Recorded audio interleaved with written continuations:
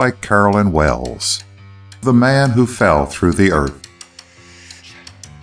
One of the occasions when I experienced that grand and glorious feeling was when my law business had achieved proportions that justified my removal from my old office to new and more commodious quarters. I selected a somewhat pretentious building on Madison Avenue between 30th and 40th Street, and it was a red-letter day for me when I moved into my pleasant rooms on its top floor.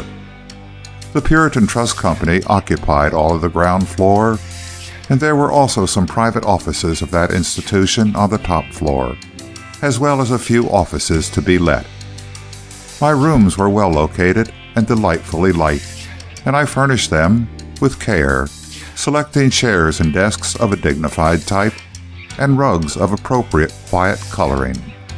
I also selected my stenographer with care, and Nora McCormick was a red-haired piece of perfection. If she had a weakness, it was for reading detective stories, but I condoned that, for in my hammocky moods I, too, dipped into the tangled-webbed school of fiction. And without undue conceit, I felt that I could give most specimens of the genus Sherlock cards and spades and beat them at their own game of deduction. I practiced it on Nora sometimes. She would bring me a veil or a glove of some friend of hers, and I would try to deduce the friend's traits of character. My successes and failures were about 50-50, but Nora thought I improved with practice, and anyway, it exercised my intelligence. I had failed to pass examination for the Army because of a defect, negligible it seemed to me, in my eyesight. I was deeply disappointed, but as the law of compensation is usually in force, I unexpectedly proved to be of some use to my government after all. Across the hall from me was the private office of Amos Gately, the president of the Puritan Trust Company, and a man of citywide reputation. I didn't know the great financier personally, but everyone knew of him, and his name was a synonym for all that is sound, honorable, and philanthropic in the money mart. He was of that frequently seen type, with the silvered gray hair that so becomingly accompanies deep-set dark eyes. And yet, I had never seen Mr. Gately himself. My knowledge of him was gained from his frequent portraiture in the papers or in an occasional magazine, and I had gathered in a vague way that he was a connoisseur of the fine arts, and that his offices, as well as his home, were palatial in their appointments. I may as well admit, therefore, that going in and out of my own rooms, I often looked toward his door, in hopes that I might get a glimpse, at least, of the treasures within, but so far I had not done so. To be sure, I had only occupied my own suite about a week, and then again, Mr. Gately was not always in his private offices during business hours. Doubtless, much of the time, he was down in the banking rooms. There was a yellow-haired stenographer who wore her hair in earmuffs, and who was, I should say, addicted to the vanity case. This young person, Nora had informed me, was Jenny Boyd. And that sums up the whole of my intimate knowledge of Amos Gately until the day of the black snow squall. I dare say my prehistoric ancestors were sun worshippers. At any rate, I am perfectly happy when the sun shines, and utterly miserable on a gloomy day. Of course, after sunset, I don't care, but days when artificial light must be used, I get fidgety, and am positively unable to concentrate on any important line of thought. And so when Nora snapped on her green-shaded desk light in mid-afternoon, I impulsively jumped up to go home. I could stand electrically lighted rooms better in my diggings than in the work-compelling atmosphere of my office. "Finish that bit of work," I told my competent assistant, "and then go home yourself. I'm going now." "But it's only 3 o'clock, Mr. Bryce," and Nora's gray eyes looked up from the clicking keys. "I know it, but a snowstorm is brewing, and Lord knows there's snow enough in town now." "There is so. I'm thinking they won't get the Black Mountains out of the side streets before 4th of July, and the poor white wings working themselves to death. Statistics haven't yet proved that cause of death prevalent among snow shovelers, I returned, but I'm pretty sure there's more chance of it coming to them. I hate snow, for the ocular defect that kept me out of the army is corrected by not altogether unbecoming glasses. And when they are moistened or misted by falling snow, I am greatly incommoded, so I determined to reach home if possible before the squall which was so indubitably imminent. I snuggled into my overcoat and jammed my hat well down on my head, for the wind was already blowing a gale. "Get away soon, Nora," I said as I opened the door into the hall, "and if it proves a blizzard, you needn't show up tomorrow." "Oh, I'll be here, Mr. Bryce," she returned in her cheery way, and resumed her clicking. The offices of Mr. Gately, opposite mine, had 3 doors to the hall, meaning, I assumed, 3 rooms in his suite. My own door was exactly opposite the middle of the 3. On that was the number 2. To its left was number 1, and to its right, number 3. Each of these 3 doors had an upper panel of thick, clouded glass, and as the hall was not yet lighted, and Mr. Gately's rooms were, I could see quite plainly the shadows of 2 heads on the middle door, the door numbered 2. Perhaps I am unduly curious, perhaps it was merely a natural interest, but I stood still a moment outside my own door and watched the 2 shadowed heads. The rippled clouding of the glass made their outlines somewhat vague, but I could distinguish the fine, thick mane of Amos Gately as I had so often seen it pictured. The other was merely a human shadow with no striking characteristics. It was evident that their interview was not amicable. I heard a loud, explosive "no" from one or the other of them, and then both figures rose, and there was a hand-to-hand struggle. Their voices indicated a desperate quarrel, though no words were distinguishable. And then, as I looked, the shadows blurred into one another, swayed, separated, and then a pistol shot rang out, followed immediately by a woman's shrill scream. Impulsively I sprang across the hall and turned the knob of door number 2, the one opposite my own door, and the only one through which I had seen the shadowed actions. But the door would not open. I hesitated only an instant, and then hurried to the next door on the right, number 3. This, too, was fastened on the inside, so I ran back to the only other door, number 1, to the left of the middle door. This door opened at my touch, and I found myself in the first of Amos Gately's magnificent rooms. Beyond one quick, admiring glance, I paid no attention to the beautiful appointments, and I opened the communicating door into the next or middle room. This, like the first, contained no human being, but it was filled with the smoke and the odor of a recently fired pistol. I looked around, aghast. This was the room where the altercation had taken place, where 2 men had grappled, where a pistol had been fired, and moreover where a woman had screamed. Where were these people? In the next room, of course, I reasoned.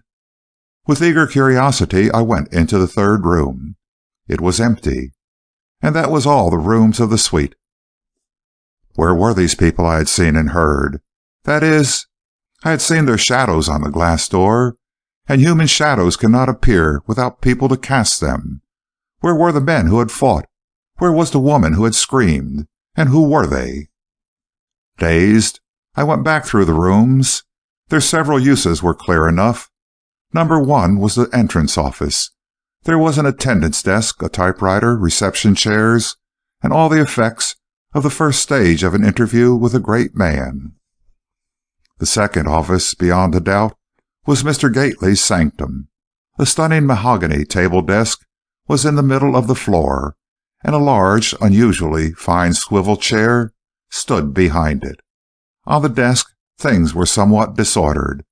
The telephone was upset, the papers pushed into an untidy heap, a pen tray overturned, and a chair opposite the big desk chair lay over on its side, as if Mr. Gately's visitor had risen hurriedly. The last room, number 3, was clearly the very holy of holies. Surely only the most important or most beloved guests were received in here. It was furnished as richly as a royal salon, yet all in the most perfect taste and quiet harmony. The general coloring of draperies and upholstery was a soft blue, and splendid pictures hung upon the wall. Also, there was a huge war map of Europe. An indicative pin stuck in it proved Mr. Gately's intense interest in the progress of events over there. But though tempted to feast my eyes on the art treasures all about, I eagerly pursued my quest for the vanished human beings I sought. There was no one in any of these 3 rooms. I could see no exit save into the hall from which I had entered. I looked into 3 or 4 cupboards, but they were full of books and papers, and no sign of a hidden human being, alive or dead, could I find. Perhaps the strangeness of it all blunted my efficiency. I had always flattered myself that I was at my best in an emergency, but all previous emergencies in which I had found myself were trivial and unimportant compared with this. I felt as if I had been at a moving picture show. I had seen, as on the screen, a man shot, perhaps killed, and now all the actors had vanished as completely as they do when the movie is over. Then, for I am not entirely devoid of conscience, it occurred to me that I had a duty, that it was incumbent upon me to report to somebody. I thought of the police, but was it right to call them when I had so vague a report to make? What could I tell them? That I had seen shadows fighting, heard a woman scream, smelled smoke, heard the report of a pistol? A whimsical thought came that the report of the pistol was the only definite report I could swear to. Yet the whole scene was definite enough to me. I had seen 2 men fighting, shadows to be sure, but shadows of real men. I had heard their voices raised in dissension of some sort. I had seen a scuffle and heard a shot, of which I had afterwards smelled the smoke.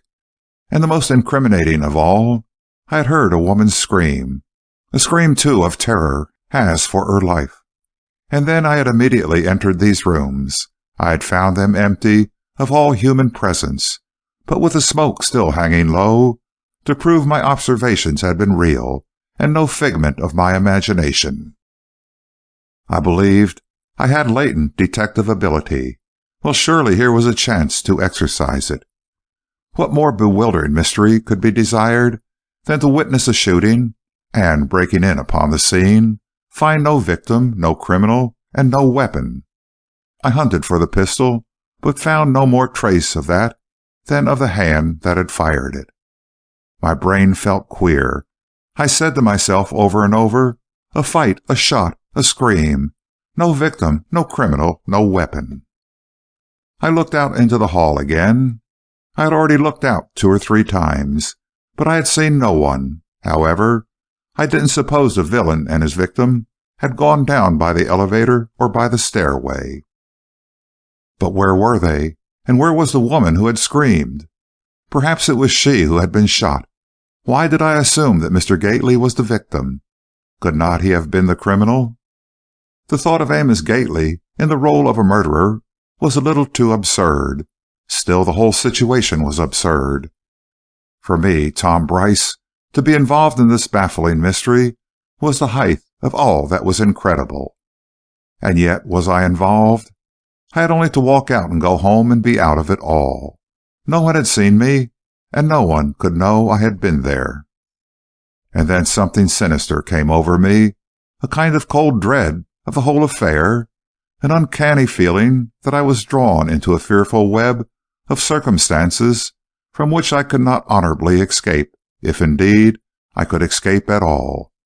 The 3 Gately rooms, though lighted, felt dark and eerie. I glanced out of a window.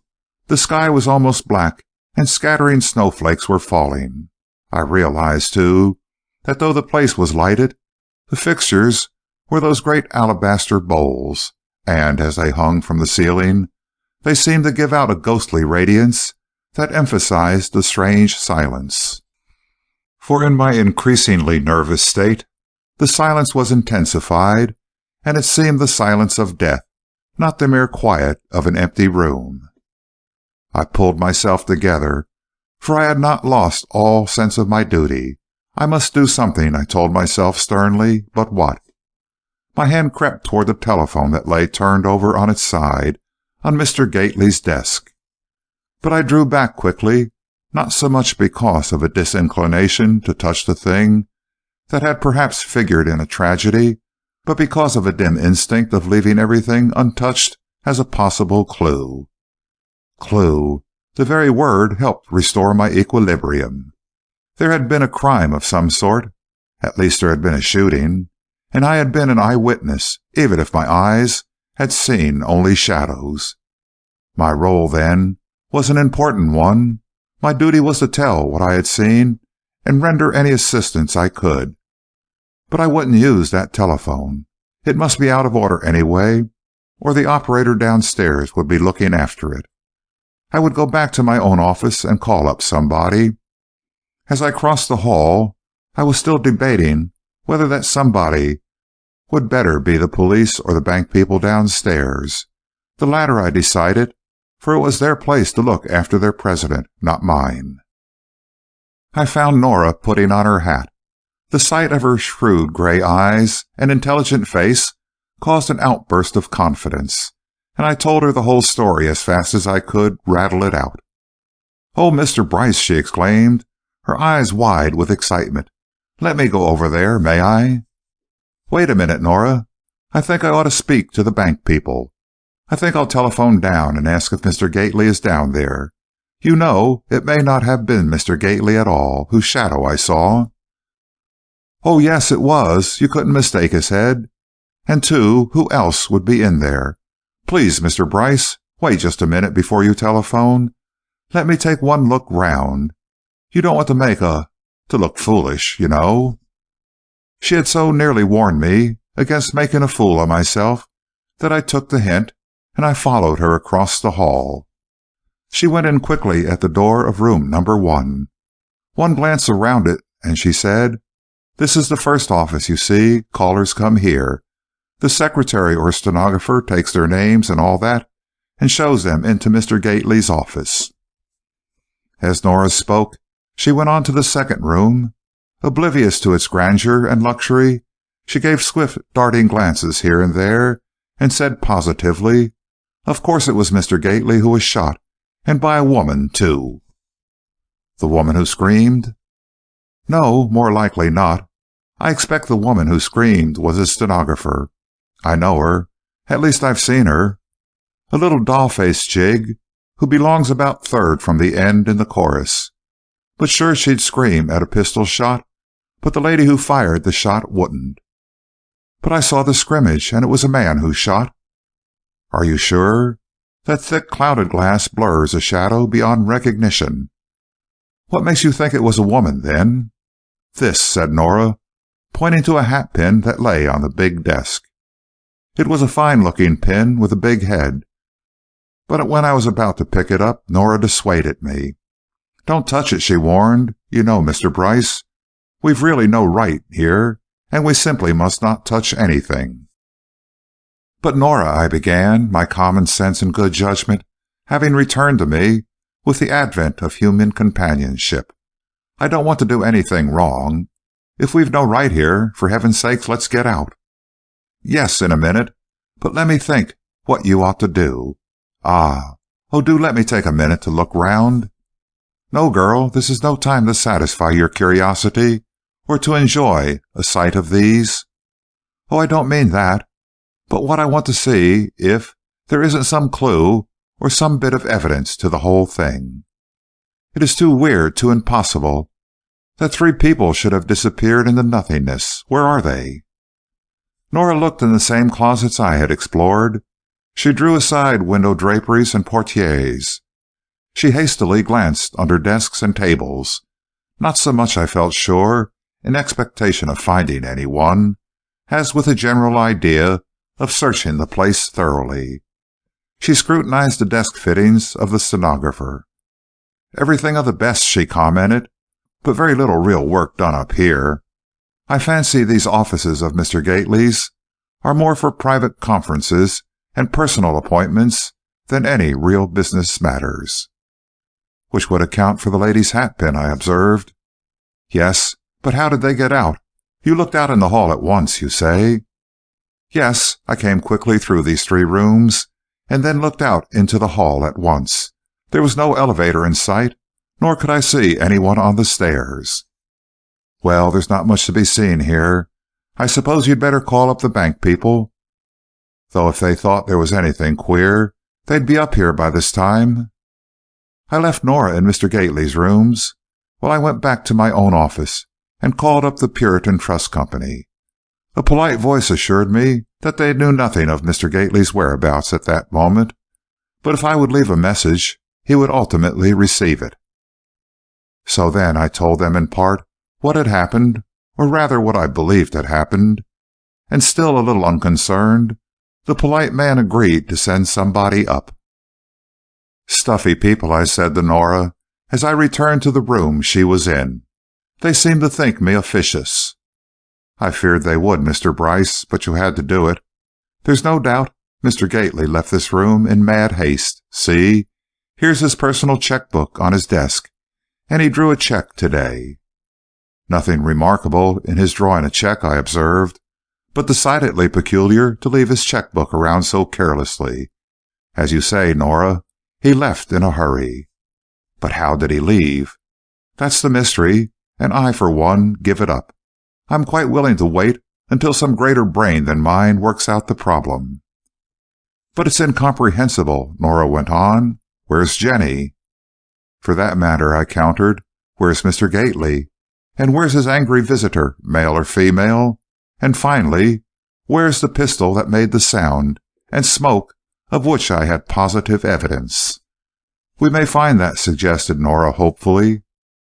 But careful search failed to discover any firearms, as it had failed to reveal the actors of the drama. Nor did the representative from the bank come up at once. This seemed queer, I thought, and with a sudden impulse to find out something, I declared I was going down to the bank myself.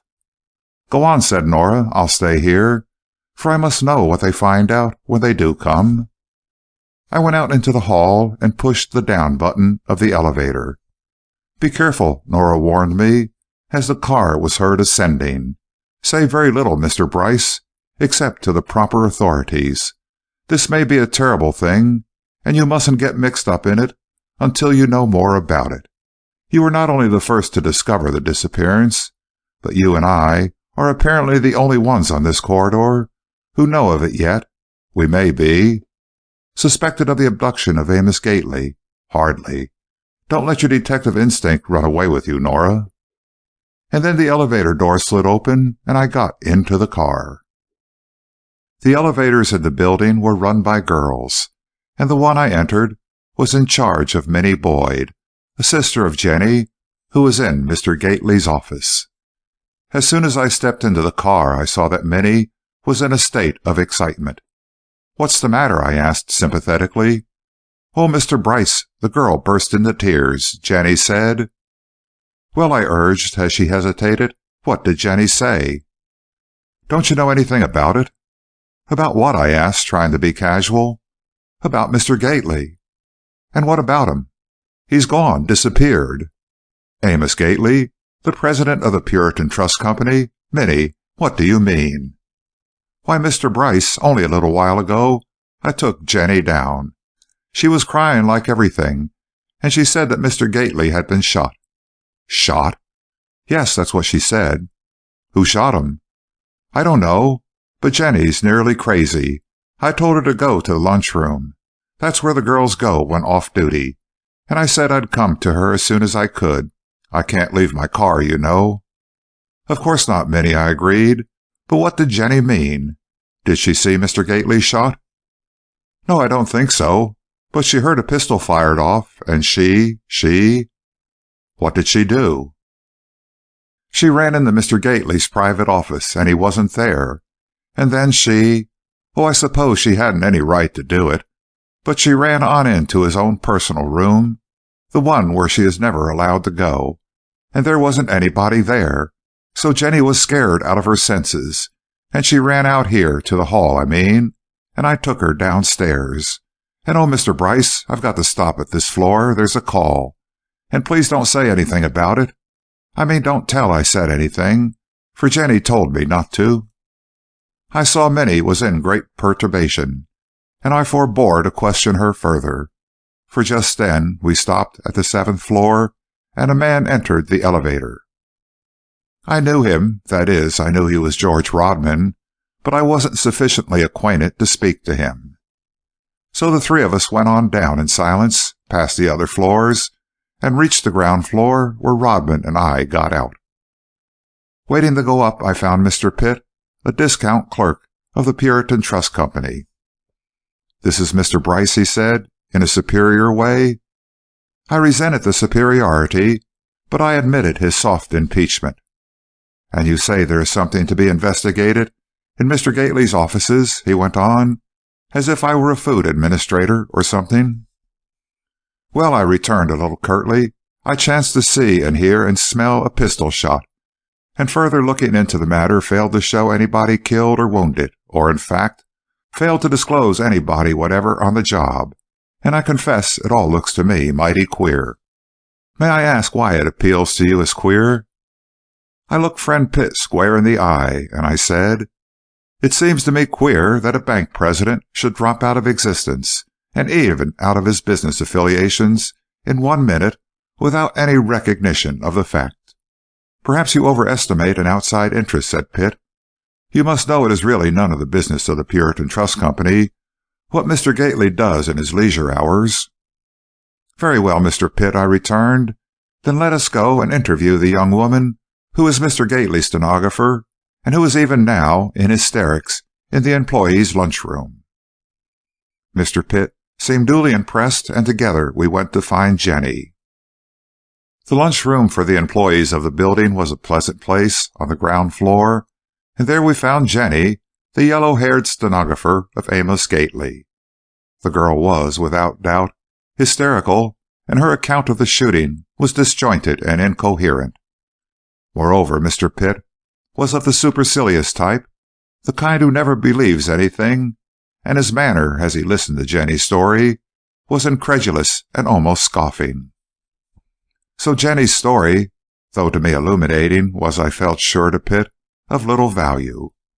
"Oh," Jenny exclaimed, "I was in my room, the first room, and I didn't mean to listen, I never do, and then all of a sudden I heard somebody threatening Mr. Gately.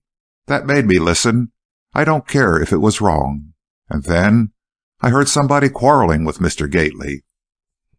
"How do you know they were quarreling?" interposed Pitt's cold voice. "I couldn't help knowing, sir. I heard Mr. Gately's usually pleasant voice raised as if in anger, and I heard the visitor's voice high and angry too." "You didn't know the visitor's voice? You had never heard it before?" asked Pitt. "No, sir. I've no idea who he could have been." And the foolish little Jenny bridled and looked like an innocent ingenue. I broke in. "But didn't you admit all visitors or callers to Mr. Gately?" I demanded. Jenny looked at me. "No, sir," she replied. "I received all who came to my door, but there were others." "Where did they enter?" asked Pitt. "Oh, they came in at the other doors. You see, I only looked after my own room. Of course, if Miss Rayner came, or anybody that Mr. Gately knew personally—" Jenny paused discreetly. "And did Miss Rayner come this morning?" I asked. "Yes," Jenny replied, "she did. That is, not this morning, but early this afternoon. I know Miss Rayner very well." Mr. Pitt seemed a little disturbed from his usual calm, and with evident reluctance said to me, "I think, Mr. Bryce, that this matter is more serious than I thought. It seems to me that it would be wise to refer the whole matter to Mr. Talcott, the secretary of the Trust Company." Now I was only too glad to refer the matter to anybody who could be considered authoritative, and I agreed at once. "Moreover," said Mr. Pitt, as he gave an anxious glance at Jenny, "I think it well to take this young woman along, as she is the secretary of Mr. Gately, and may know—" "Oh, no, sir," cried Jenny, "I don't know anything. Please don't ask me questions." Jenny's perturbation seemed to make Mr. Pitt's intentions more definite, and he corralled the young woman as he also swept me along. In a moment we were all going into the offices of the Puritan Trust Company. And here Mr. Pitt faded from view, and he left us in the august presence of Mr. Talcott, the secretary of the company. I found myself in the quiet, pleasant atmosphere of the usual banker's office, and Mr. Talcott, a kindly gentleman of middle-aged aristocracy, began to question me. "It seems to me, Mr. Bryce," he began, "that this story of yours about Mr. Gately is not only important but mysterious." "I think so, Mr. Talcott," I responded. "And yet the whole crux of the matter is whether Mr. Gately is, at present, in some one of his offices, or perhaps at his home, or whether his whereabouts are undetermined." "Of course, Mr. Bryce," the secretary went on, "it is none of our business where Mr. Gately is, outside of his banking hours. And yet, in view of Mr. Pitt's report of your account, it is incumbent upon us, the officers of the Trust Company, to look into the matter. Will you tell me, please, all you know of the circumstances pertaining to Mr. Gately's disappearance, if he has disappeared?" "If he has disappeared," I snapped back, "and pray, sir, if he has not disappeared, where is he?" Mr. Talcott, still unmoved, responded, "That is aside the question for the moment. What do you know of the matter, Mr. Bryce?" I replied by telling him all I knew of the whole affair, from the time I first saw the shadows until the moment when I went down in the elevator and met Mr. Pitt. He listened with deepest attention, and then, seemingly unimpressed by my story, began to question Jenny. This volatile young lady had regained her mental balance and was more than ready to dilate upon her experiences. "Yes, sir," she said, "I was sitting at my desk, and nobody had come in for an hour or so, when, all of a sudden, I heard talking in Mr. Gately's room." "Do callers usually go through your room?" Mr. Talcott inquired. "Yes, sir, that is, unless they're Mr. Gately's personal friends, like Miss Rayner or somebody." "Who is Miss Rayner?" I broke in. "His ward," said Mr. Talcott briefly. "Go on, Jenny. Nobody had gone through your room?" "No, sir. And so I was startled to hear somebody scrapping with Mr. Gately." "Scrapping?"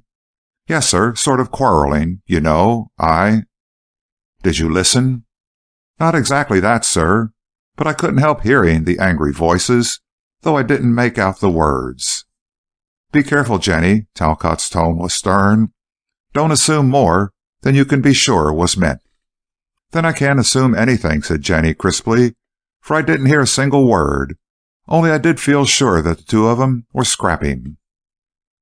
"You heard, then, angry voices?" "Yes, sir, just that. And right straight afterward a pistol shot." "In Mr. Gately's room?" "Yes, sir. And then I ran in there to see what it meant." "Weren't you frightened?" "No, sir. I didn't stop to think there was anything to be frightened of. But when I got in there and saw—" "Well, go on. What did you see?" "A man with a pistol in his hand running out the door." "Which door?" "The door of number 3. That's Mr. Gately's own particular private room. Well, he was running out of that door with a pistol in his hand, and the pistol was smoking, sir." Jenny's foolish little face was red with excitement, and her lips trembled as she told her story. It was impossible to disbelieve her. There could be no doubt of her fidelity to detail. But Talcott was imperturbable. "The pistol was smoking," he repeated. "Where did the man go with it?" "I don't know, sir," said Jenny. "I ran out to the hall after him. I think I saw him run down the staircase, but I was so scared with it all, I jumped into the elevator, Minnie's elevator, and came downstairs myself." "And then," prompted Talcott. "Then, sir, oh, I don't know. I think I lost my head. It was all so queer, you know." "Yes, yes," said Talcott soothingly. "He was a most courteous man. Yes, Miss Jenny, I don't wonder you were upset. Now I think if you will accompany us, we will go upstairs to Mr. Gately's rooms." It seemed to me that Mr. Talcott did not pay sufficient attention to my presence, but I forgave this, because I felt sure he would be only too glad to avail himself of my services later on. So I followed him and the tow-headed Jenny up to the offices of the bank president. We did not go up in Minnie's elevator, but in another one, and our appearance at the door of Mr. Gately's office, number 1, was met by Nora, my Nora, who received us with an air of grave importance. She was unawed by the sight of Mr. Talcott, imposing though he was, and was clearly scornful of Jenny, who had already assumed a jaunty manner. But Jenny was quite self-possessed, and with a toss of her head at Nora, she started to explain. "I was in here at my desk, Mr. Talcott," she began volubly, "and in Mr. Gately's office I heard somebody talking pretty sharp." "A man?" "Yes, sir. How did he get in, if not through your room?" "Oh, people often went through the hall doors of number 2 or 3, and sometimes they came through my room." "Who went through your room this afternoon?" "Only 3 people, an old man named Smith." "What was his business?" "I'm not quite sure, but it had to do with his getting a part salary from Mr. Gately. He was a down-and-outer, and he hoped Mr. Gately would help him through." "And did he?" "Oh, yes, sir. Mr. Gately always was soft-hearted and never turned down anybody in need." "And the other callers?" "There was an old lady to see about her husband's pension, and—" "Well, I suppose not all the callers were beneficiaries." "No, sir. One was a lady." "A lady? Describe her." "Why, she was Miss Olive Rayner, Mr. Gately's ward." "Oh, Miss Rayner. Well, there's no use discussing her. Were there any other ladies?" "No, sir." "Nor any other men?" "No, sir. That is, not through my room. You know, people could go into Mr. Gately's private offices without going through my room." "Yes, I know, but couldn't you see them?" "Only dimly through the clouded glass window between my room and Mr. Gately's." "And what did you see of the callers in Mr. Gately's room just before you heard the shot fired?" Jenny looked dubious. She seemed inclined not to tell all she knew, but Mr. Talcott spoke sharply. "Come," he said, "speak up. Tell all you know." "I didn't hear anybody come in," said Jenny slowly, "and then, all of a sudden, I heard loud voices, and then I heard quarrelly words." "Quarrelly?" "Yes, sir, as if somebody was threatening Mr. Gately. I didn't hear clearly, but I heard enough to make me look through the window between the 2 rooms." "This window?" "Yes, sir," and Jenny nodded at the clouded glass pane between her room and Mr. Gately's office. "And I saw sort of shadows, and then, in a minute, I saw the shadows get up. You know, Mr. Gately and another man. And then I heard a pistol fired off, and I yelled." "It was your scream I heard then," I exclaimed. "I don't know," Jenny replied, "but I did scream, because I am fearfully scared of pistol shots, and I didn't know who was shooting." "What did you do next?" asked Mr. Talcott, in his quiet way. "I ran into Mr. Gately's room." "And weren't you frightened?" "Not for myself. I was frightened of the shot. I'm always afraid of firearms, but I wanted to know what was doing. So I opened the door and ran in." "Yes, and—" "I saw nobody in Mr. Gately's room. I mean this room next to mine. So I ran on to the 3rd room. I'm not supposed to go in there, but I did. And there I saw a man just going out to the hall, and in his hand was a smoking revolver." "Out to the hall? Did you follow him?" "Of course I did, but he ran down the staircase. I didn't go down that way, because I thought I'd get down quicker and head him off by going down in the elevator." "So you went down in the elevator?"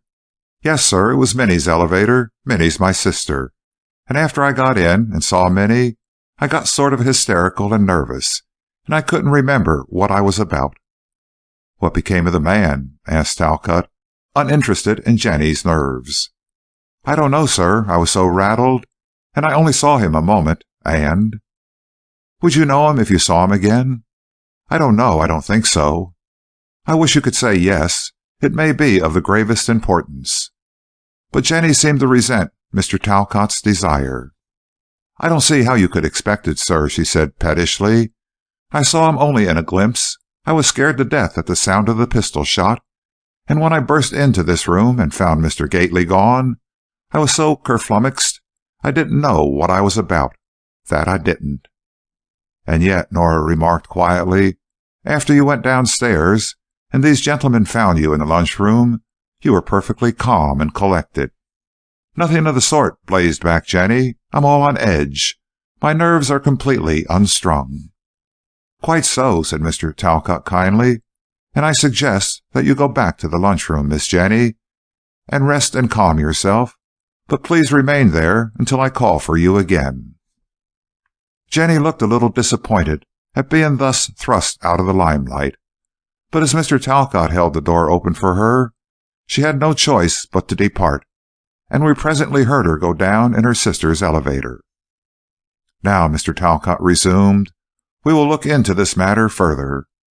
You see," he proceeded, speaking, to my surprise, as much to Nora as to myself, "I can't really apprehend that anything serious has happened to Mr. Gately. For if the shot which Jenny heard, and which you, Mr. Bryce, heard, had killed Mr. Gately, the body, of course, would be here. Again, if the shot had wounded him seriously, he would in some way contrive to make his condition known. Therefore, I feel sure that Mr. Gately is either absolutely all right, or, if slightly wounded, he is in some anteroom or in some friend's room nearby.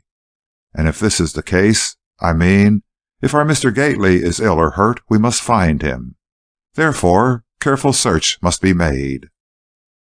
"But," spoke up Nora, "perhaps Mr. Gately went home. There's no positive assurance that he did not." Mr. Talcott looked at Nora keenly.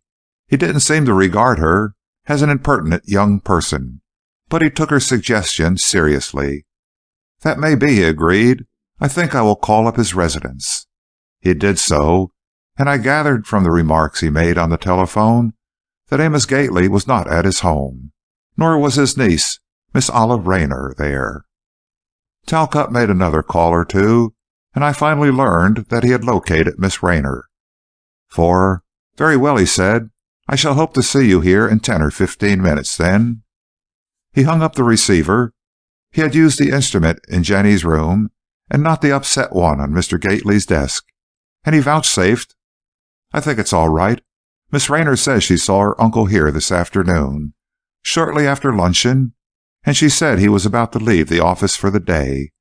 She thinks he is at his club or on the way home.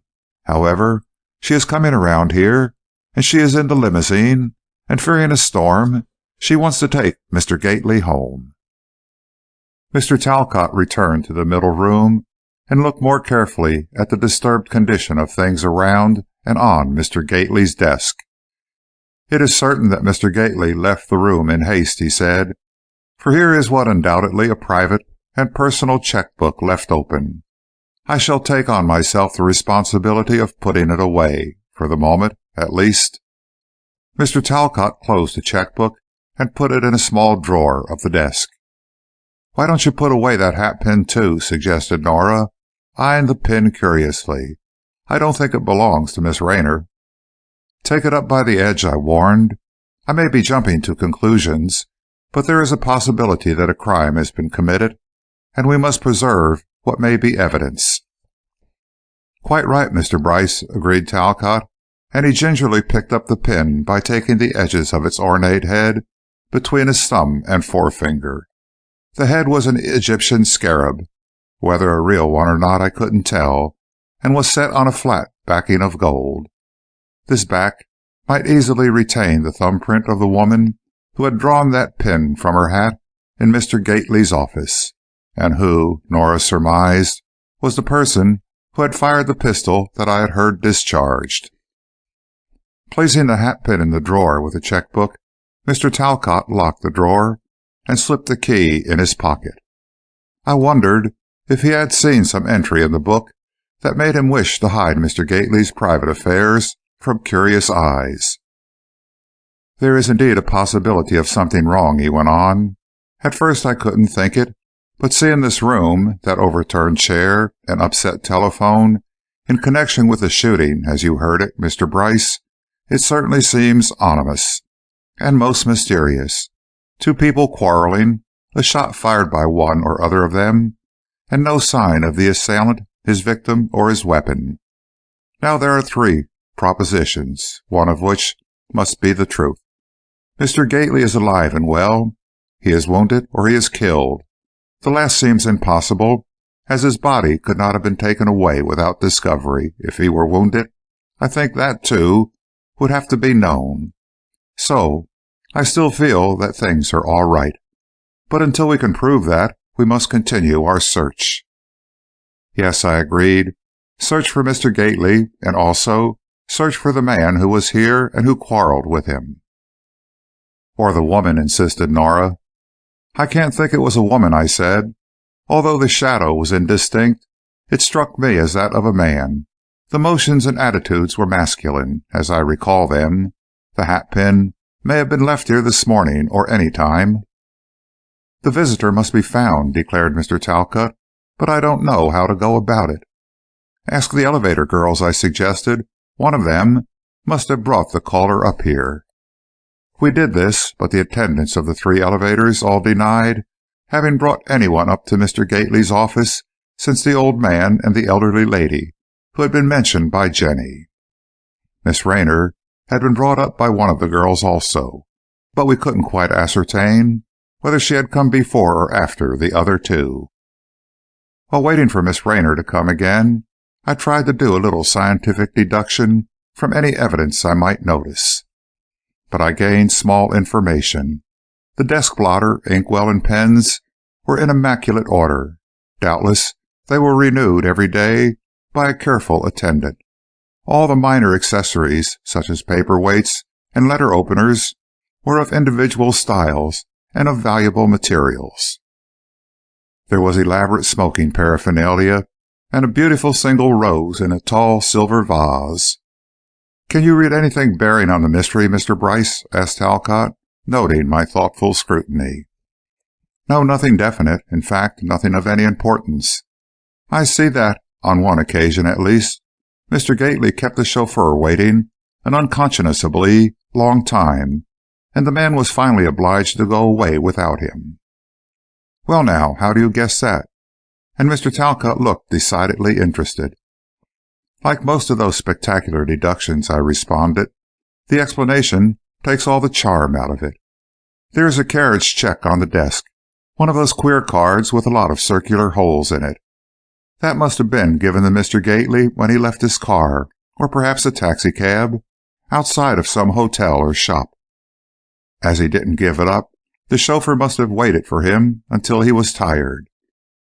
"He may have gone off with some friend and sent word to the man not to wait," offered Talcott. "But then he would have sent the call check out to identify him. What a queer-looking thing it is!" And I picked up the card with its 7 round holes in a cabalistic array.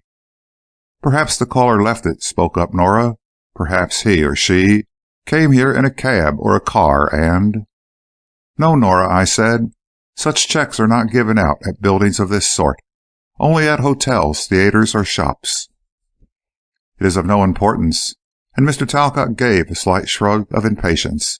"The thing is, where is Mr. Gately?" Restless and unable to sit still, I wandered into the third room. I had heard of this sanctum, but I had never expected to see the inside of it. The impulse came to me now to make most of this chance, for when Mr. Gately returned, I might be summarily, if courteously, ejected. The effect of the room was that of dignified splendor. It had evidently been done, but not overdone by a decorator who was a true artist. The predominant color was a soft, deep blue, and the rugs and textile fabrics were rich and luxurious. There were a few fine paintings in gold frames, and the large war map occupied the greater part of a paneled wall space. The chairs were spacious and cushioned, and a huge davenport stood in front of a wide fireplace, where some logs were cheerily burning. A cozy place to entertain friends, I ruminated, and then, turning back to the middle room, I reconstructed the movements of the two people I had seen shadowed. As they rose, I said to Mr. Talcott, "Amos Gately was behind this big table desk, and the other man, for I still think it was a man, was opposite. The other man upset his chair on rising, so he must have risen hastily. Then the shot was fired, and the two disappeared. As Jenny came into the room at once and saw the strange man going through the third room and out onto the stairs, we are forced to the conclusion that Mr. Gately preceded him." "Down the stairs?" asked Mr. Talcott. "Yes, for the flight at least, or Jenny would have seen him. Also, I should have seen him had he remained in this hall." "And the woman?" asked Nora. "What became of her?" "I don't think there was any woman present at the time," I returned. "The hat-pin was, doubtless, left by a woman caller, but we've no reason to suppose she was there at the same time the shooting occurred." "I can't think of any reason why anyone should shoot Mr. Gately," said Talcott musingly. "He is a most estimable gentleman, the soul of honor and uprightness." "Of course," I assented. "But has he no personal enemies?" "None that I know of, and it is highly improbable anyway. He is not a politician, or indeed a public man of any sort. He is exceedingly charitable, but he rarely makes known his good deeds. He has let it be known that he wishes his benefactions kept quiet." "What are his tastes?" I asked casually. "Simple in the extreme. He rarely takes a vacation, and though his home is on a magnificent scale, he doesn't entertain very much. I have heard that Miss Rayner pleads in vain for him to be more of a society man." "She is his ward?" "Yes, no relation, although she calls him uncle. I believe he was a college chum of Miss Rayner's father, and when the girl was left alone in the world, he took her to live with him and took charge of her fortune." "A large one?" "Fairly so, I believe. Enough to tempt the fortune hunters, anyway. And Mr. Gately frowns on any young man who approaches him with a request for Olive Rayner's hand." "Perhaps the caller today was a suitor." "I hardly think a man would come armed on such an errand. No, to me, the most mysterious thing about it all is why anyone should desire to harm Mr. Gately. It must have been a homicidal maniac, if there is really such a being." "The most mysterious part to me," I rejoined, "is how they both got away so quickly. You see, I stood in my doorway opposite, looking at them, and then as soon as I heard the shot, I ran to the middle door as fast as I could, then to the third door, and then back to the first. Of course, had I known which room was which, I should have gone to door number 1 first. But as you see, I was in the hall going from one door to another, and I must have seen the men if they came out into the hall from any door." "They left room number 3 as you entered number 1, said Nora, carefully thinking it out. "That must be so, but where did they go? Why, if Mr. Gately went downstairs, has he not been visible since? I can't help feeling that Amos Gately is unable to move, for some reason or other." "May he have been kidnapped? Or is he bound and gagged in some unused room, say on the floor below this?" "No," said Talcott briefly. "Without saying anything about it, I put one of the bank clerks on the hunt, and I told him to look into every room in the building. As he has not reported, he hasn't yet found Mr. Gately." And then Olive Rayner arrived. I shall never forget the first sight of her. Heralded by a fragrant whiff of fresh violets, she came into the first room, and paused at the doorway of the middle room, where we still sat. Framed in the mahogany door casing, the lovely bit of femininity seemed a laughing bundle of furs, velvets, and laces. "What's the matter?" said a soft, sweet voice. "Has Uncle Amos run away? I hope he's in a sheltered place, for there's a ferocious storm coming up, and the wind is blowing a gale." The nodding plumes on her hat tossed as she raised her head inquiringly and looked about. "What do I smell?" she exclaimed. "It's like pistol smoke." "It is," Mr. Talcott said, "but there's no pistol here now." "How exciting! What's it all about? Do tell me." Clearly the girl apprehended no serious matter. Her wide-open eyes showed curiosity and interest, but no thought of trouble had as yet come to her. She stepped further into the room, and throwing back her furs, revealed a slender, graceful figure, quick of movement and of exquisite poise. Neither dark nor very fair, her wavy brown hair framed a face whose chief characteristic seemed to be its quickly changing expressions. Now smiling, then grave, now wondering, then merry, She looked from one to another of us, her big brown eyes coming to rest at last on Nora. "Who are you?" she asked, with a lovely smile that robbed the words of all curtness. "I am Nora McCormack, Miss Rayner," my stenographer replied. "I am in Mr. Bryce's office across the hall. This is Mr. Bryce." There was no reason why Nora should be the one to introduce me, but we were all a little rattled, and Mr. Talcott, who, of course, was the one to handle the situation, seemed utterly at a loss as to how to begin. "And how do you do, Mr. Bryce?" And Miss Rayner flashed me a special smile. "And now, Mr. Talcott, tell me what's the matter. I see something has happened. What is it?" She was grave enough now. She had suddenly realized that there was something to tell, and she meant to have it told. "I don't know, Miss Rayner," Talcott began, "whether anything has happened or not. I mean anything serious. That is, we don't know where Mr. Gately is." "Go on. That of itself doesn't explain your anxious faces." So Talcott told her just what we knew ourselves, which was so little and yet so mysterious. Olive listened, her great dark eyes widening with wonder. She had thrown off her fur coat and was seated in Amos Gately's desk chair, her dainty foot turning the chair on its swivel now and then. Her muff fell to the floor, and unconsciously she drew off her gloves and dropped them upon it. She said no word during the recital, but her vivid face showed all the surprise and fear she felt as the tale was told. "Then I don't understand," she said simply. "Do you think somebody shot Uncle Amos? Then where is he?"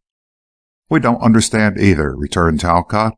"We don't know that anybody shot him. We only know a shot was fired, and Mr. Gately is missing." Just then a man entered Jenny's room from the hall. He too paused in the doorway to the middle room. "Oh, Amory, come in," cried Miss Rayner. "I'm so glad you're here. This is Mr. Bryce and Miss McCormack. Mr. Manning, Mr. Talcott. Of course you know." I had never met Amory Manning before, but one glance was enough to show how matters stood between him and Olive Rayner. They were more than friends, that much was certain. "I saw Mr. Manning downstairs," Miss Rayner said to Talcott, with a lovely flush, "and as Uncle Amos he isn't just crazy over him, I asked him not to come up here with me, but to wait for me downstairs." "And as you were so long about coming down, I came up," said Mr. Manning with a little smile. "What's this? What about a shot? Where's Mr. Gately?" Talcott hesitated, but Olive Rayner poured out the whole story at once. Manning listened gravely, and at the end said simply, "He must be found. How shall we set about it?" "That's what I don't know," replied Talcott. "I'll help," said Olive briskly. "I refuse to believe any harm has come to him. Let us call up his clubs." "I've done that," said Talcott. "I can't think he went away anywhere willingly." "How then?" cried Olive. "Oh, wait a minute. I know something." "What?" asked Talcott and I together, for the girl's face glowed with her sudden happy thought. "Why, Uncle Amos has a private elevator of his own. He went down in that." "Where is it?" asked Manning. "I don't know," and Olive looked about the room, "and Uncle forbade me ever to mention it. But this is an emergency, isn't it? And I'm justified, don't you think?" "Yes," said Manning. "Tell all you know." "But that's all I do know. There is a secret elevator that nobody knows about. Surely you can find it." "Surely we can," said I, and jumping up, I began the search. Nor did it take long. There were not very many places where a private entrance could be concealed, and I found it behind the big war map in the third room. The door was flush with the wall and painted the same as the panel itself. The map simply hung on the door, but overlapped sufficiently to hide it. Thus the door was concealed, though not really difficult of discovery. "It won't open," I announced after a futile trial.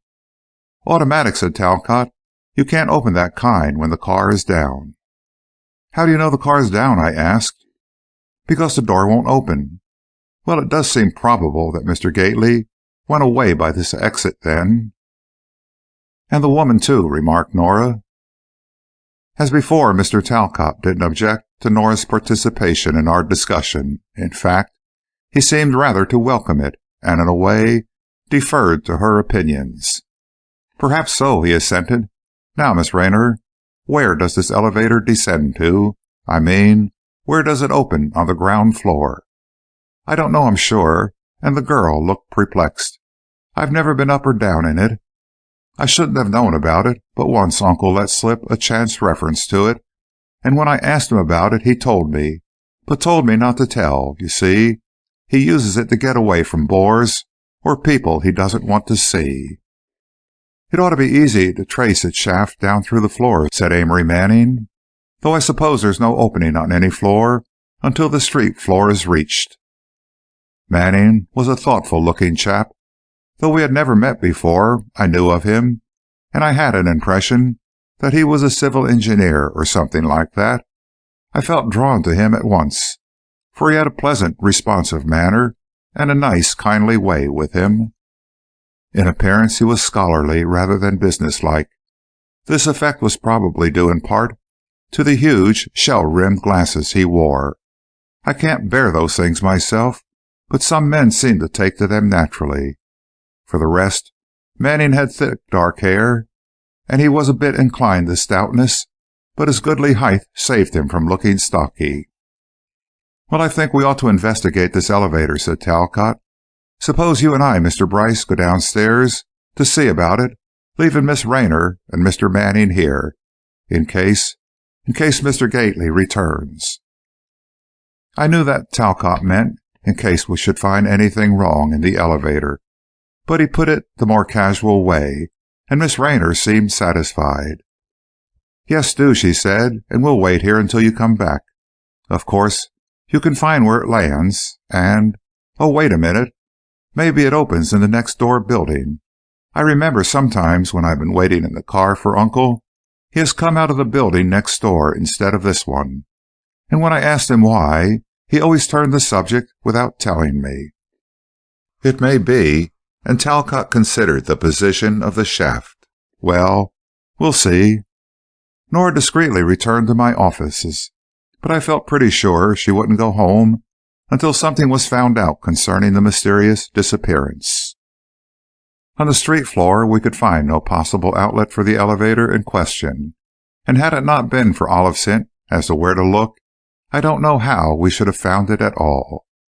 But on leaving the Trust Company building, we found the place at last. At least, we found a door which was in the position where we supposed the elevator shaft would require it, and we tried to open it.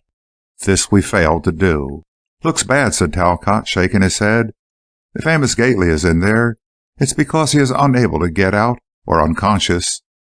He couldn't bring himself to speak the crueler word that was in both of our minds, and he turned abruptly aside as he went in search of the janitor or the superintendent of the building.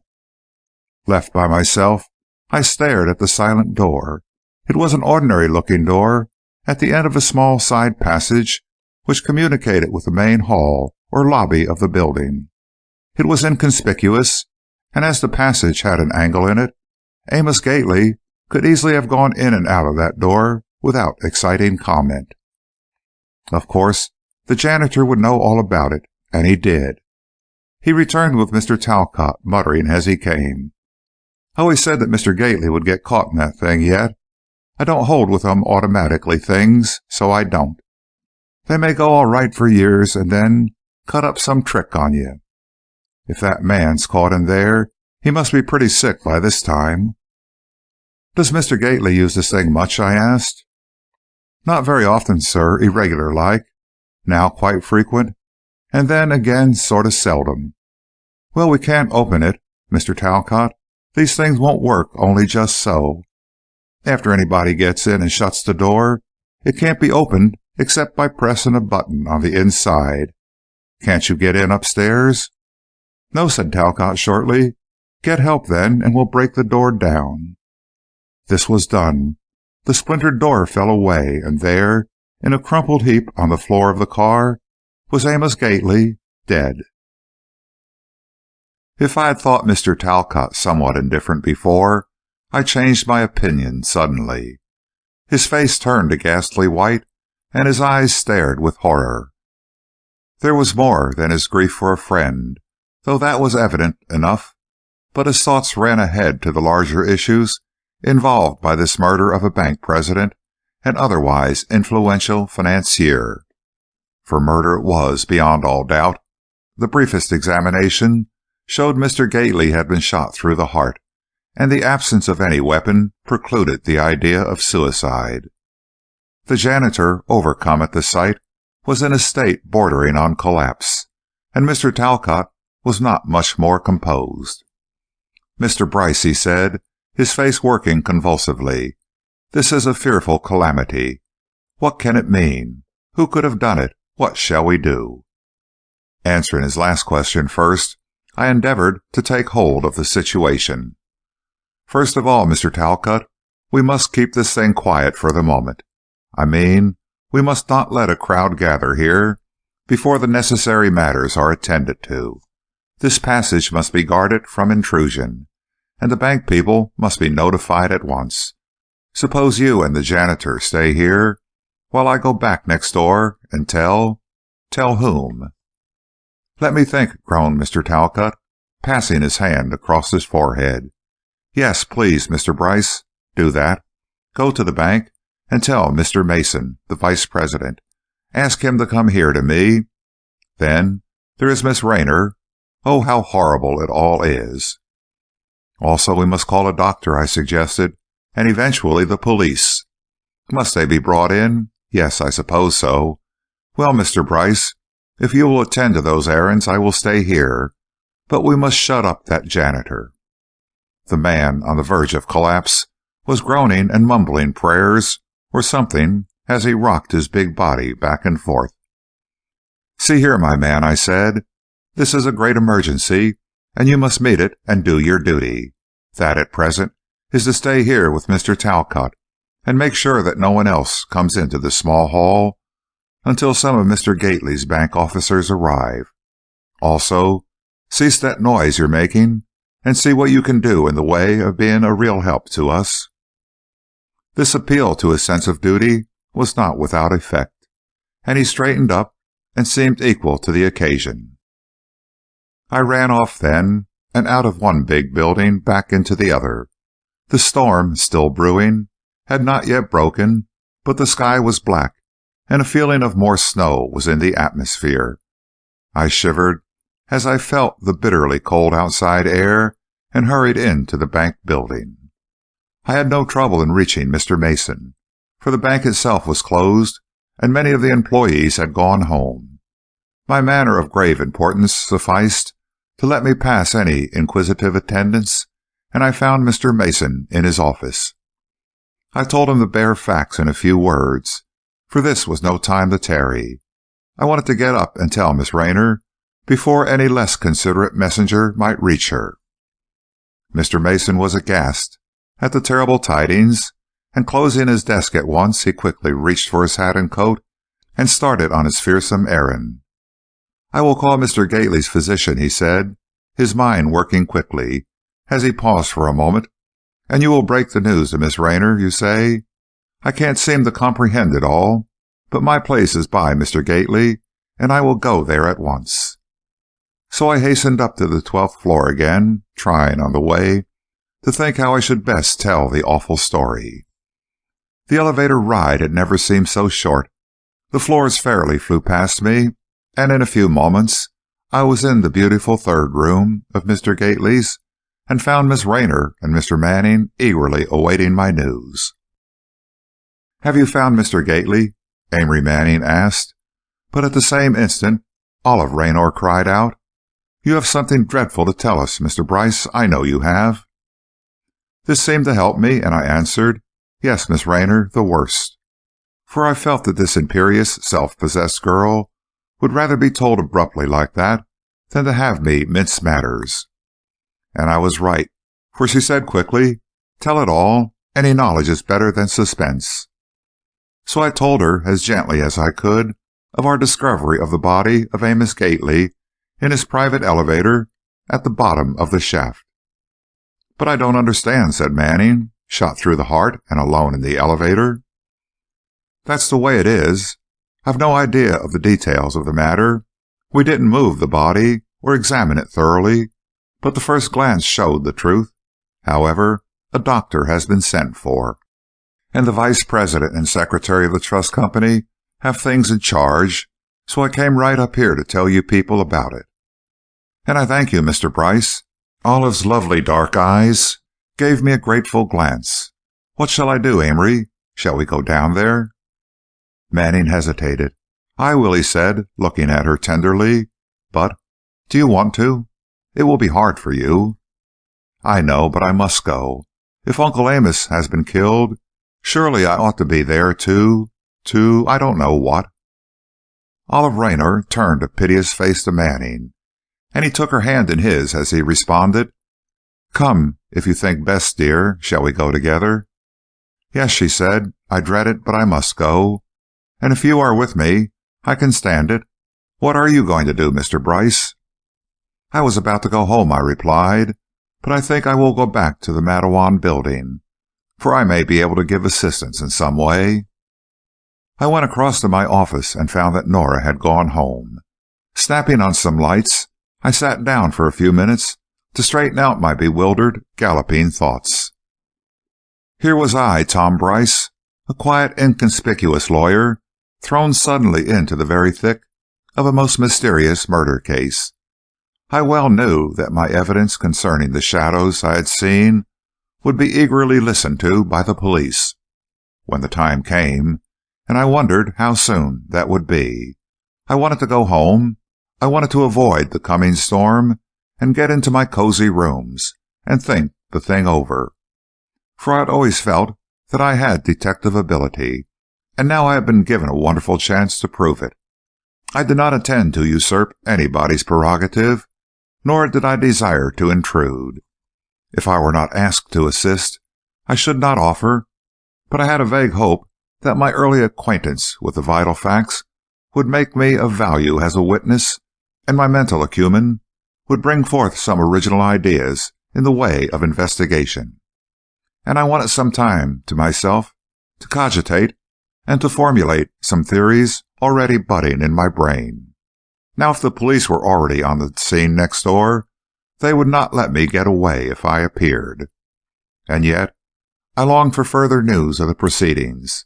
So I concluded to look in at the Mattawan, and if that led me into the clutches of the police inquisitors, I must submit.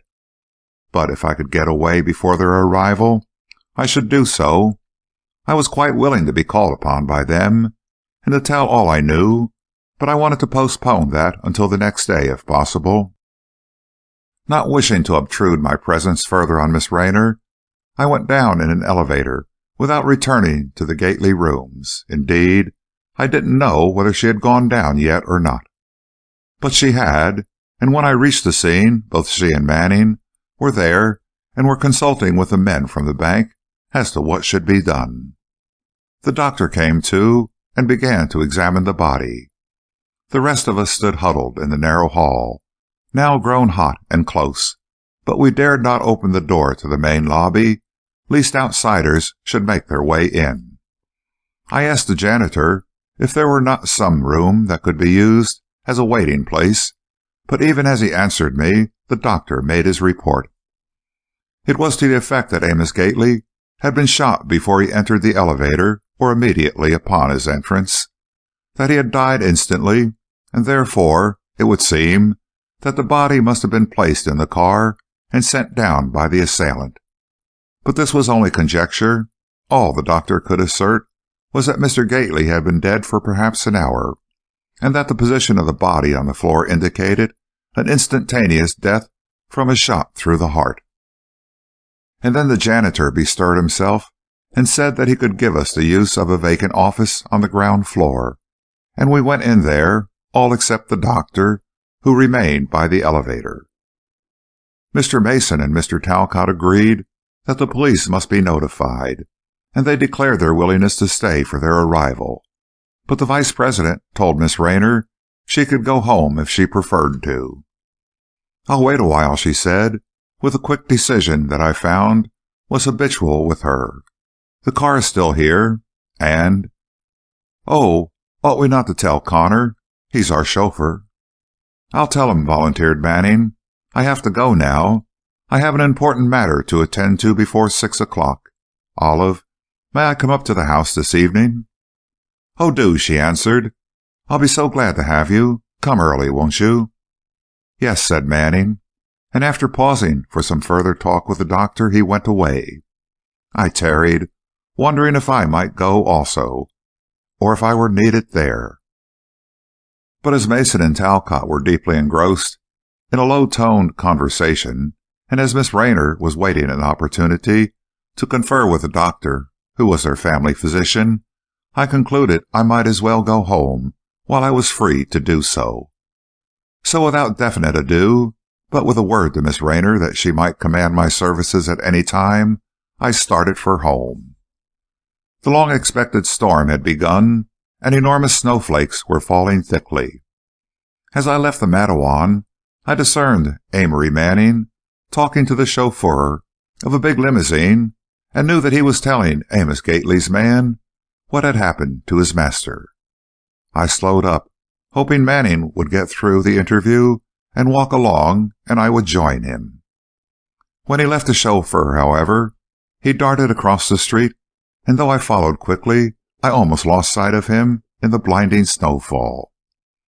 I called out to him, but he didn't hear, and small wonder, for the wind roared and the traffic noises were deafening.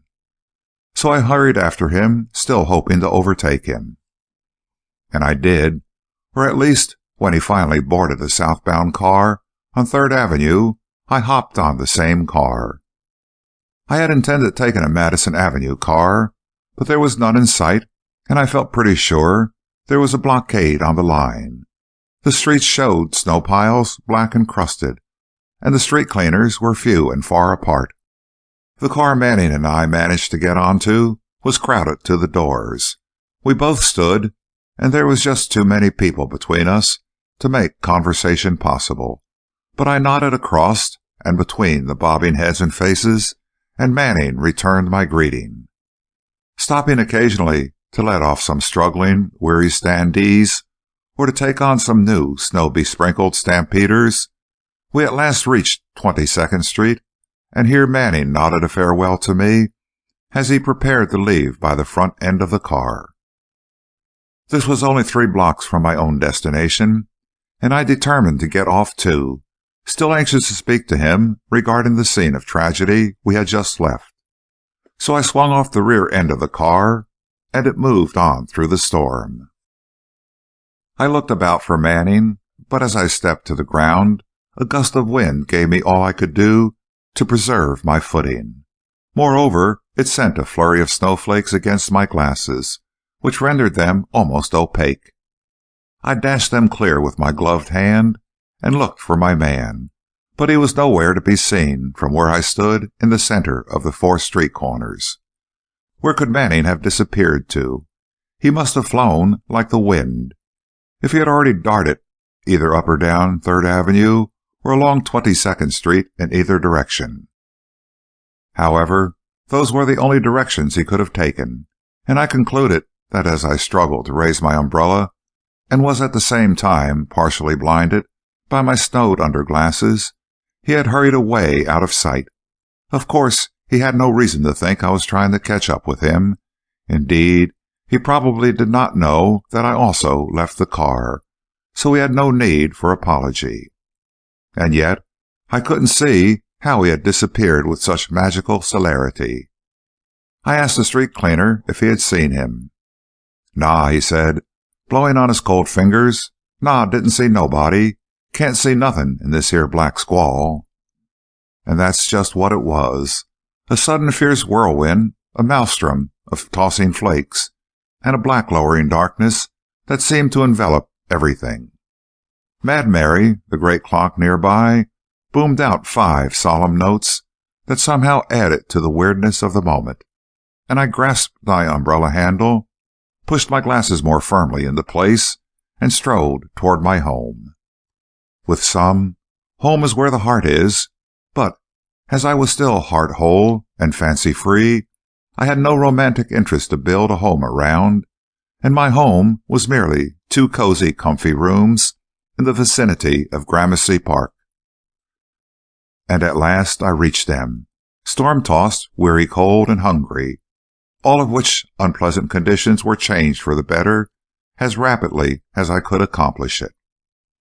And when finally I found myself seated with a lighted cigar at my own cheery reading table, I congratulated myself that I had come home instead of remaining at the Mattawan building. For, I ruminated, if the police had corralled me as a witness and held me for one of their protracted queryings, I might have stayed there until late into the night, or even all night, and the storm, still howling outside my windows, made me glad of warmth and shelter. Then, too, I was eager to get my thoughts in order. I am of a methodical mentality, and I wanted to set down in order the events I had experienced, and draw logical and pertinent deductions therefrom. I greatly wished if I had had a few moments' chat with Avery Manning. I wanted to ask him some questions concerning Amos Gately that I didn't like to ask of the bank men. Although I knew Gately's name stood for all that was honorable and impeccable in the business world, I had not forgotten the hatpin on his desk, nor the queer smile on Jenny's face as she spoke of his personal callers. I am not one to harbor premature or unfounded suspicions of my fellow creatures, but a little nonsense now and then is relished by the best of men. And Amos Gately may not have been above enjoying some relaxations that he felt no reason to parade. But this was speculation, pure and simple, and until I could ask somebody concerning Mr. Gately's private life, I had no right to surmise anything about it. Carefully, I went over all I knew about the tragedy from the moment when I had opened my outer office door ready to start for home. Had I left a few moments sooner, I should probably never have known anything much of the matter, except what I might learn from the newspapers or from the reports current among the tenants of the Puritan building. As it was, and from the facts as I marshaled them in order before my mind, I believed I had seen shadowed forth the actual murder of Amos Gately. A strange thing, to be an eyewitness, and yet to witness only the shadows of the actors in the scene. I strove to remember definitely the type of man who did the shooting. That is, I suppose, he did the shooting. As I ruminated, I realized I had no real knowledge of this. I saw the shadowed men rise, clinch, struggle, and disappear. Yes, I was positive they disappeared from my vision before I heard the shot. This argued, then, that they wrestled, though I couldn't say which was attacker and which attacked. Then they rushed to the next room, where the elevator was concealed by the big map, and then, in that room, the shot was fired that ended Amos Gately's life. This must be the truth, for I heard only one shot, and it must have been the fatal one. Then I could only think that the murderer had no, not deliberately, but with exceeding haste, had put his victim in the elevator and sent the inert body downstairs alone. This proved the full knowledge of the secret of the elevator on the part of the assassin, so he must have been a frequenter of Mr. Gately's rooms, or at least had been there before and was sufficiently intimate to know of the private exit. To learn that man's identity, then, one must look among Mr. Gately's personal friends, or rather enemies. I began to feel I was greatly handicapped by my utter ignorance of the bank president's social or home life, but it might be that in the near future I should again see Miss Rayner, and perhaps in her home, where I could learn something of her late uncle's habits. But, returning to matters I did know about, I tried hard to think what course of procedure the murderer probably adopted after his crime. And the conclusion I reached was all too clear. He had, of course, gone down the stairs, as Jenny had said, for at least a few flights. Then I visualized him regaining his composure, assuming a nonchalant, businesslike air, and stopping an elevator on a lower floor, where he stepped in without notice from the elevator girl or the other passengers.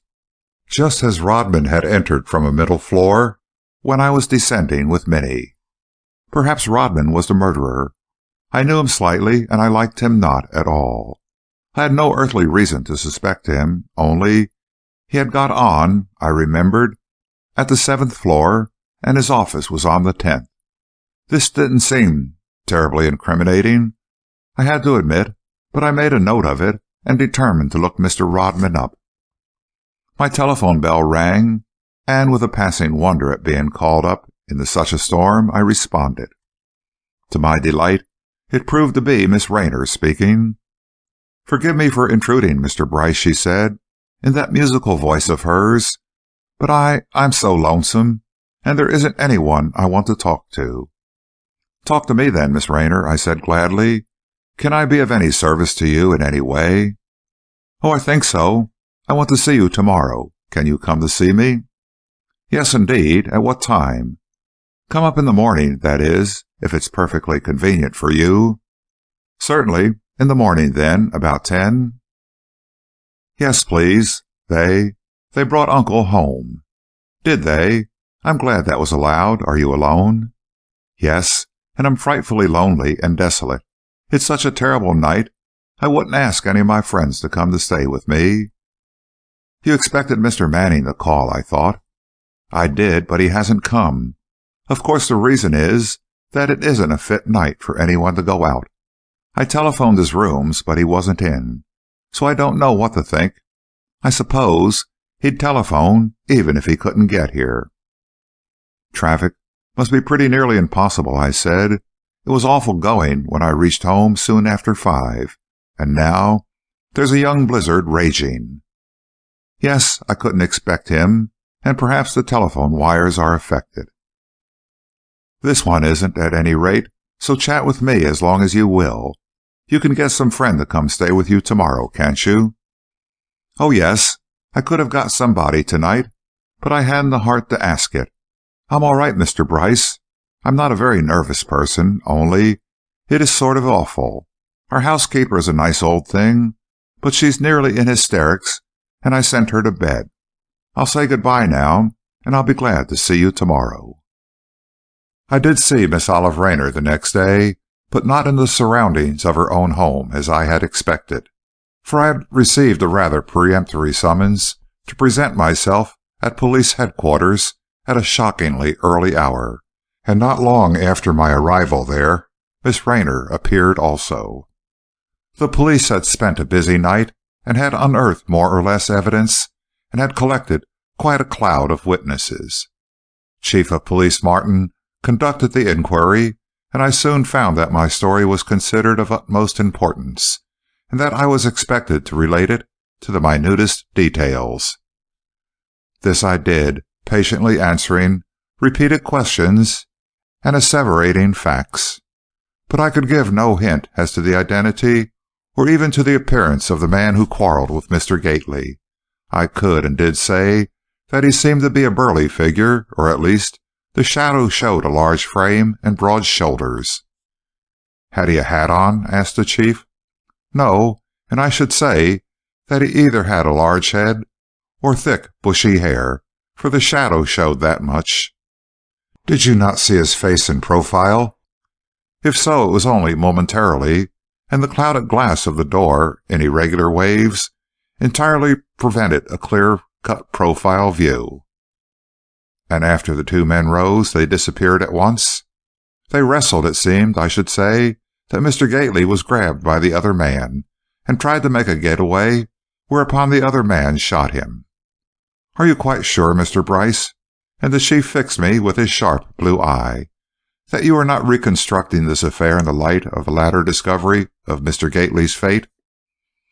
I thought this over carefully before replying, and then said, "It's quite possible I may have unconsciously done so, but I distinctly saw the two figures come together in a desperate struggle, then disappear, doubtless into the third room, and then I heard the shot. That's all I can state positively." "You then went right across the hall and tried to enter?" "Yes, I tried at the middle door, where I had seen the men." "And next?" "Finding that door fastened, I tried the third, because the men had seemed to disappear in that direction." The third room was also locked? Yes, or at least the door would not open from the outside. Then I went back to the door number 1. And that door opened at once?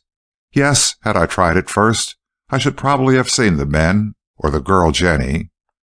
Perhaps. Could you recognize the head of the visitor if you should see it again shadowed on the door? I am not sure, but I doubt if I could.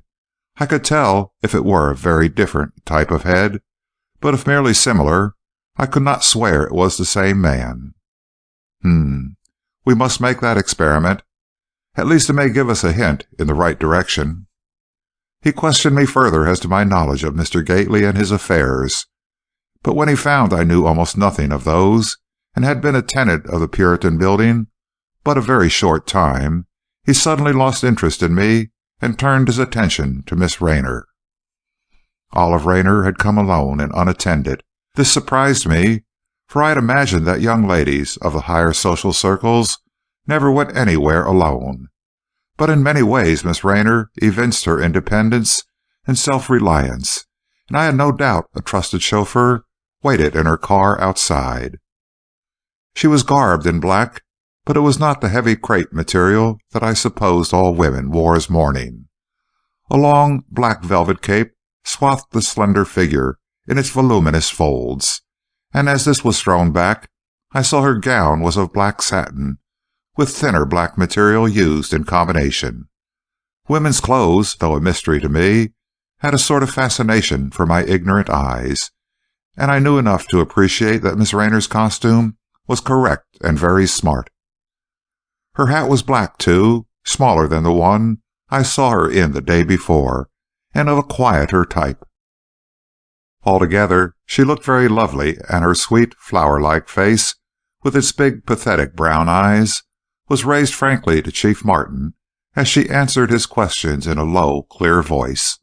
A slight pallor told of a night of wakefulness and sorrow, but this seemed to accentuate the scarlet of her fine, delicate lips, a scarlet unacquainted with the assistance of the rouge stick. "No," she said positively, "Mr. Gately had no enemies. I am sure he hadn't. Of course, he may have kept parts of his life or his affairs secret from me, but I have lived with him too long and too familiarly not to know him thoroughly. He was of a simple, straightforward nature, and a wise and noble gentleman." "Yet you were not entirely fond of your uncle," insinuated the chief. "He was not my uncle," returned Olive calmly. "I called him that, but he was no relation to me. He used to be a college chum of my father's, and when both my parents died, he became not only my guardian, but my kind friend and benefactor. He took me to live with him, and I have been his constant companion for 12 years. During that time, I have seen no act, have heard no word that could in the slightest way reflect on his honor, or his character as a businessman or as a gentleman." The girl spoke proudly, as though glad to pay this tribute to her guardian, but still there was no note of affection in her voice, no quiver of sorrow at her loss. "Yet you are not bowed with grief at his death," observed Martin. The dainty chin tilted in indignation. "Mr. Martin," Olive said, "I cannot believe that my personal feelings are of interest to you. I understand I am here to be questioned as to my knowledge of facts bearing on this case." The chief nodded his head. "That's all right," he said, "but I must learn all I can of Mr. Gately's life outside his bank as well as in it. If you won't give me the information, I must get it elsewhere." The implied threat worked. "I did indeed sorrow at Mr. Gately's tragic fate," Olive said gently. "To be sure, he was not my kin, but I admired and deeply respected him. If I did not deeply love him, it was his own fault. He was most strict and tyrannical in his household, and his lightest word was law.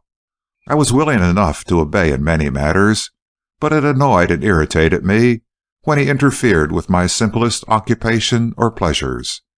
He permitted me very little company or amusement. He forbade many of my friends the house, and he persistently refused to let me accept attentions from men unless there were certain ones whom he preferred, and whom I did not always favor."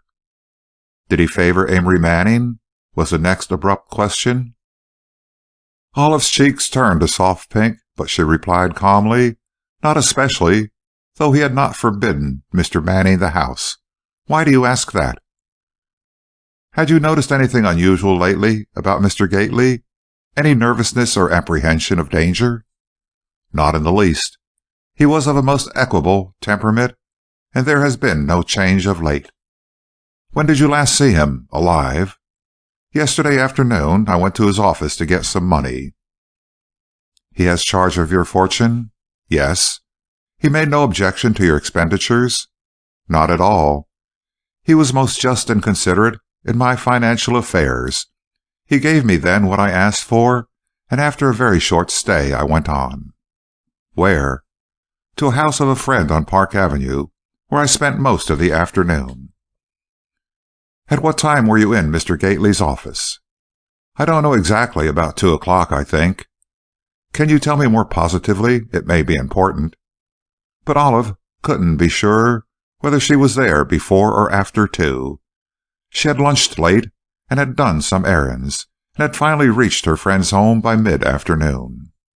This seemed to me most plausible, for society young ladies do not always keep strict note of time, but the chief apparently thought it a matter of moment and made notes concerning it. Olive looked indifferent, and though she was courteous enough, her whole manner betokened a desire to get the examination over and to be allowed to go home. After a little further tedious questioning, which, so far as I could see, elicited nothing of real importance, the chief sighed and terminated the interview. Mr. Mason and Mr. Talcott had by that time arrived, and their presence was welcomed by Miss Raynor, who was apparently glad of the nearness of a personal friend. Of course their evidence was but a repetition of the scenes I had been through the day before, but I was deeply interested in the attitudes of the two men. Talcott, the secretary of the trust company, was honestly affected by the death of his friend and president, and showed real sorrow, while Mr. Mason, the vice president, was of a cold, precise demeanor, seemingly far more interested in discovering the murderer than appalled by the tragedy. "We must learn who killed him," Mr. Mason reiterated. "Why, Chief Martin, if the police fail to track down the slayer of Amos Gately, it will be a blot on their record forever. Spare no effort. Put your best men on the case. Move heaven and earth, if need be, but get your man. The company will back you to the full extent of its power, and will offer a reward when the suitable time comes for that. But the crime must be avenged. The man that shot President Gately must pay the penalty." Olive's flashing eyes showed her sympathy with this sort of talk, and I could quite understand the attitude of the girl, whose sense of justice cried out for revenge, while she was forced to admit the deprivations of her life with her guardian. Somewhat later, the three went away together, Miss Raynor and the men from the bank, but I remained, hoping to learn more from further witnesses, and I did. I learned so much that my thoughts and theories were started off along totally different lines. My half-formed beliefs were knocked down and set up again with swift continuance. First, Jenny Boyd, the yellow, ear-muffed stenographer, came in, wearing her Sunday clothes. Her cheaply fashionable hat was tilted over her pert little face, which showed enthusiastic, if ill-advised, application of certain pigments. Her gown was V-necked and short-skirted, but it had a slight claim to style, and was undeniably becoming. Her air of importance was such that I thought I had never seen such an enormous amount of ego contained in such a small cosmos. Minnie was with her, but the older sister, in quieter attire, was merely a foil for the ebullient Jenny. Also, they were accompanied by a big, good-natured faced man, whom I recognized at once as the janitor of the Matteawan building, and who, it transpired, was the father of the two girls. "Here we are," he said, in a bluff, hearty way. "Here's me and my girls, and we'd be obliged, Chief, if you could cut it short as much as you can, for me and Minnie wants to get back." "All right, Boyd," and Chief Martin smiled at him I'll tackle you first. Tell us all about that private elevator of Mr. Gately's." "I will, but saving for this murder business, not a word of it would ever have crossed my lips. Well, Mr. Gately, he owned the Mattawan, do you see? And when it suited his purpose to put in a private elevator up to his rooms on the top floor of the next-door building, the Puritan building, you know, what more easy than to run the shaft up in the one building with the opening at the top into the other house? Anyways, that's what he done a long time ago. I had to know of it, of course." "Of course, as the superintendent of the Mattawan." "That's what they call it now, but I like better to be called janitor. As janitor I began, and as janitor I'll work to the end.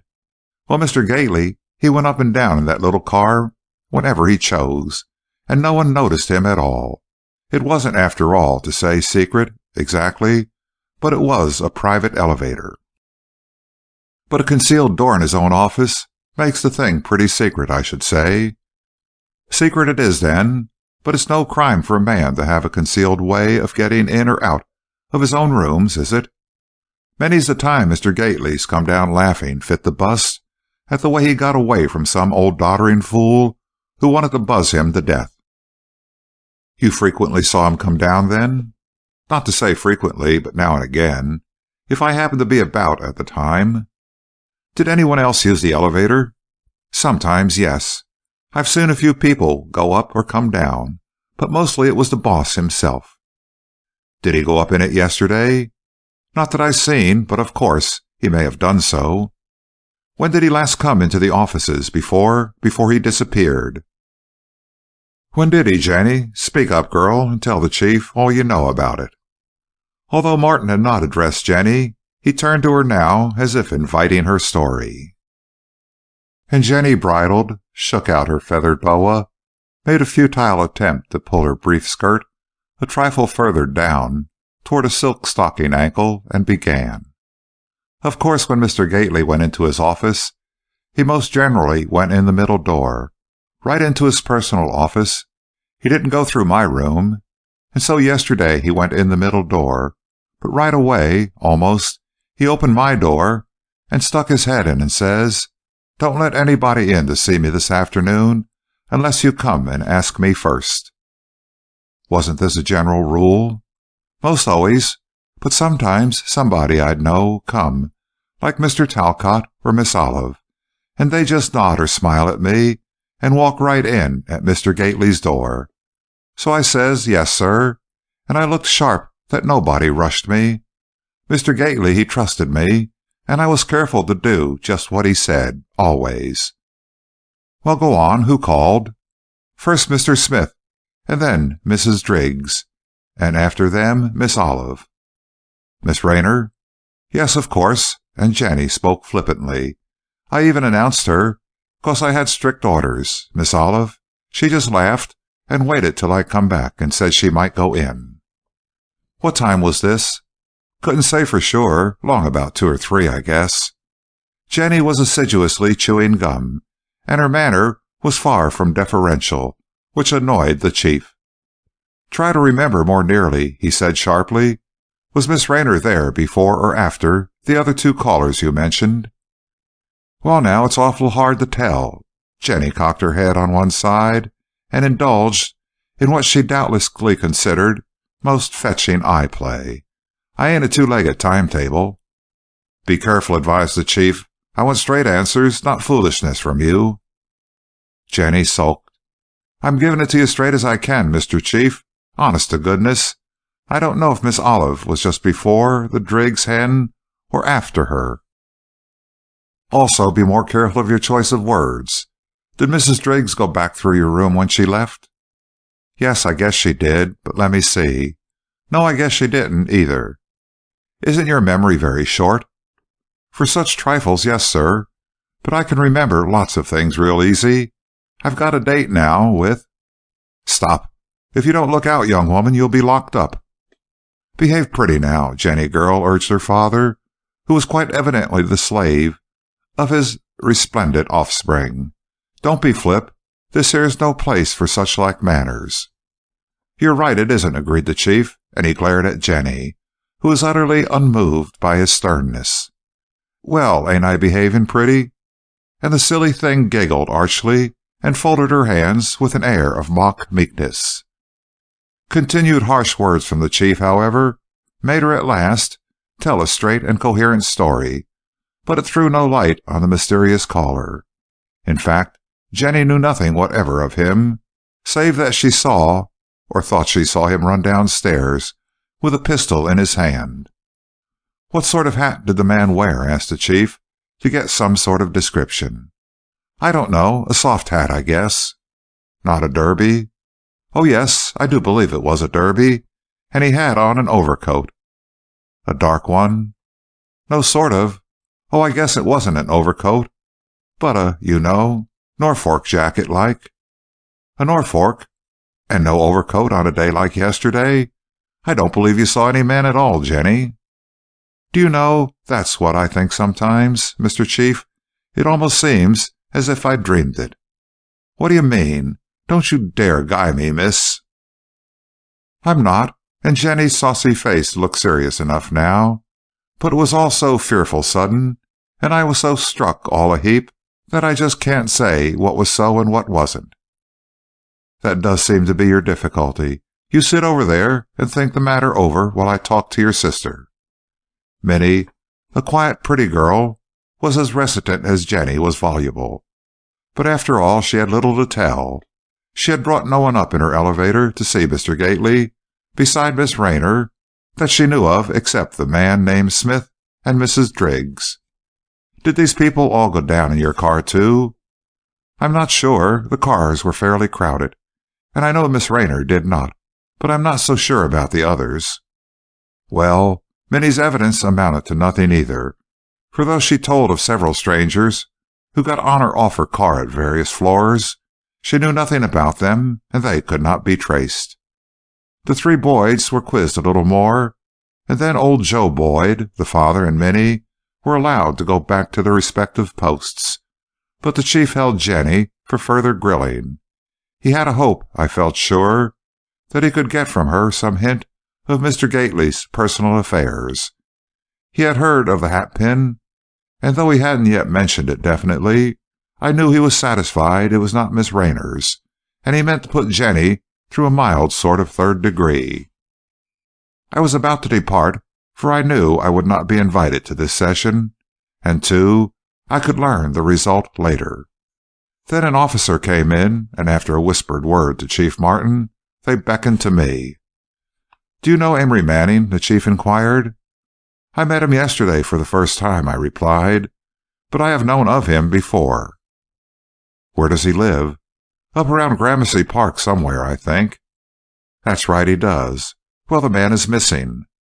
"Missing? Why, I saw him last night, that is yesterday afternoon, and he was all right then." "I had men searching for him all morning," the chief went on, "and he's nowhere to be found. He wasn't at his rooms at all last night." I harked back. I had last seen Manning getting off the 3rd Avenue car at 22nd Street, just where he would naturally get off to go to his home. I told this and concluded he must have changed his mind then and gone somewhere else than to his rooms. "Yes, it looks that way," agreed the chief. "But where did he go? That's the question. He can't be found." I didn't reach my office until afternoon, and there I found Nora in a brown study. She looked up with a smile as I came in. "I'm neglecting my work," she said, with a glance at a pile of papers. "But that affair across the hall has taken hold of me, and I can't put it out of my mind." "Nor can I. I feel as if I were deeply involved in it, if not, indeed, an accessory. But there are new developments. Mr. Manning is missing." "Mr. Manning? What has he got to do with it?" "With the crime? Nothing. He didn't come up here until Miss Rayner came, you know, but—" "Are they engaged?" "Not that I know of. I think not." "Well, they will be then. And don't worry about Mr. Manning's absence. He'll not stay long away from Miss Rayner. Who is he, anyway? I mean, what does he do?" "He's a civil engineer, and he lives in Gramercy Park. That's the extent of my knowledge of him. I've seen him down in the bank once or twice since I've been here, and I like his looks. I hope, for Miss Raynor's sake, he'll turn up soon. She expected him to call on her last evening, and he didn't go there at all." "I shouldn't think he would. Why, it was a fearful night. I was going to the movies, but I couldn't think of going out in that wild gale. But never mind, Mr. Manning, now. Let's talk about the Gately affair. I want to go over there and look around the office. Do you suppose they'll let me?" "Why, I expect so, if anyone's there now." "Yes, a police detective, that man Hudson. You know they call him Foxy Jim Hudson, and I suppose he's finding out a lot of stuff that isn't so." "You haven't a very high opinion of our arms of the law." "Oh, they're all right, but most detectives can't see what's right under their noses. Not omniscient Sherlocks, are they? And you think you could do a lot of smarty-cat deduction?" Nora didn't resent my teasing, but her gray eyes were very earnest as she said, "I wish I could try. A woman was in that room yesterday afternoon. Someone beside Miss Raynor and the old lady Driggs." "How do you know?" "Take me over there and I'll show you. They'll let me in, with you to back me." We went across, and the officer made no objection to our entrance. In fact, he seemed rather glad of someone to talk to. "We're sort of up against it," he confessed. "Our suspicions are all running in one direction, and we don't like it." "You have a suspect, then?" I asked. "Hardly that, but we begin to think we know which way to look." "Any clues around to verify your suspicions?" "Lots of 'em, but take a squint yourself, Mr. Bryce. You're shrewd-witted, and my old eyes ain't what they used to was." I took his mock humility for what it was worth, nothing at all, and I humored the foxy one by a properly flattering disclaimer. But I availed myself of his permission, and tacitly assuming that it included Nora, we began a new scrutiny of the odds and ends on Mr. Gately's desk, as well as other details about the rooms. Nora opened the drawer that Mr. Talcott had locked. The key was now in it. "Where's the checkbook?" she asked casually. Hudson looked grave. "Mr. Pond's got that," he said. "Mr. Pond's is Mr. Gately's lawyer, and he took all his accounts and such.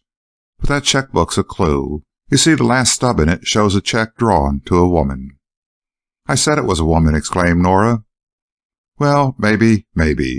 Anyhow, the check was drawn after the ones made out to Smith and the Driggs woman. So the payee of that last check was in here later than the other two." "Who was she?" was Nora's not unnatural inquiry.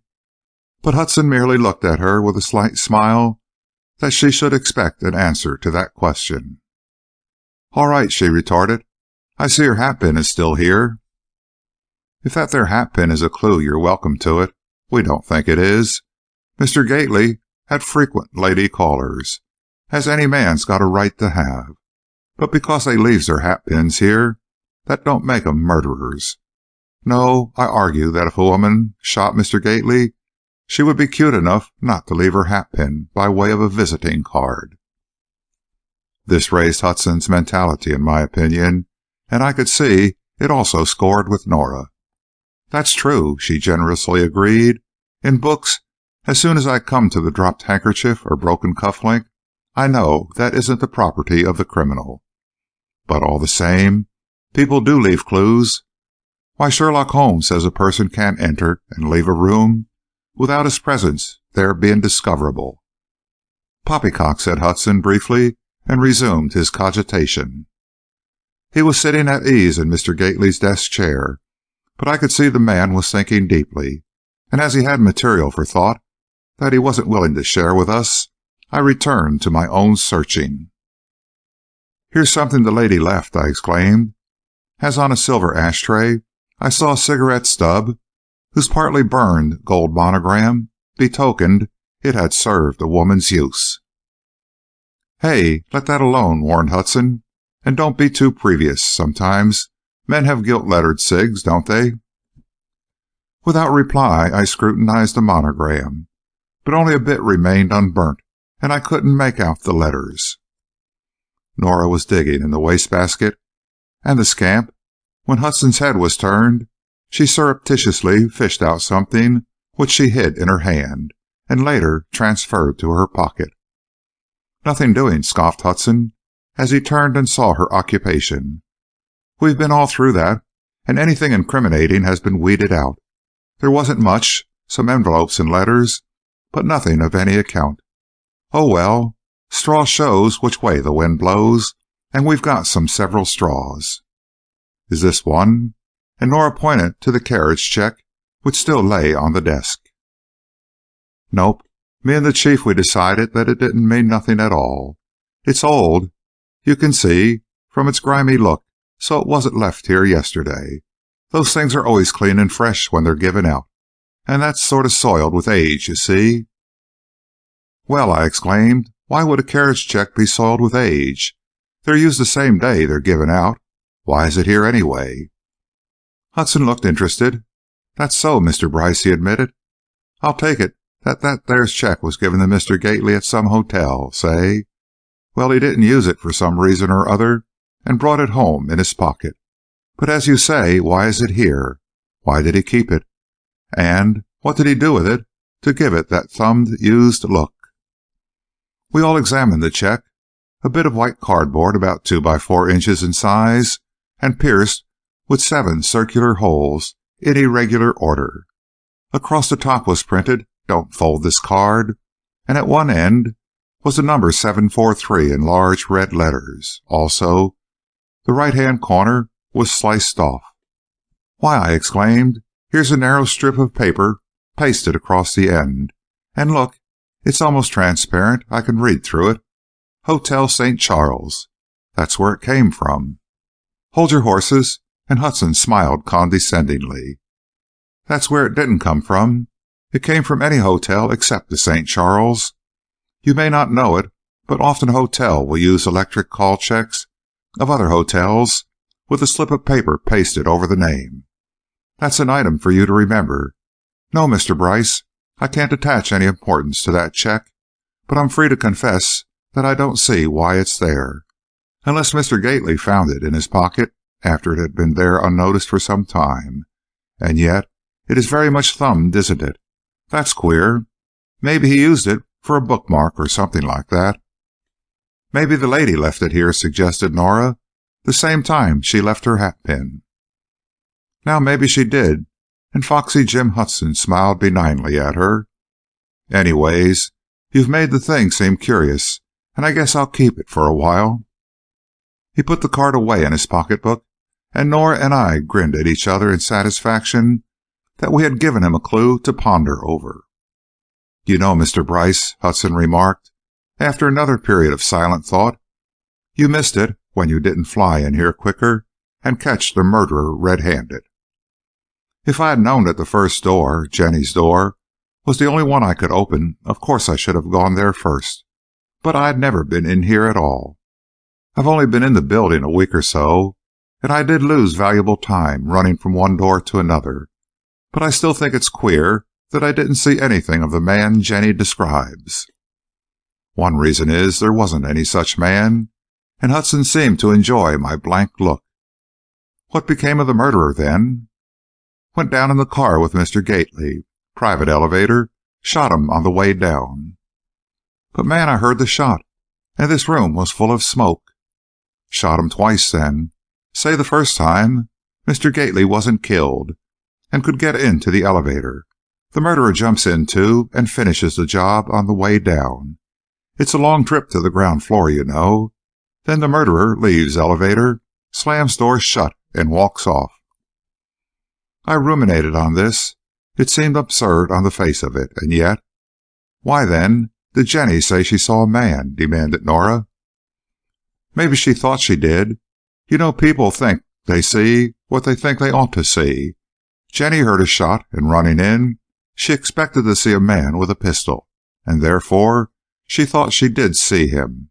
Or again, the girl is quite capable of making up a yarn out of the solid, for the dramatic effect, you know, and to put her silly little self in the limelight." This was not unbelievable. Jenny was most unreliable as a witness. She stumbled and contradicted herself as to the man's hat, and had given conflicting testimony about his overcoat. Well, as I say, Mr. Bryce, the chance was yours to be on the spot, but you missed it. Of course you're not to blame, but it's a pity. Now suppose you tell me again, as near as you can recollect, about that other shadow, the one that wasn't Mr. Gately." I tried hard to add to my previously related details, but found it impossible to do so. "Well, could it have been a woman?" "At first I should have said no, Mr. Hudson, but on thinking it over, I suppose I may say it could have been, but I do not think it was. You know, nowadays the women folk wear their hair plastered so close to their heads that their heads wouldn't shadow up any bigger than a man's." "That's so," cried Nora.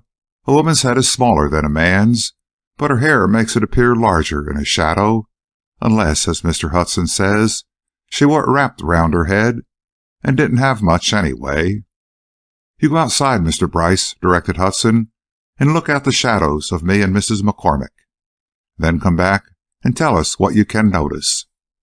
I did this, and the two heads were shadowed forth on the same door that I had watched the day before, but the brighter daylight made the shadows even more vague than yesterday, and I returned without much information. "I could tell which was which, of course," I reported. "That if I hadn't known you people at all, I could have mistaken Nora's head for a man, and I might have believed, Hudson, that you were a woman. It's surprising how little individuality was shown in the shadows." "Well, of course they were clearer yesterday, as the hall was darker," mused Hudson. "After all, Mr. Bryce, your testimony can't amount to much unless we can get the actual murderer behind that glass, and some peculiar shape or characteristic makes you recognize the head beyond all doubt." "I think I can do that," I returned, "for though I can't describe any peculiarity, I'm sure I'd recognize the same head." "You are?" And Hudson looked at me keenly. "Well, perhaps we'll try you out on that." They had a definite suspect, then, and they proposed to experiment with my memory. Well, I was ready whenever they were.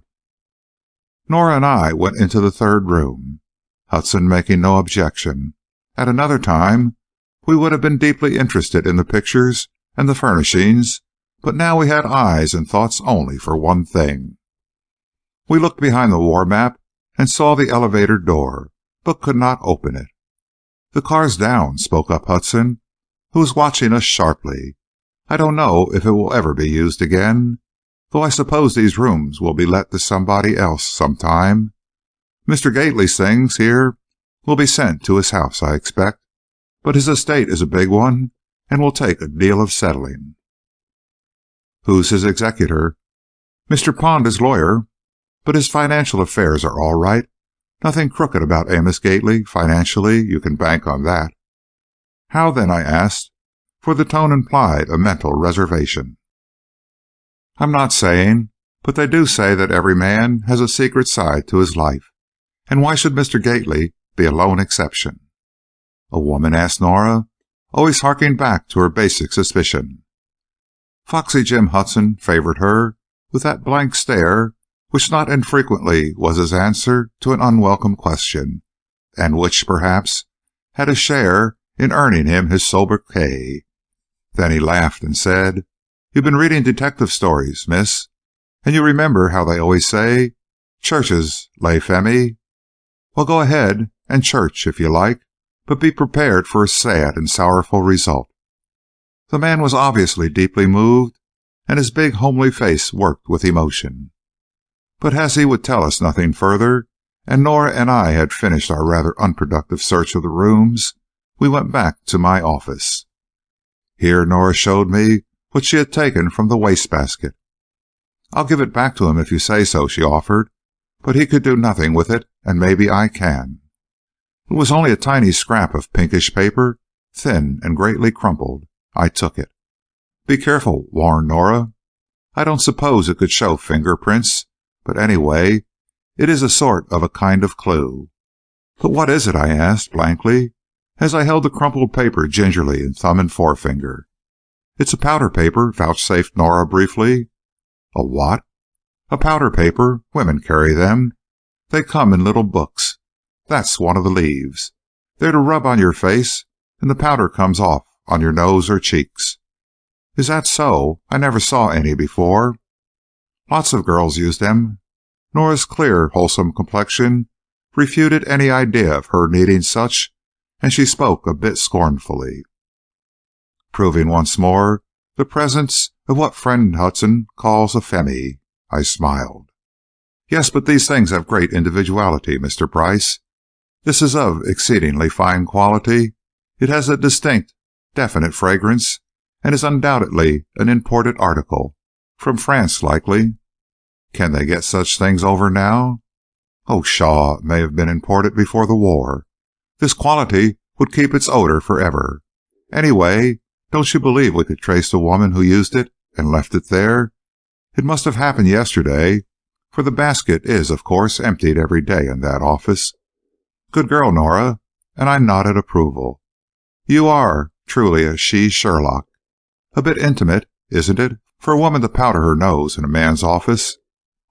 "Not at all, Mr. Old Fogey. Why, you can see the girls doing that everywhere nowadays, in the streetcars, in the theater, anywhere." "All right. How do you propose to proceed?" "I think I'll go to the smartest Fifth Avenue perfume shops and try to get a line on the maker of this paper." My door opened then, and the chief of police stood in the doorway. "Will you come over across the hall, Mr. Bryce?" he said. "May I come?" piped up Nora, and without waiting for an answer, which by the way never came, she followed us. "We have learned a great deal," began the chief, as I waited inquiringly. "And now, think carefully, Mr. Bryce. I want you to tell me if the head you saw shadowed on the door could by any possibility have been a woman's head." "I think it could have been, Chief. We've been talking that over, and I'm prepared to say that it could have been, but I don't think it was." "And the shoulders? Though broad like a man's, might not a woman's figure, say, wrapped in furs, give a similar effect?" An icy chill went through me, but I answered, "It might. The outlines were very indistinct." "We are carefully investigating the movements of Miss Raynor," he went on steadily, "and we find she told a deliberate untruth about where she spent yesterday afternoon. She said she was at the house of a friend on Park Avenue. We learned the name of the young lady, and she says Miss Raynor was not there at all yesterday. Also, we find that Miss Raynor was in this office after the calls of the old people we know about, and not before them, as Miss Raynor herself testified." "But," I began. "Wait a moment, please. This is positively proved by the fact that a check drawn to Miss Raynor by Mr. Gately follows immediately after the two checks drawn to Mr. Smith and Mrs. Driggs." "Proving," I gasped, "that Miss Raynor is the last one known to be in this room before the shooting occurred." "Oh," cried Nora, "for shame! To suspect that lovely girl! Why, she wouldn't harm a fly." "Do you know her?" "No, sir, but—" "It is an oft-proved fact that the mildest, gentlest woman, if sufficiently provoked to it, or if given sudden opportunity, will in a moment of passion do what no one would dream she could do. Miss Raynor was very angry with her uncle. Jenny admitted that, after much delay. Mr. Gately had a revolver, usually in his desk drawer, but not there now." And an impressive pause preceded the next argument. "Mr. Amory Manning is not to be found." "What do you deduce from that?" I asked amazedly. "That he has purposely disappeared, lest he be brought as a witness against Miss Raynor. He could best help her cause by being out of town and impossible to locate. So he went off, and she pretended she did not know it. Of course she did. They connived at it." "Stop!" I cried. "You are romancing. You are assuming conditions that are untrue." "I wish it were so," and the chief exhibited a very human aspect for the moment. "But I have no choice in the matter. I am driven by an inexorable army of facts that cannot be beaten back. What else can you think of that would account for Mr. Manning's sudden disappearance? Attacked? Nonsense. Not in the storm of last evening. Abducted? Why? He is an inoffensive citizen, not a millionaire or man of influence. You say you saw him last night, Mr. Bryce. Where exactly was that?" "I told him I tripped down in the Third Avenue car, and of my getting off at 22nd Street, meaning to speak to Mr. Manning. Then I told of his sudden, almost mysterious disappearance." "Not mysterious at all," said the Chief. "He gave you the slip purposely. He went away at once and has hidden himself carefully. But we will find him. It's not easy for a man to hide from the police in this day and generation." "But Miss Rayner," I said, still incredulous. "Why? What motive?" "Because her uncle wouldn't let her marry Amory Manning. When she said she went to her friend Miss Clark's house, she really went to the home of a Mrs. Russell, the sister of Manning. She was to meet Manning there. I have all this straight from Mrs. Russell." "And you think it was Miss Rayner's shadow I saw on the door?" "You said it might have been a woman." "Well, then, look for another woman. It was never Miss Rayner." "Your indignation, Mr. Bryce, is both natural and admirable, but it is based on your disinclination to think ill of Miss Rayner. The police are not allowed the luxury of such sentiments."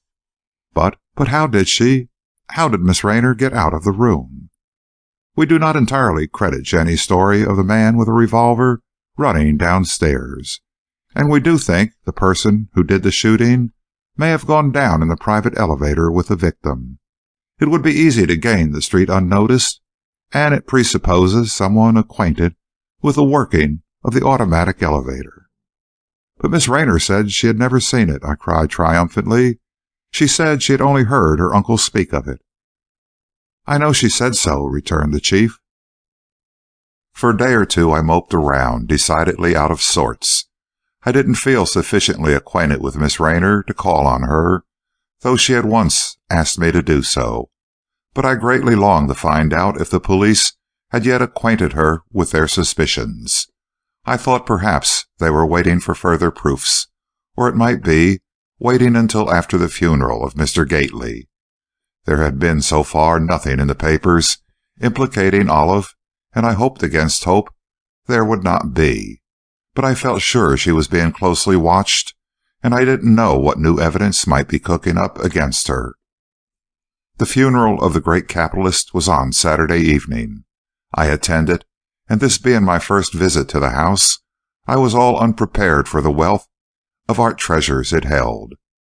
I sat in the great salon, lost in admiration of the pictures and bronzes, as well as the beautiful architecture and mural decorations.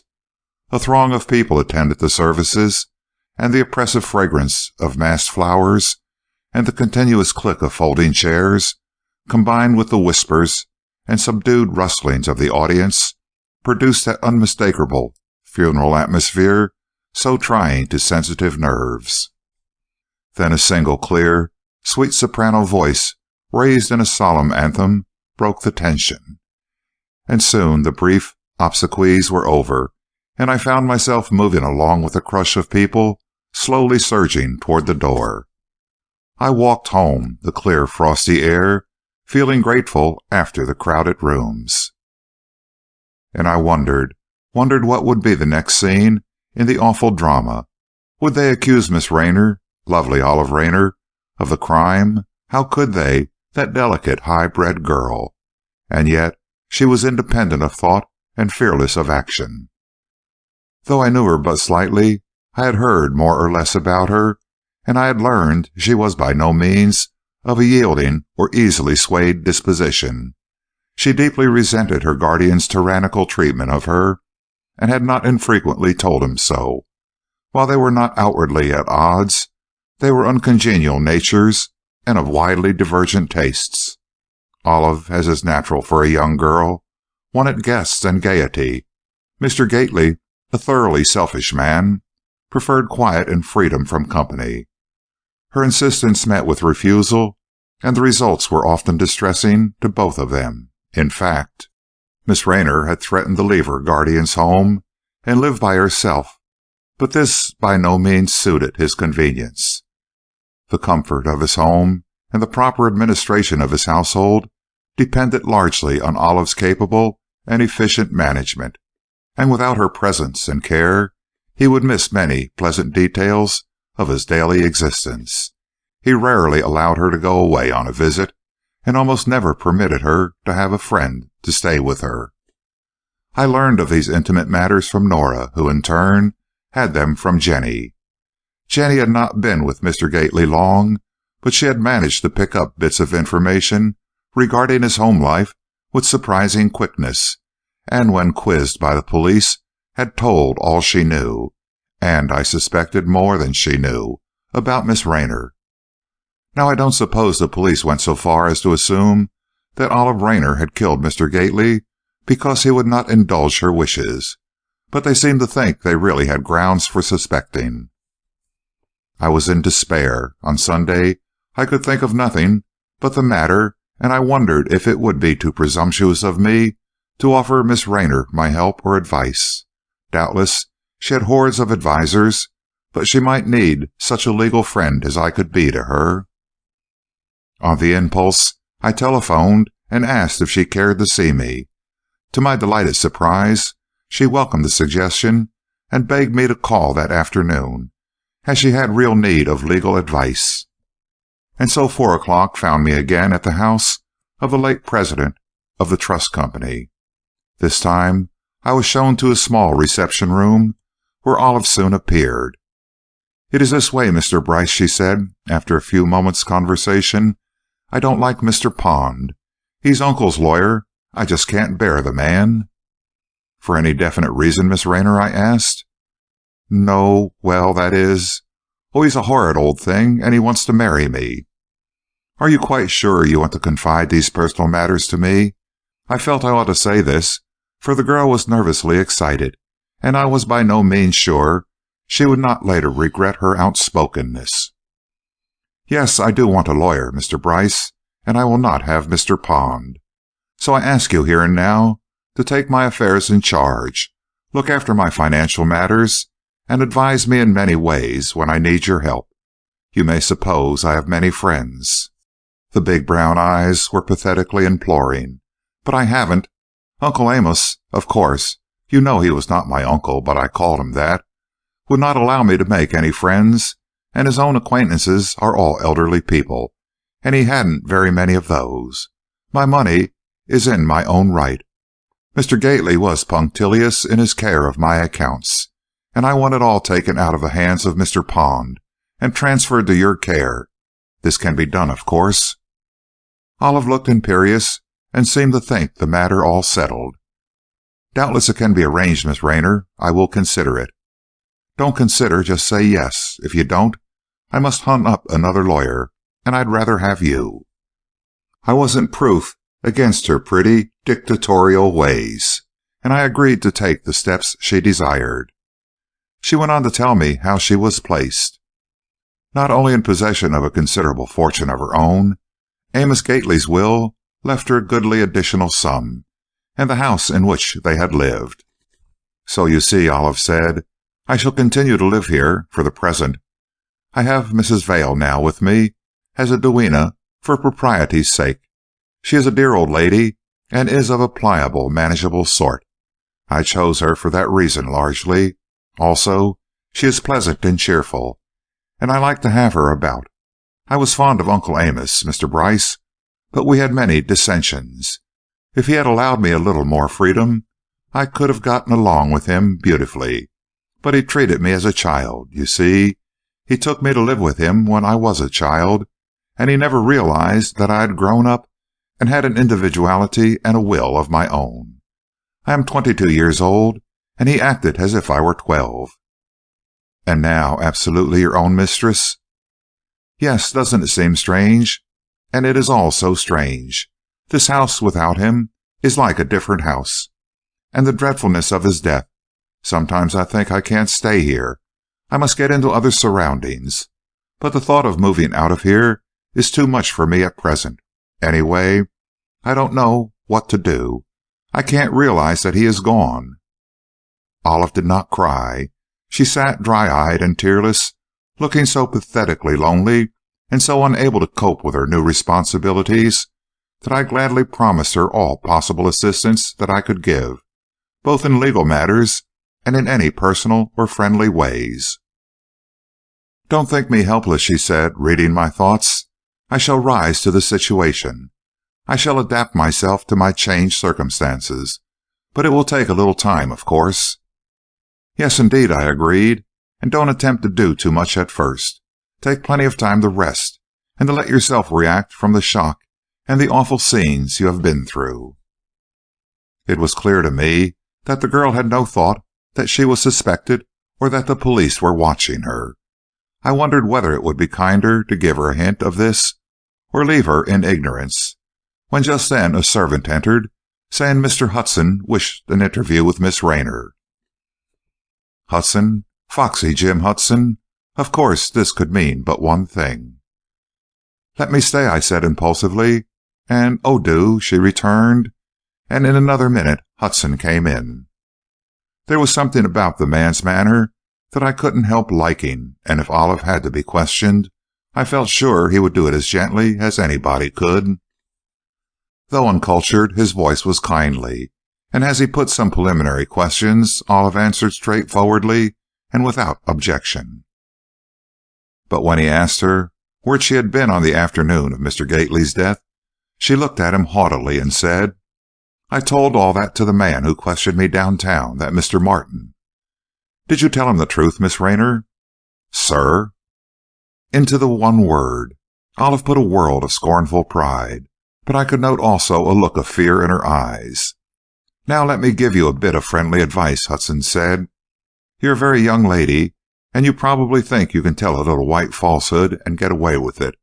But you can't do it to the police. You see, miss, we know where you were on Wednesday afternoon, and you may as well be frank about it." "Very well, then, where was I?" "At the house of Mrs. Russell, the sister of Mr. Manning." Olive looked at him in amazement. Then her manner changed. "Since you know," she said, "I may as well own up. I was at Mrs. Russell's. What of it? Only that if you prevaricated in one instance, Miss Rayner, you may have done so in others. Will you tell me why you said you were at the house of your friend, Miss Clark?" "Of course I will. My guardian was unwilling to have me go to Mrs. Russell's house because of a personal matter.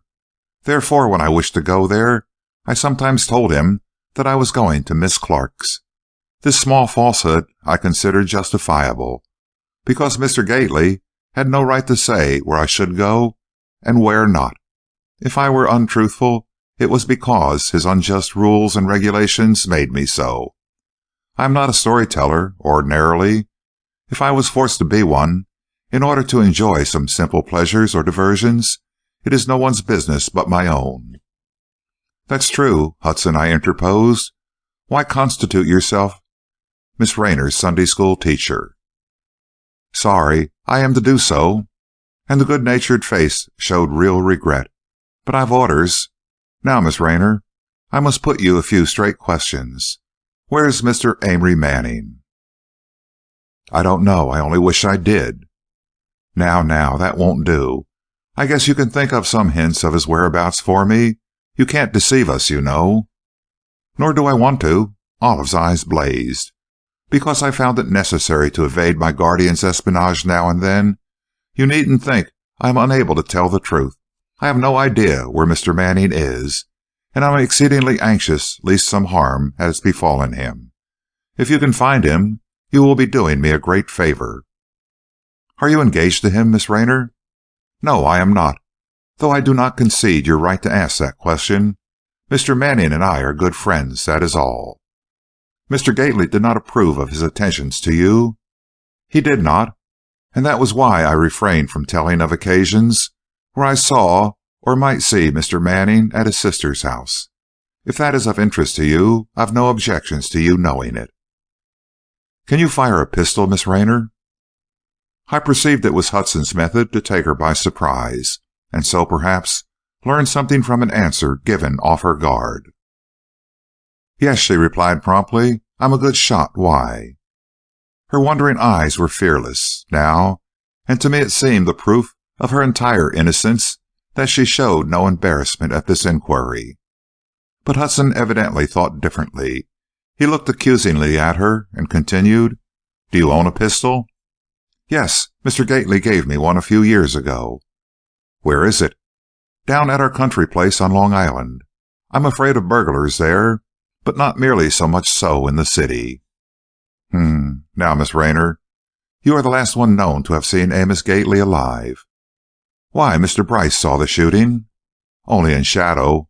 I mean, you are the last one known to have talked with him in his office." "Was your interview, amicable?"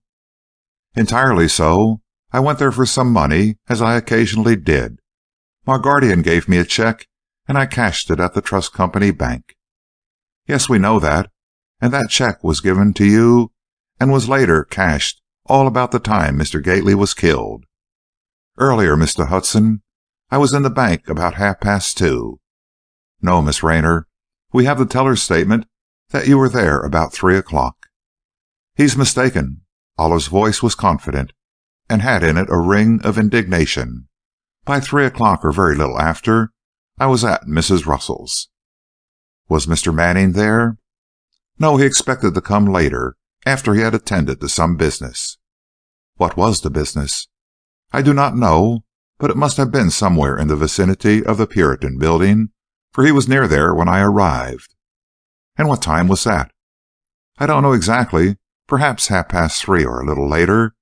I had been at Mrs. Russell's but a few moments when Mr. Talcott telephoned me there."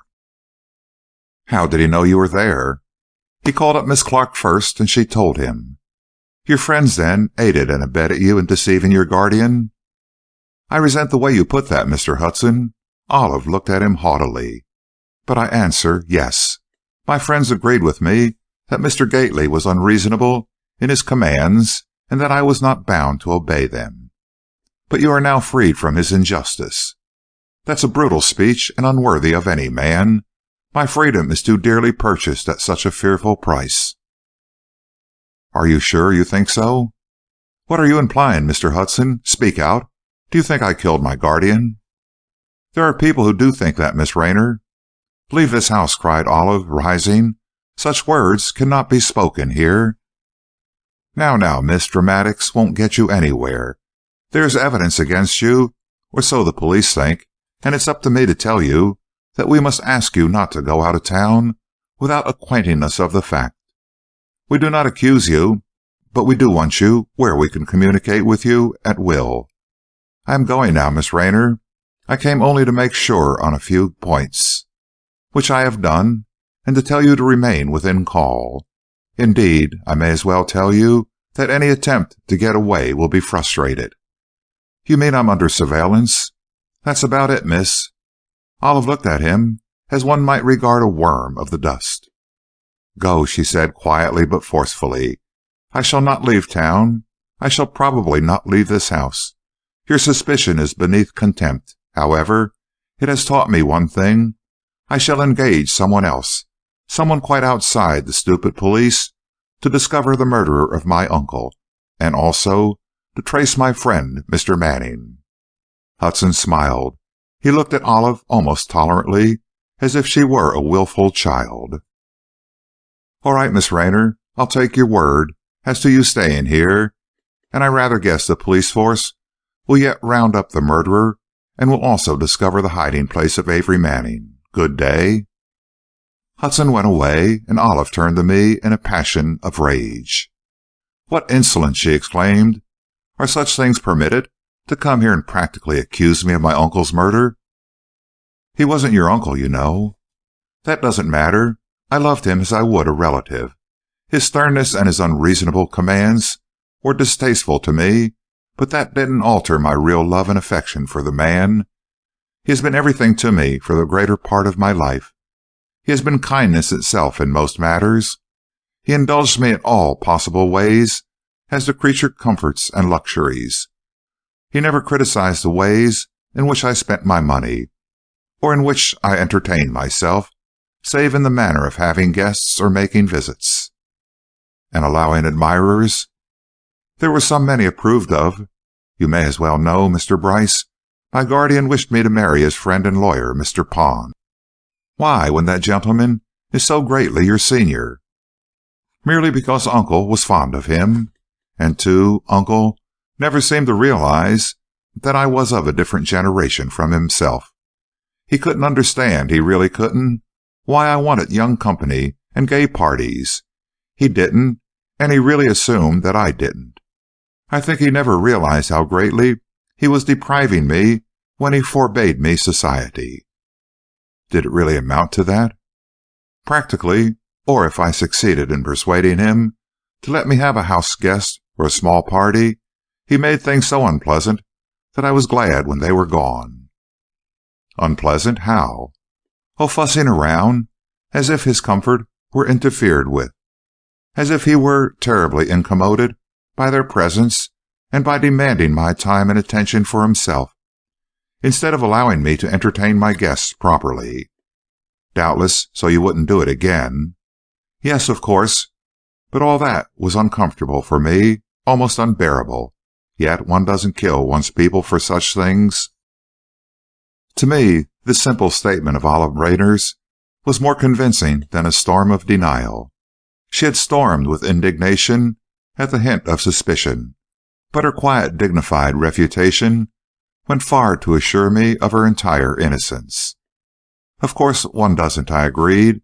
"And now to find out who did do it. Have you any suspicion, Miss Rayner, even the slightest?" "No, except that it seems to me it must have been some man who knew Uncle in a business way. Though a generous and charitable man, Amos Gately was scrupulously just. And if he had enemies, they were men whom he had discovered in some wrongdoing, and he had exposed or punished them. No man had a cause for righteous enmity against him, of that I am sure." "And it is for me," Olive went on, with a solemn look in her brown eyes, "to avenge the death of my guardian. I am not worried about this surveillance, or whatever they call it, of myself. It is too absurd to take very seriously. Of course I shall not leave the city, and I will answer any questions the police may put to me. For you see, Mr. Bryce, the only reason I had for telling falsehoods is a reason no longer. I did resort to white lies because Uncle Amos was so unreasonably strict with me, but I've no further need for that sort of thing, and I assure you, you will find me absolutely truthful from now on." A sad little smile accompanied the words, and an earnest expression on the delicate, high-bred face gave me implicit confidence in her sincerity. "Then," I hastened to advise her, "do not antagonize the police. If they have you under their eye, rest assured they think there is some reason to watch you. Be friendly, or at least patient with them, and they will all the sooner be aware of their mistake. Moreover, you want their help in running down the real murderer of your guardian. It is a mysterious affair, Miss Rayner." "Oh, it is, Mr. Bryce, and it may be that in penetrating the mystery we may unearth something, you know, something detrimental to Mr. Gately's character." "Have you any such fear, definitely, I mean?" "No, not definitely, no. If I had, I should tell you. But in a vague, apprehensive way, I feel there must be something in his life that brought this about, and that I as yet know nothing of. But you think, don't you, that we must go ahead and learn all we can?" "You are not afraid, then, of investigation for yourself or for anyone else?" I put this query after a moment's hesitation, yet I had to know. "No, sir," her voice rang out clearly. "I know what you mean. You are thinking of Mr. Manning. And there is another task for you. We must find Amory Manning. The man never went away voluntarily without sending me some word. He said he would come up here that night, the night of Uncle's death. He didn't come, nor did he communicate with me in any way. That means he was unable to do so." "But what could have happened that would make it impossible for him to send you some word?" "I don't know. I can't think, I'm sure. But he was attacked or overcome by someone who wanted to put him out of the way. Mr. Manning had enemies, that much I may tell you." "Do you know more that you cannot tell me?" "No, that is, I don't know anything, but I have some foreboding. Oh, nothing definite, Mr. Bryce, but I can't help fearing we shall never see Amory Manning alive again." "I don't want to force your confidence, but can't you tell me a few more facts? Why has he enemies? Are they political?" "Yes, in a way. Don't ask me now anyway. Let us try to find Amory, and if we fail, I may decide it my duty to tell you what I now withhold." And with this I was forced to be content, for Olive Rayner did not talk like a young, inexperienced girl, as I thought her. She gave me now the impression of a young woman, involved in weighty matters, and the trusted holder of important secrets. To begin with, then, I said, suppose we first try to find Mr. Manning, or to learn what became of him. Yes, she agreed, but how shall we set about it? I've already telephoned to several of his friends whom I know, and none of them has seen him since that day, the day of Uncle's death. Thank heaven, nobody is foolish enough to blame that on him. They couldn't very well, as he was with you when the discovery was made. I know it, and as for the police to say that he ran away to hide to protect me from suspicion is just about the most absurd theory possible. I think so, too. Now, to get down to dates. Have you heard anything of Mr. Manning later than the time when I saw him get off the 3rd Avenue car on his way home that night? No, I haven't, and we know he never reached his home. His rooms are in a house on Gramercy Park. That's why he got off at 22nd Street. Yes, of course, he left you there, didn't he? We both got off the car there. My own rooms are in the same locality, but the snow squall was a whirlwind at the corner, and my glasses were so covered with flakes that I couldn't see a thing for a moment, and when I could, Manning had got out of sight. I didn't know then in just what direction he lived, so I looked all 4 ways, but I didn't see him. However, in the black squall, one couldn't see half a dozen steps anyway. Of course he started toward his home, perhaps he almost reached it, when whoever was lying in wait for him attacked him. Why are you so sure he was attacked? He may have had an errand in some other direction. I sort of see the thing as a picture, and as he got out at that corner, I naturally see him going straight home. It is not likely that he would be going on some other errand and yet get off at that corner. No, I suppose not. Well, then, as he never did go home, hasn't been there yet, what theory is there except that he was prevented from going there? He may have been kidnapped. Don't smile. It's among the possibilities. Or he may have met with a serious accident, slipped and broken his leg or something of that sort. But in such a case, he would have been taken to a hospital, and I should have heard of it. No, Mr. Bryce, he was carried off by some powerful enemy. I say powerful, meaning rather clever or diplomatic, for, as I see it, trickery would have been used, not force, to abduct Amory Manning. But why abduct him? I cried in amazement. What is he? Why is he a menace? I can't tell you, Mr. Bryce, unless it becomes gravely necessary, but it has to do with men higher up, and it has nothing to do with Margardian's death. Of that I am certain. Very well, Miss Rayner. I trust you, of course. That goes without saying. But I also trust your judgment in reserving your full confidence in this matter. You may. I assure you I will tell you all, if it becomes imperative that I do so. Meantime, let us try to find some trace of him. You have tried the hospitals? Yes, I have telephoned to some of them, and I asked our family doctor to inquire of others. He did so, but with only negative results. Now it's time to call in a detective, I said positively, and I don't mean a mere police detective, but a special investigator. Have you any objection to such a course? No, not if we get a good one. I don't know much about such things, but don't some of those all-wise detectives have more theories and deductions and results? You have put your finger on a vital flaw in the usual smarty-cat detective, I laughed. But I know of a splendid man. He is eccentric, I admit, but beyond that he has none of the earmarks of the transcendental detective of the storybooks. He is intelligent rather than cocksure, and efficient rather than spectacular. He is expensive, but no more so than his success warrants. That sounds well, but first, Mr. Bryce, can't we do a little investigating by ourselves? I had hoped so. To engage a detective is to make the whole affair so public, and I shrink from that. Not necessarily, Miss Rayner. If the man I speak of should take the case, he would make no fuss or stir about it, and if you say so, he can also try to find the man who killed Amos Gately.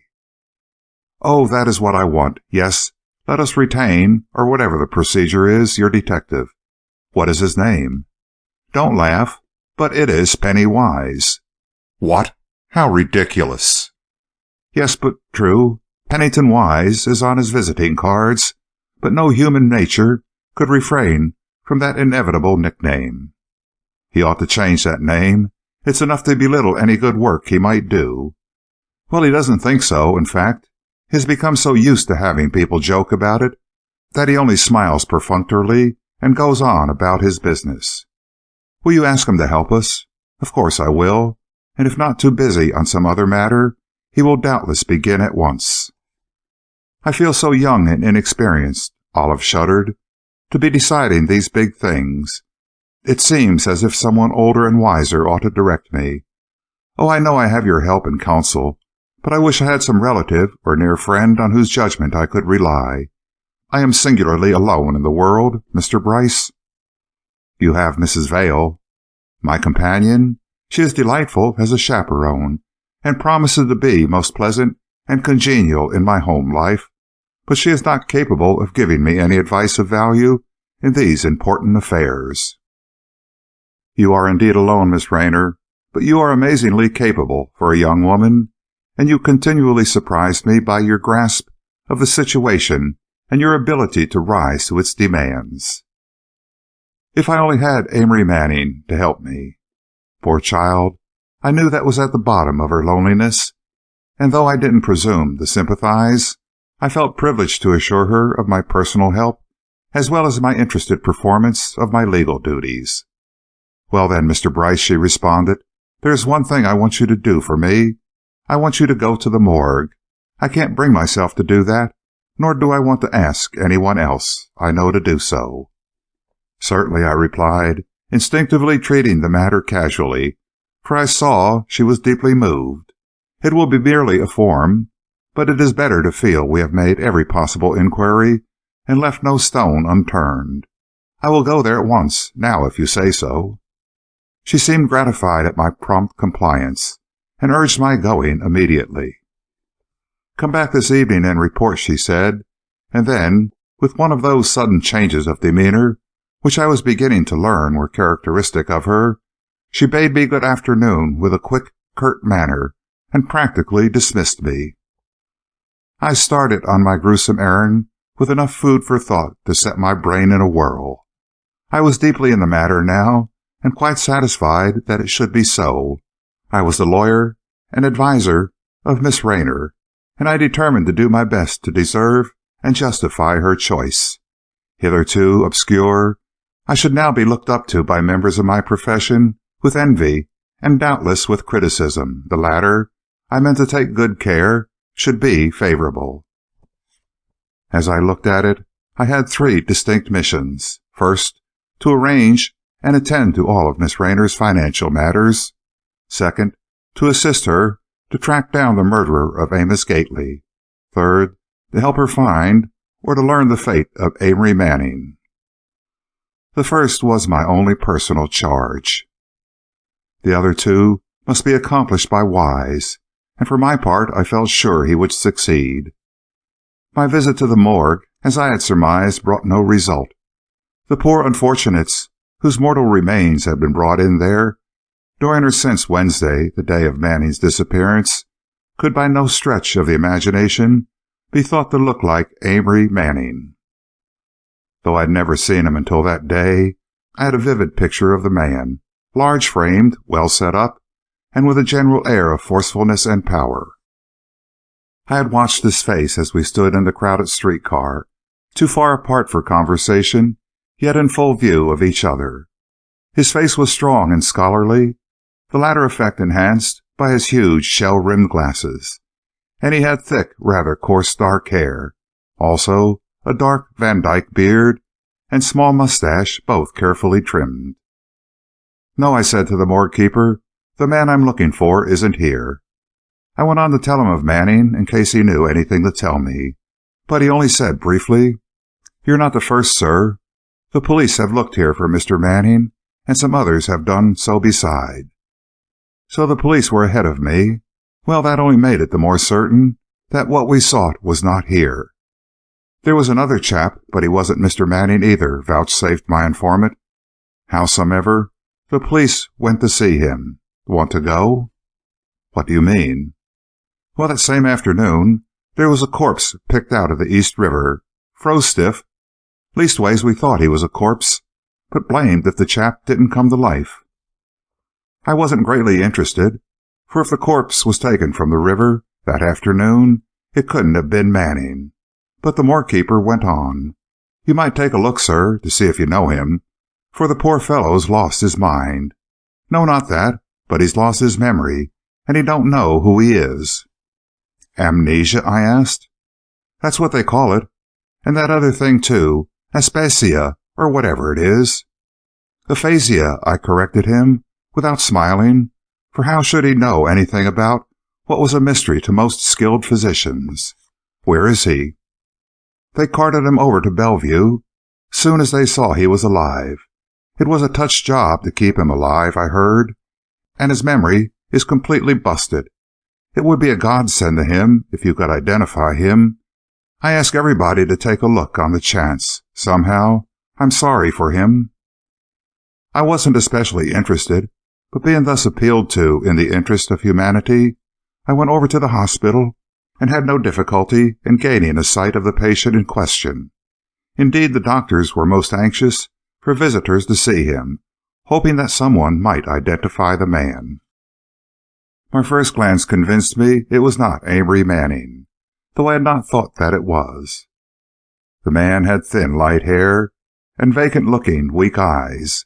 He was smooth-shaven, and his voice was peculiar, a voice sufficient to identify anyone, I felt sure, but it was not a voice I had heard before. No, I didn't know him, and a careful scrutiny made me positive I did not.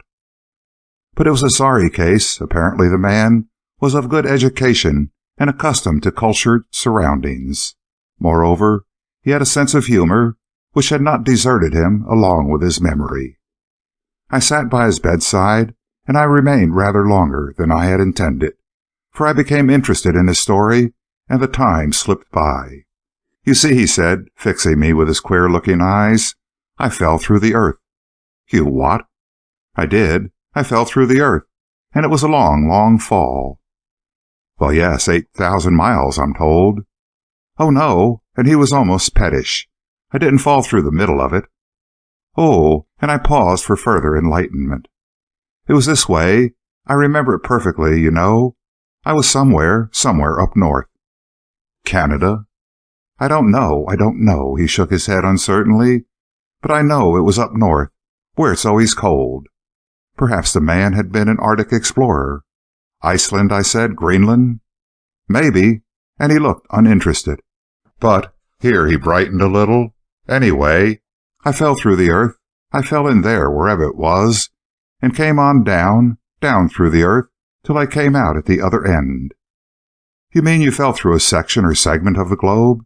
As if, say, you fell in at London and came out at the Cape of Good Hope?" "That's the idea, only I fell out here in New York."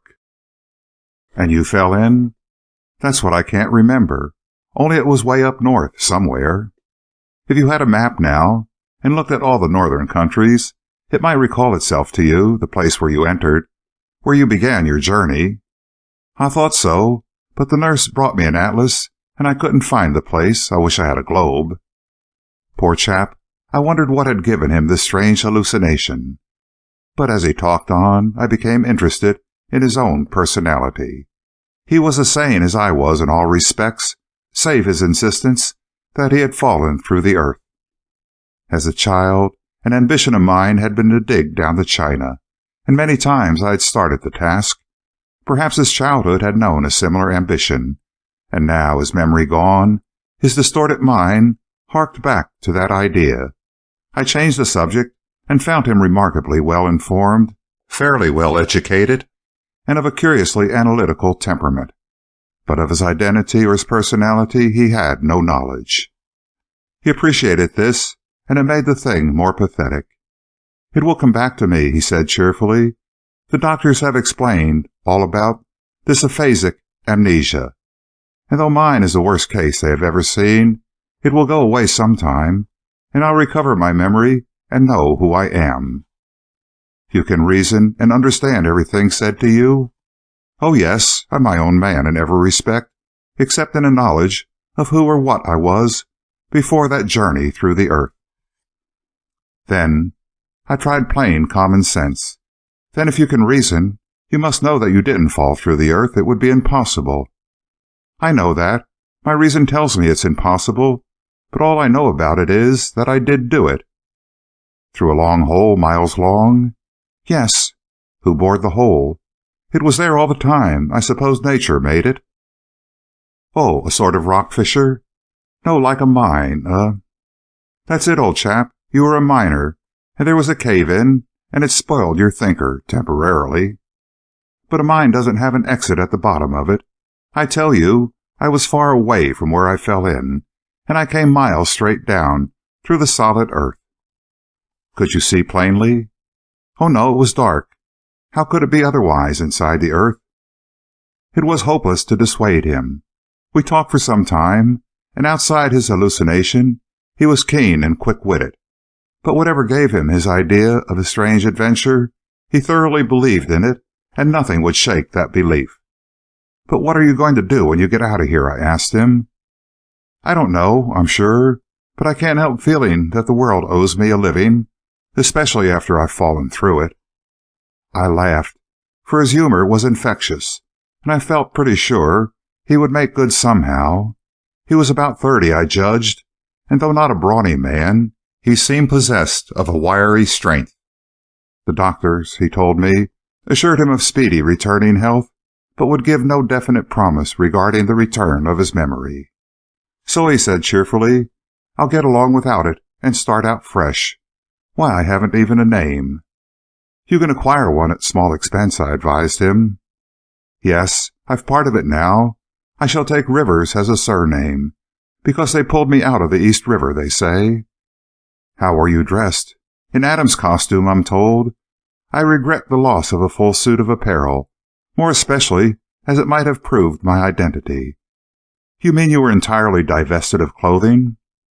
Except for a few rags of underwear, entirely worthless as clues to what was doubtless an illustrious personality.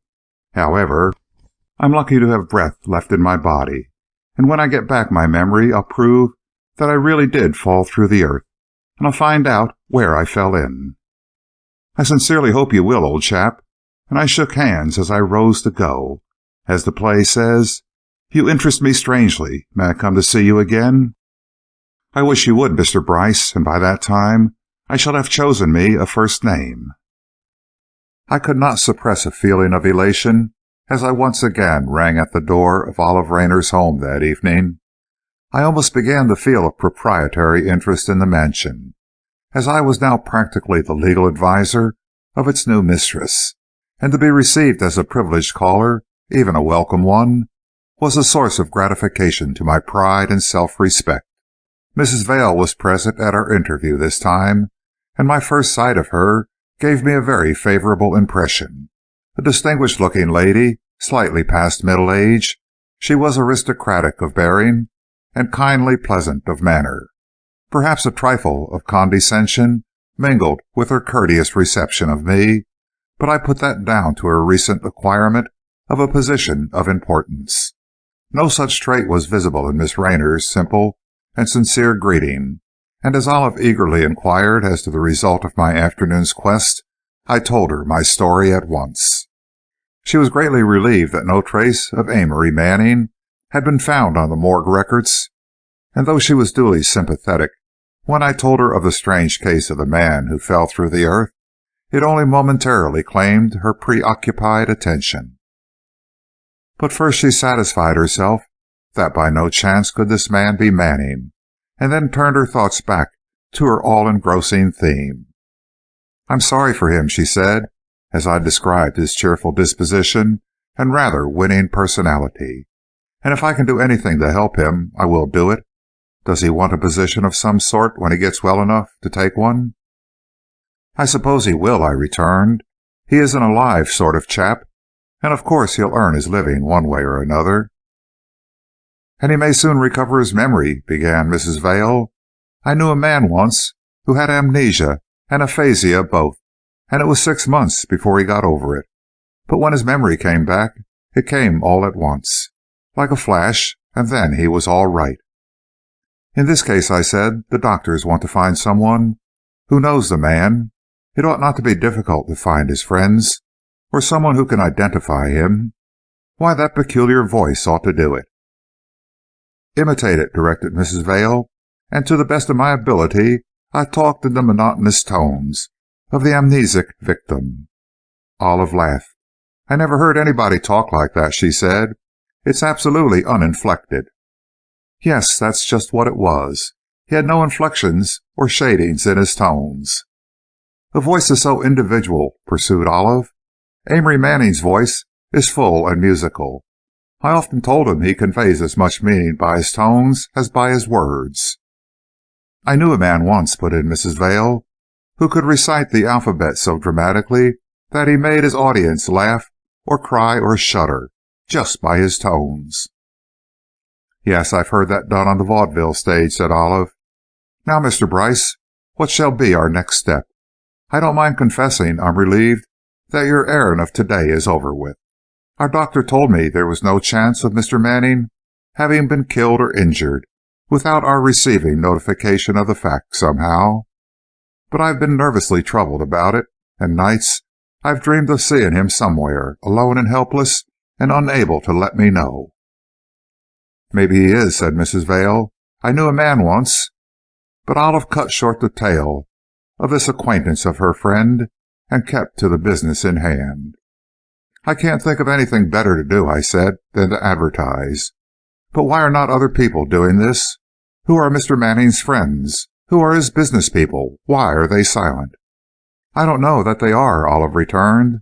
But to tell the truth, I don't know much about Mr. Manning's affairs in a business way. I know he is a civil engineer, but that's about all. A consulting engineer he is, too. As to his people, I know only his sister, and she doesn't know what to do either. I've seen Mrs. Russell twice since, and we can only sympathize with each other. Who is Mr. Russell? Her husband. He's in France, and she's alone with her 2 little girls.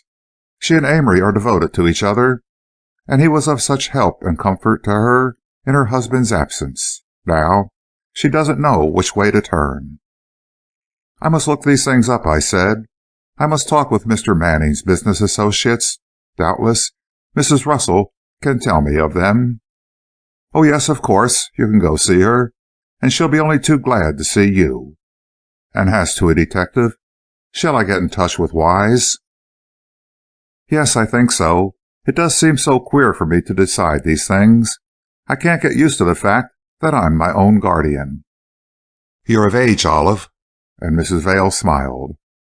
Oh, yes, and I've had entire control of my money for some time.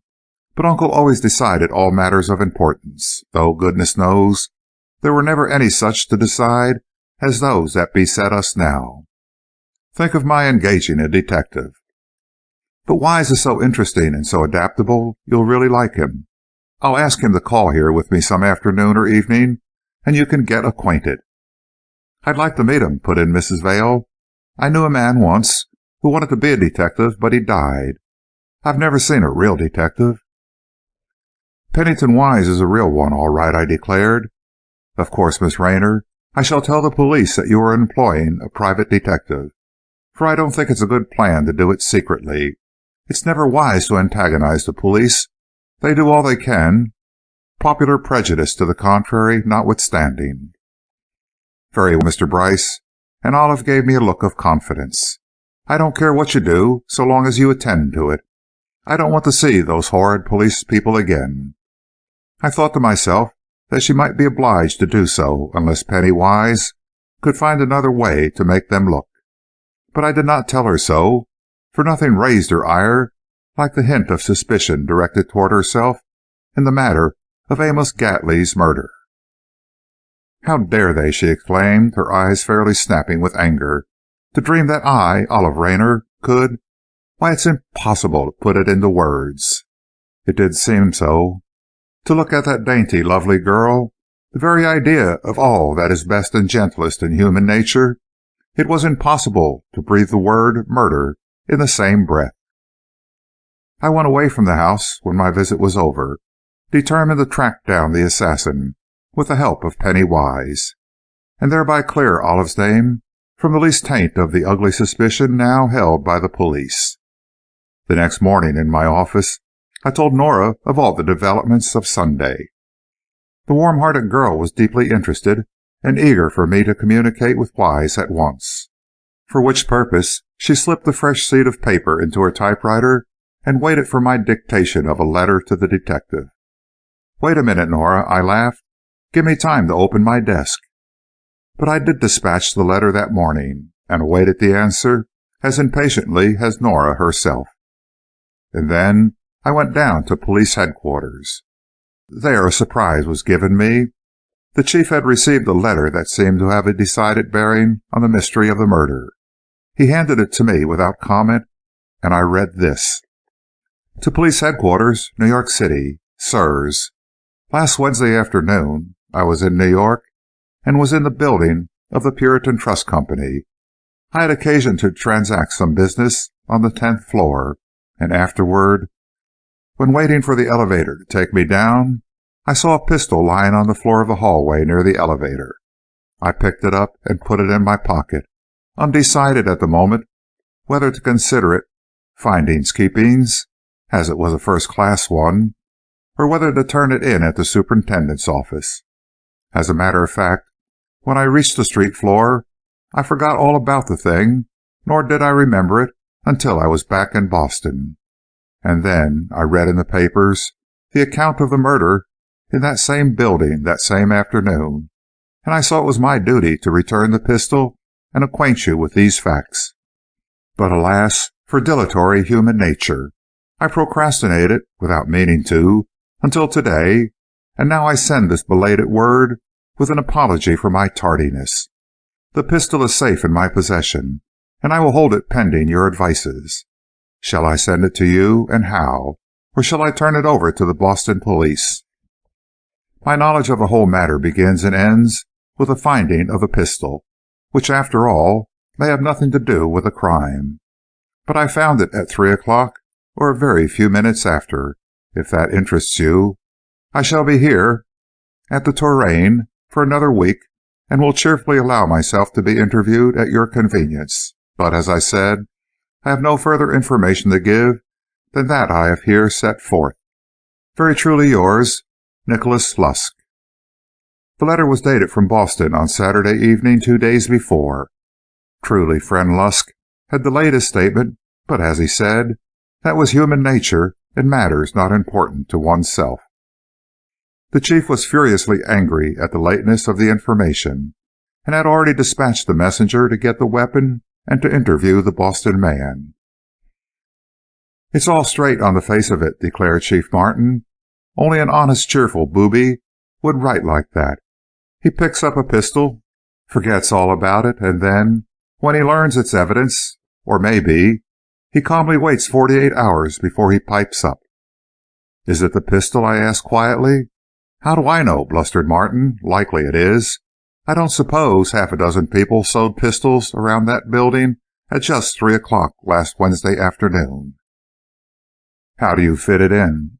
"Well, this way, if you want to know, miss. Well, that is, whoever did do the shooting ran out of the third room, just as Jenny described, and ran downstairs.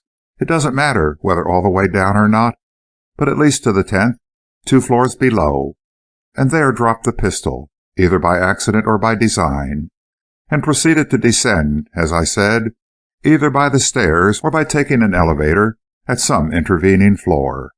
Now, we want that pistol. To be sure, it may not incriminate anybody, and yet there's lots of individuality in firearms. In detective stories, the owner's initials are on all well-conducted pistols, I remarked casually.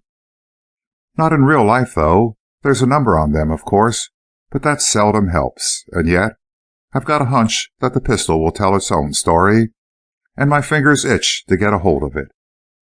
When do you expect it? I sent young Scanlon after it. He's a live wire, and he'll get back soon as anybody could. See here, this is the way I dope it out. If a woman did the shooting, she'd be more likely to throw away a pistol, or to drop it, unintentional like, in her nervousness. But a man, nixy. I had foreseen this, and the statement was, in a way, true. A man having committed murder does not drop his pistol, unless, and I divulged this thought to Martin, unless he wants to throw suspicion on somebody else. "Nothing doing," was his curt response. "Nobody on that floor possible to suspect, excepting it's Rodman, and small chance of him." "Rodman!" I cried. "Why, he got on the elevator at the 7th floor, just after the shooting." "He did?" The chief straightened up. "How do you know?" "Saw him. I was going down, in Minnie's elevator, you know, to look for Jenny." "When was this?" "About 10 minutes after the shooting, and of course I got on at the 12th floor, and there were no other passengers at first, so I talked to Minnie. But at the 7th, Rodman got on, and so we stopped talking." "His office is on the 10th, mused Martin. Just supposing he was implicated, and that he ran downstairs afterwards to his own floor, you know, and then, later, walked to 7 and took a car there." "Purposely leaving his pistol on his own floor?" "Shucks, no, dropped it accidentally." "But you said male criminals don't do that." "Aw, pshaw, I say a lot of things, and you would too, if you were as bothered as I am." "That's so, Chief," I agreed, "and there is certainly something to be looked into, I should say, without waiting for a report from Boston." "You bet there is. I'm going to send Hudson right up there. He's as good a sleuth as we've got, and he'll deal with the Rodman matter in a right and proper way. If there's nothing to find out, Rodman will never know he looked." Hudson was duly dispatched, and I returned to the Puritan Building. It was queer, but Rodman had been in the back of my head all along, and yet I had no real reason to think him implicated. I did not know whether he knew Mr. Gately or not, but I, too, had confidence in Foxy Jim Hudson's discretion, and I was pretty positive he'd find out something, if there was anything worth finding out. And there was. Rodman, by good luck, was out, and his office locked. Hudson gently persuaded the locks to let go their grip, and, for he let me go with him, we went in. The first thing that hit me in the eyes was a big war map on the wall. Moreover, though not a duplicate of Mr. Gately's map, it was similar, and it hung in a similar position. That is, as Rodman's offices were directly under those of the bank president. 2 floors below, the rooms matched, and in the 3rd room, as we called it in Mr. Gately's case, Rodman also had his map hung. There was but one conclusion, and Hudson and I sprang to it at once. Together we pulled aside the map, and sure enough, there was a door exactly like the door in Mr. Gately's room, a small flush door, usually hidden by the map. "To the secret elevator, of course," I whispered to Hudson, for walls have ears, and these walls were in many ways peculiar. "By golly, it is," he returned. "Let's open her up." He forced the door open, and assured himself that it did indeed lead into the private elevator shaft, and there were the necessary buttons to cause it to stop if properly used. But now, the car being down on the ground floor, where it had stayed ever since the day of the murder, of course, the buttons could not be manipulated. "Now," said Hudson, his brow furrowed, "to see where else this bloomin' rogue trap lets them off. There's something mighty queer going on that we ain't caught on to yet." He carefully closed the door, readjusted the map, and making sure we had left no traces of our visit, he motioned me out and we went away. He asked me to return to my office and promised to see me there later. When he returned, he told me that he had visited every office in the building through whose rooms the elevator shaft descended, and in no other instance was there an opening into the shaft. "Which proves," he summed up, "that Mr. Gately and Mr. Rodman were somehow in cahoots, else why would Rodman have access to that secret elevator? Answer me that." There were several possible answers. Rodman might have taken his offices after the elevator was built, and might never have used it at all. His map might have hung over it merely to cover the useless door. Or Rodman might have been a personal friend of Mr. Gately's and used a little car for informal visits.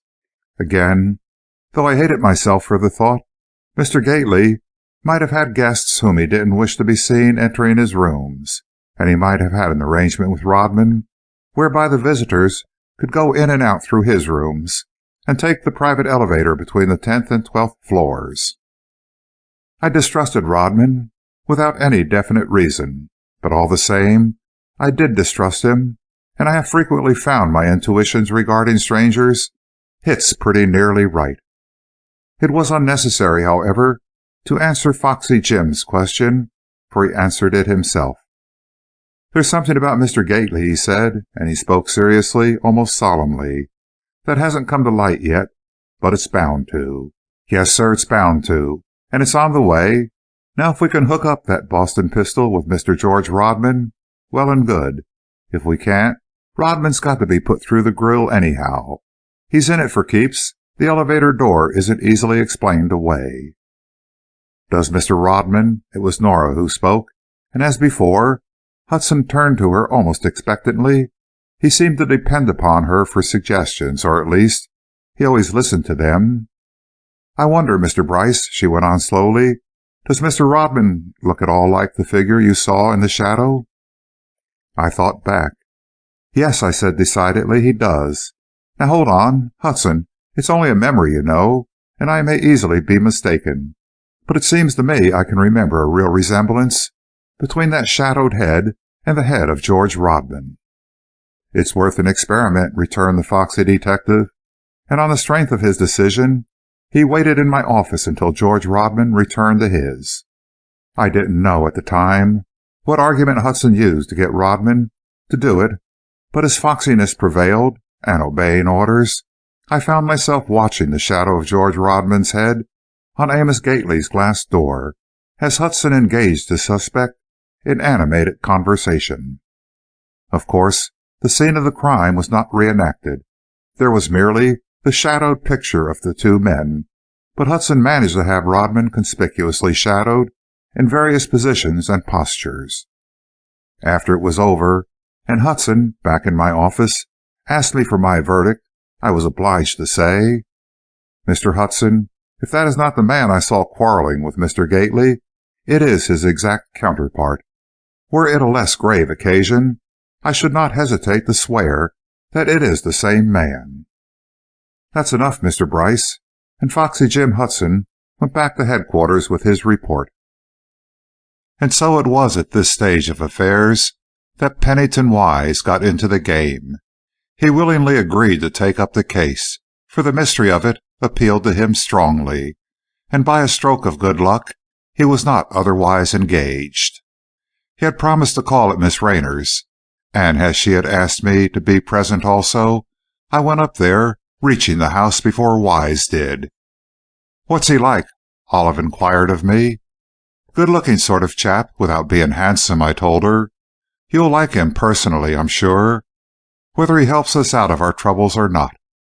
"I don't care a fig for his personality," she returned, "but I do want him to solve our two mysteries. I suppose you'll think I'm dreadful, but I'd rather Mr. Wise would find Amory Manning for me than to discover Uncle Amos's murderer." "I don't blame you at all for that. Of course, we want to find the criminal, but even more, I, too, want to find Mr. Manning for you. And anyway, I suppose the police will think now that Mr. Rodman did it." "They don't go as far as to say that, but they're hunting up evidence, and they've got a hold of some pretty damaging information. It seems Rodman was mixed up in some wrongdoing, and it begins to look as if Mr. Gately was in some way connected with it, at least to a degree. If he was, then he didn't know it was wrong." Olive spoke with deep conviction, and I didn't try to disabuse her mind. And then Pennington Wise was announced. As he entered the room, his manner showed no trace of self-consciousness, and, as I had anticipated, Olive was greatly pleased with her first glimpse of him. But to her surprise, and mine also, he was accompanied, or rather followed, by a young woman, a mere slip of a girl, who paused and stood quietly by. As Olive smiled at her inquiringly, Wise said, "That's easy. She's part of my working paraphernalia, and will just sit and listen while we talk." The girl was fascinating to look at. Slight of build, she had a lithe suppleness that made her every motion a gesture of grace, and her pretty smile was appreciative and responsive.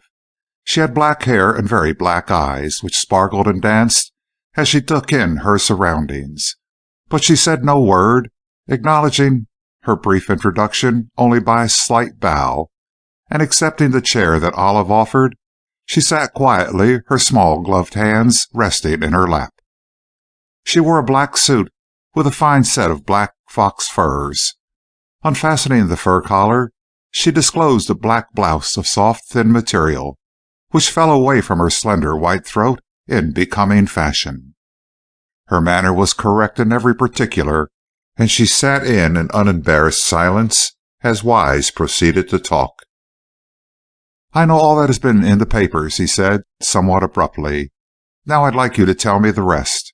I can't help feeling there must be more in the way of evidence or clues than has been made public. First of all, do you think Mr. Rodman the guilty man?"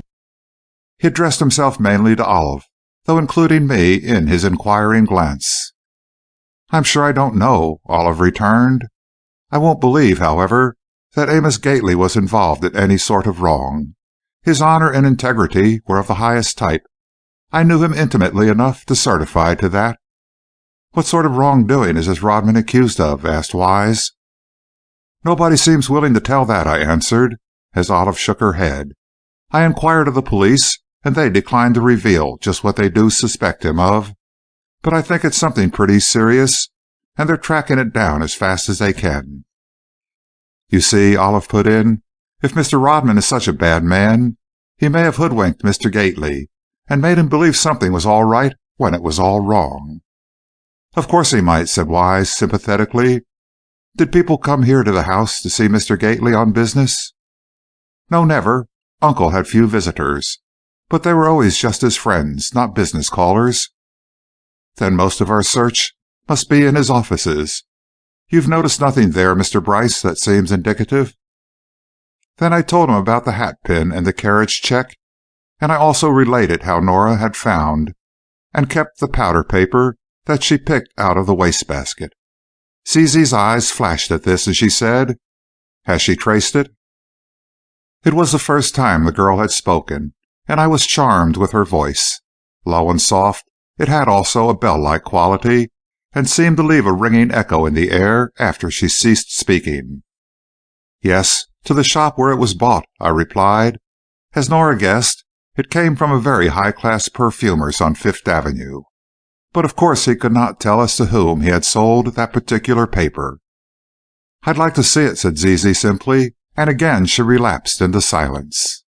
"Nora must be a bright girl," observed Wise, "and she has made a good start by finding the shop.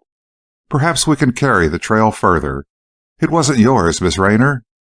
"No, I use a paler tint. This one, I have seen it, is quite a deep pink." "Indicating a brunette, possibly. Now, it is not likely it belonged to that old Mrs. Diggs, so we must assume another woman in the office that day, and we must discover who she is." "There is the hat pin, you know," said Olive. "I have it here, if you care to see it, but the police decided it meant nothing." "Nothing means nothing," said Zizi, with a funny little smile.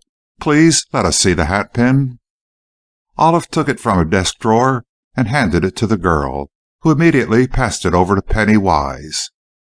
He looked at it with interest for a silent minute. "This couldn't be a better portrait parlé," he exclaimed. "This pin belongs to a lady with dark straight hair, coarse, and lots of it. She has good teeth, and she is proud of them. Her taste inclined to the flashy, and she is fond of strong perfumes. She is of somewhat untidy habits, and given to sentiment. She is intellectual and efficient, and if not wealthy, she has at least a competence." "For gracious goodness sakes," gasped Olive, "and I've studied that hat pin for hours, and never could deduce a thing." "What I have read from it may be of no use to us," said Wise indifferently. "I think it will be a sufficient indication of which way to look to find the lady in question. but that doesn't necessarily mean the finding of her will do any good." "She may know something to tell us that will do good," Olive suggested. "At any rate, let's find her. How will you go about it?" "Why, I think it would be a good plan to ask the stenographer, Jenny Boyd, if she ever saw anyone there who fits our description." "She's the lady of the powder paper, maybe," murmured Zizi, and Pennywise said, "Of course," in a preoccupied way, and went on. "That Jenny person must be further grilled. She hasn't told all she knows. She was in Mr. Gately's employ but a short time, and yet she picked up a lot of information. But she hasn't divulged it all, not by a long shot." "How do you know all this?" asked Olive wonderingly. "I've read the papers. I have an unbreakable habit of reading between the lines, and I think Miss Jenny has been persuaded by somebody to suppress certain interesting bits of evidence that would fit right into our picture puzzle." "May I come in?" said a gentle voice, and Mrs. Vail appeared in the doorway. As we rose to greet her, Olive presented Mr. Wise, and then Mrs. Vail permitted herself the luxury of a stare of genuine curiosity. His whimsical smile charmed her, and she was most cordial of speech and manner. Indeed, so absorbed was she in this new acquaintance that she didn't even see Zizi, who sat, as always, back and in the shadow. "Don't let me interrupt," said Mrs. Vail, fluttering into a chair. "Just go on, as if I were not here. I'm so interested. Just let me listen. I won't say a word. Oh, Olive dear, did you show Mr. Wise the letter?" "No, it's unimportant," replied the girl. "But I don't think it is, my dear," Mrs. Vail persisted. "You know, it might be what do they call it? A clue. Why, I knew a lady once—" "A letter is always important," said Zizi from her corner, and Mrs. Vail jumped and gave a startled exclamation. "Who's that?" she cried, peering through her lorgnon in the direction of the voice. "Show yourself, Zizi," directed Wise. "This is my assistant, Mrs. Vail. She is in our council, but not of it. I can't explain her exactly, but you'll come to understand her." Zizi leaned forward and gave Mrs. Vail a pleasant, if indifferent smile, then sank back to her usual obscurity. The girl was, Wise had said, a negligible personality, and yet whenever she spoke she said something. Mrs. Vail looked bewildered, but apparently she was prepared to accept anything, however strange, in connection with detective work. "Well," she observed, "as that pretty little thing says, a letter is always important. And I think you ought to show it, Olive. I had a letter once that changed the whole current of my life." "What is this letter, Miss Rayner?" asked Wise in a matter-of-fact way. "One I received in this morning's mail," Olive replied. "I paid no attention to it because it was anonymous. Uncle Amos told me once never to notice an anonymous letter, always to burn and forget it."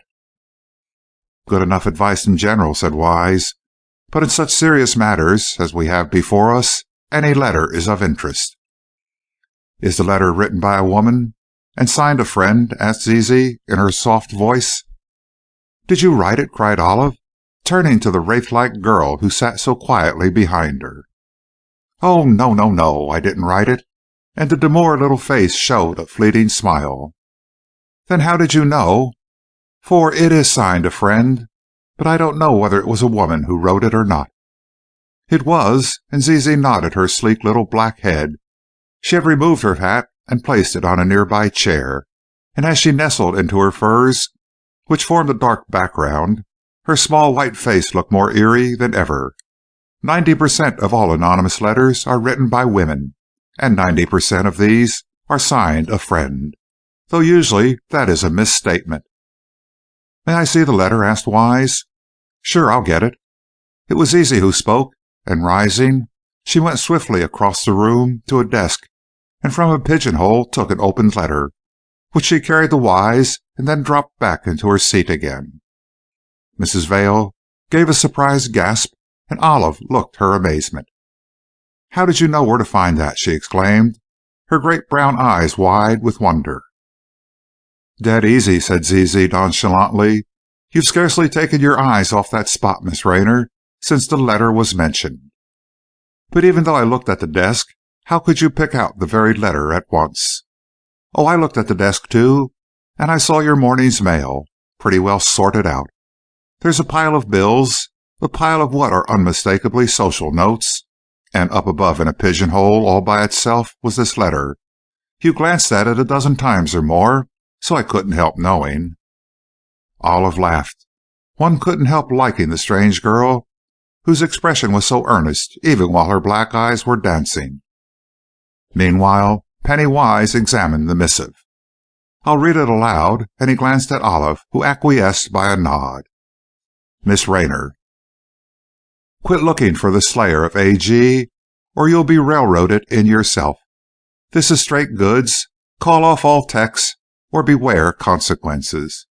Will not warn twice. A friend." "A woman," Pennington Wise said in a musing voice after he read it. "A businesswoman," added Zizi from her corner. "A stenographer, maybe," Wise went on. And Olive cried, "Do you mean Jenny?" "Oh, no, this is written by a woman with more brains than Jenny ever dreamed of. A very clever woman, in fact." "Who?" breathed Olive, her eager face flushing in her interest and anxious to know more. "I don't know that, Miss Rayner, but—" "Oh, Mr. Wise," broke in Mrs. Vail, "you are so wonderful. Won't you explain how you do it as you go along?" She spoke as if he were a conjurer. "Anything to oblige," Wise assented. "Well, here's how it looks to me. The writer of this letter is a businesswoman, not only because she uses this large single sheet of bond paper, but because she knows how to use it. She is a stenographer. By that I do not necessarily mean that is her business. She may have a knowledge of stenography and be in some much more important line of work. But she is an accomplished typist, and a rapid one. This I know, of course, from the neat and uniform typing.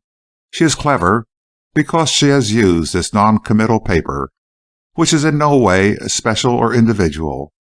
She is a businesswoman again, because she uses such expressions as quite, railroad, tech, straight goods." "Which she might do by way of being misleading," murmured Zizi. "Too many of 'em, and too casually used, Zizi. A society girl trying to pose as a businesswoman never would have rolled those words in so easily. I should have said a newspaper woman, but for a certain peculiarity of style, which indicates what, Zizi?" "You've got it. A telegraph operator." "Exactly. Do you know any telegraphers, Miss Rayner?" "No, indeed," and Olive looked astounded at the suggestion that she should number such among her acquaintances. "Are you sure?" "Looks mighty like it. The short sentences and the elimination of personal pronouns seems to me to denote a telegraph girl's diction. And she is very clever. She has sent the carbon copy of the letter and not the outside typing." "Why?" I asked. "To make it less traceable. You know, typewriting is very nearly as individual as pen writing. The differentiations of the machine, as well as of the user's technique, are almost invariably so pronounced as to make the writing recognizable. Now these peculiarities, while often clear on the first paper, are blurred more or less on the carbon copy. So a friend, thinking to be very canny, has sent the carbon. This is a new trick, though I've seen it done several times of late. But it isn't so misleading as it is thought to be. For all the individual peculiarities of the typewriter, I mean, the machine, are almost as visible on this one as on the other. I've noticed them in this case, easily. And moreover, this would-be clever writer has overreached herself. For a carbon copy smudges so easily that it is almost impossible to touch it, even to fold the sheet, without leaving a telltale thumb or fingerprint. And this correspondent has most obligingly done so." "Really?" breathed Zizi, with a note of satisfaction in her low voice. "And the peculiarities, what are they?" asked Olive. "The one that jumps out and hits me first is the elevated S. Look. And you have to look closely, Miss Rayner. In every instance the letter S is a tiny speck higher than the other letters." "Why, so it is," and Olive examined the letter with deep interest. "But how can you find the machine with an elevated S?" "It isn't a signboard, it's a proof. When we think we have the right machine, the S will prove it, not lead us to it. "Let me see," begged Mrs. Vail, reaching for the paper. "A friend of mine is a stenographer. Maybe she—" "Excuse me," and Penny Wise folded the letter most carefully. "We can't get any more fingerprints on this paper, or we shall render it useless. Now, Miss Raynor, I'm going. I'll take the letter, and I've little doubt it will be a great help to me in my work.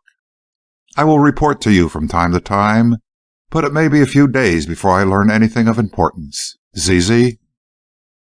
"Yes, I'll stay here," and the girl sat quietly in her chair. "That means she'll take up her abode with you for the present, Miss Raynor," and Wise smiled at Olive. "Live here?" "Yes, please. It is necessary, or she wouldn't do it."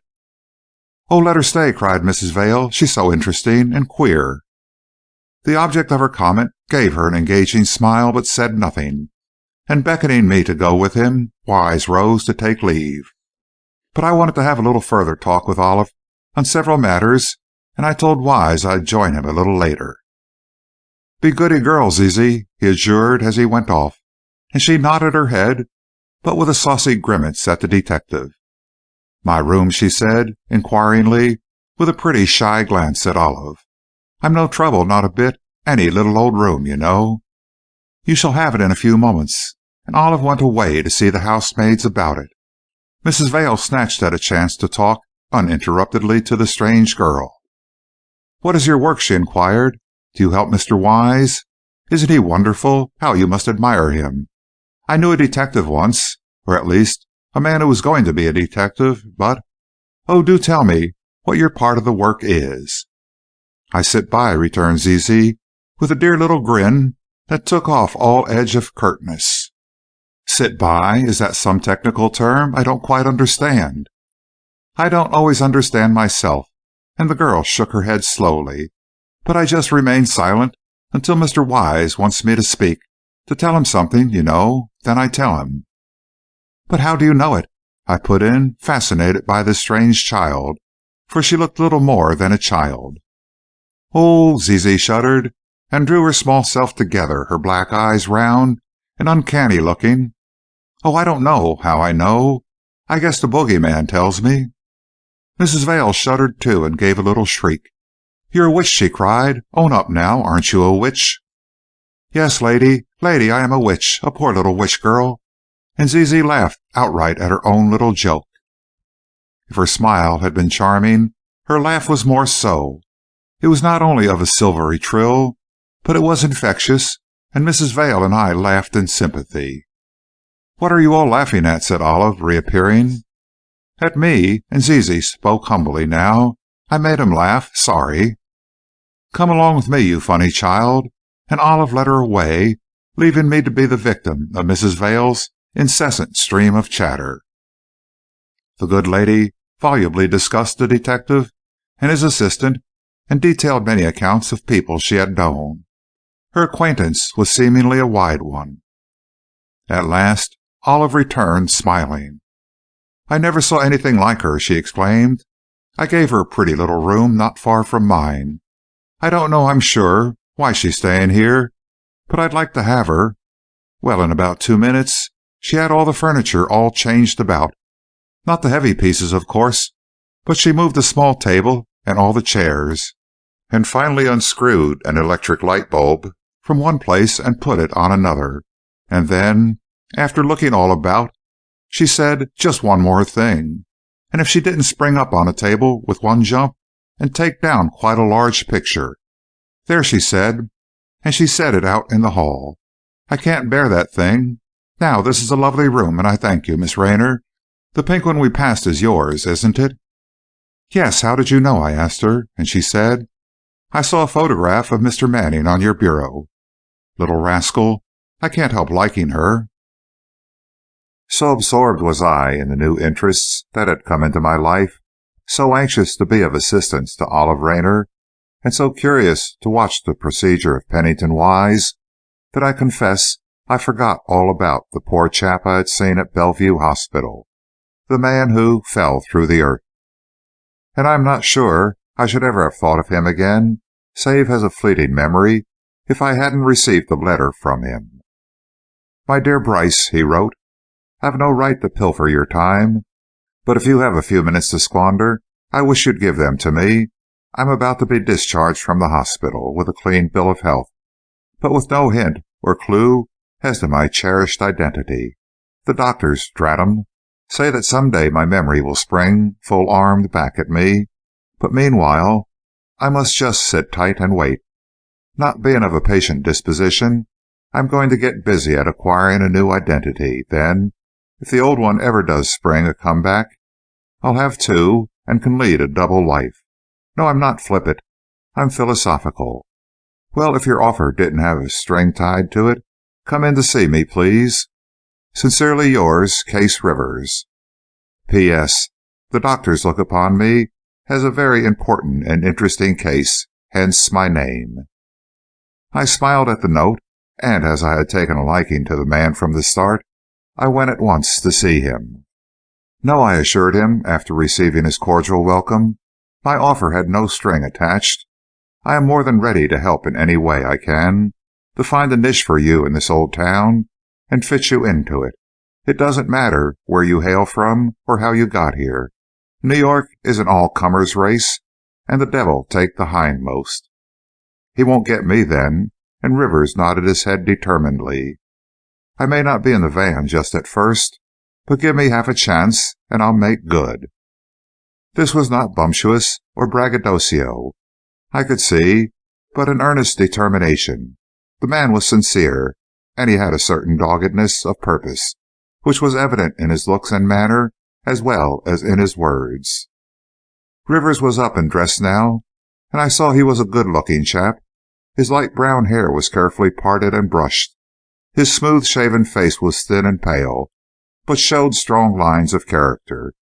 He had been fitted with glasses, a pince-nez held by a tiny gold chain over one ear, and this corrected the vacant look in his eyes.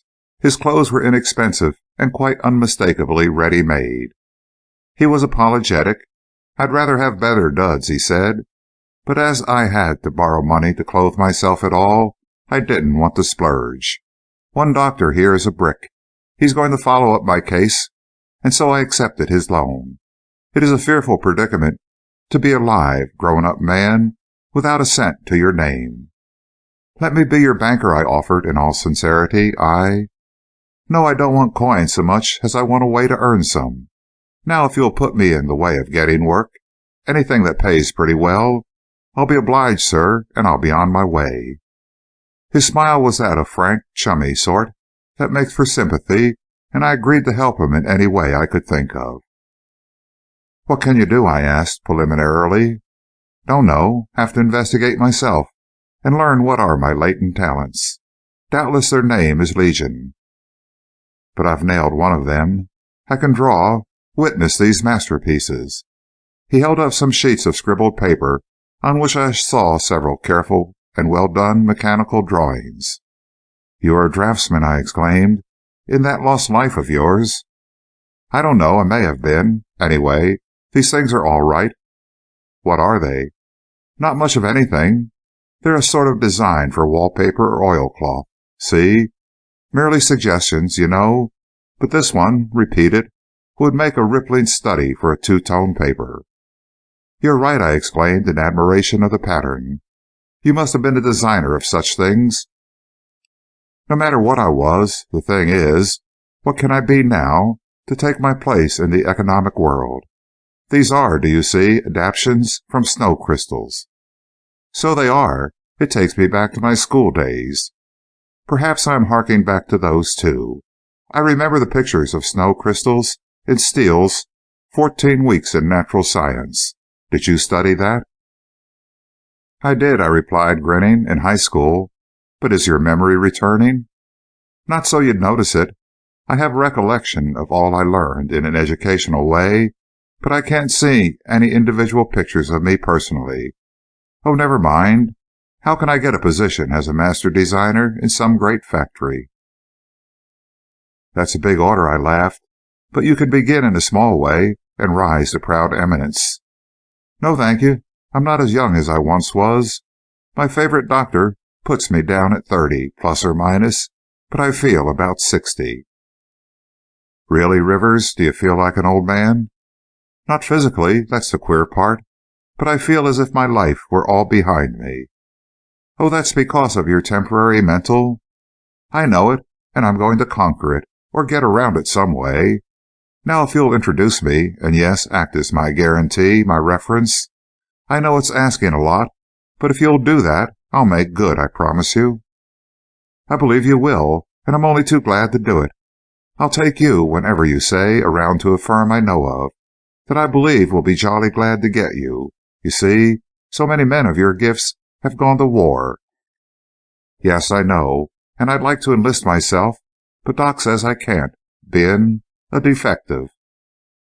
"I wish you were a detective instead," I said, partly to turn the current of his thoughts from his condition and partly because my mind was so full of my own interests that he was a secondary consideration.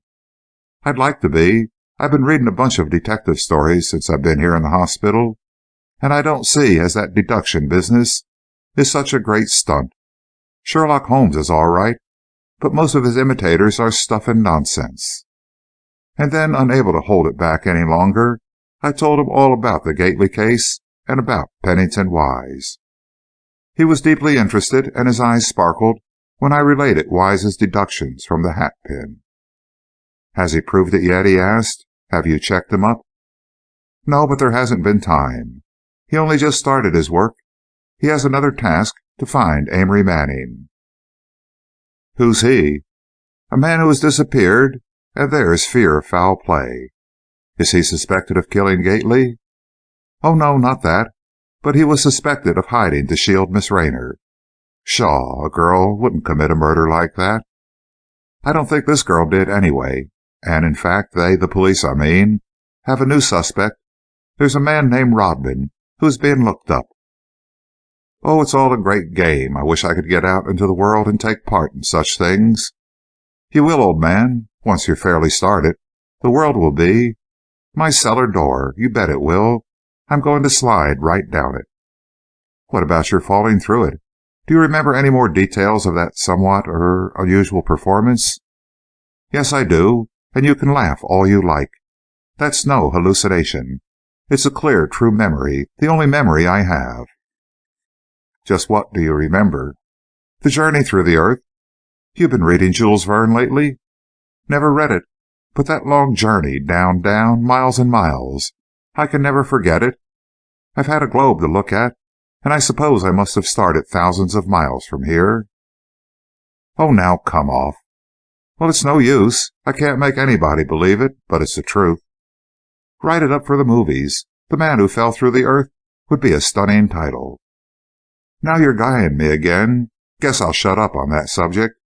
But I'll stick you for one more helping hand act. Where can I get a room to live in for a short time?" "Why a short time?" "Because I must take a dinky little cheap place at first. Then soon I'll be on my feet, financially speaking, and I can move to a decent quarters. You see, I'm going to ask you after all to trust me for a few shekels right now, and I'll return the loan with interest at no far distant date." His calm assumption of success in a business way impressed me favorably. Undoubtedly, he had been one accustomed to making and spending money in his previous life, and he took it as a matter of course. But his common sense, which had by no means deserted him, made him aware that he could get no satisfactory position without some sort of credentials.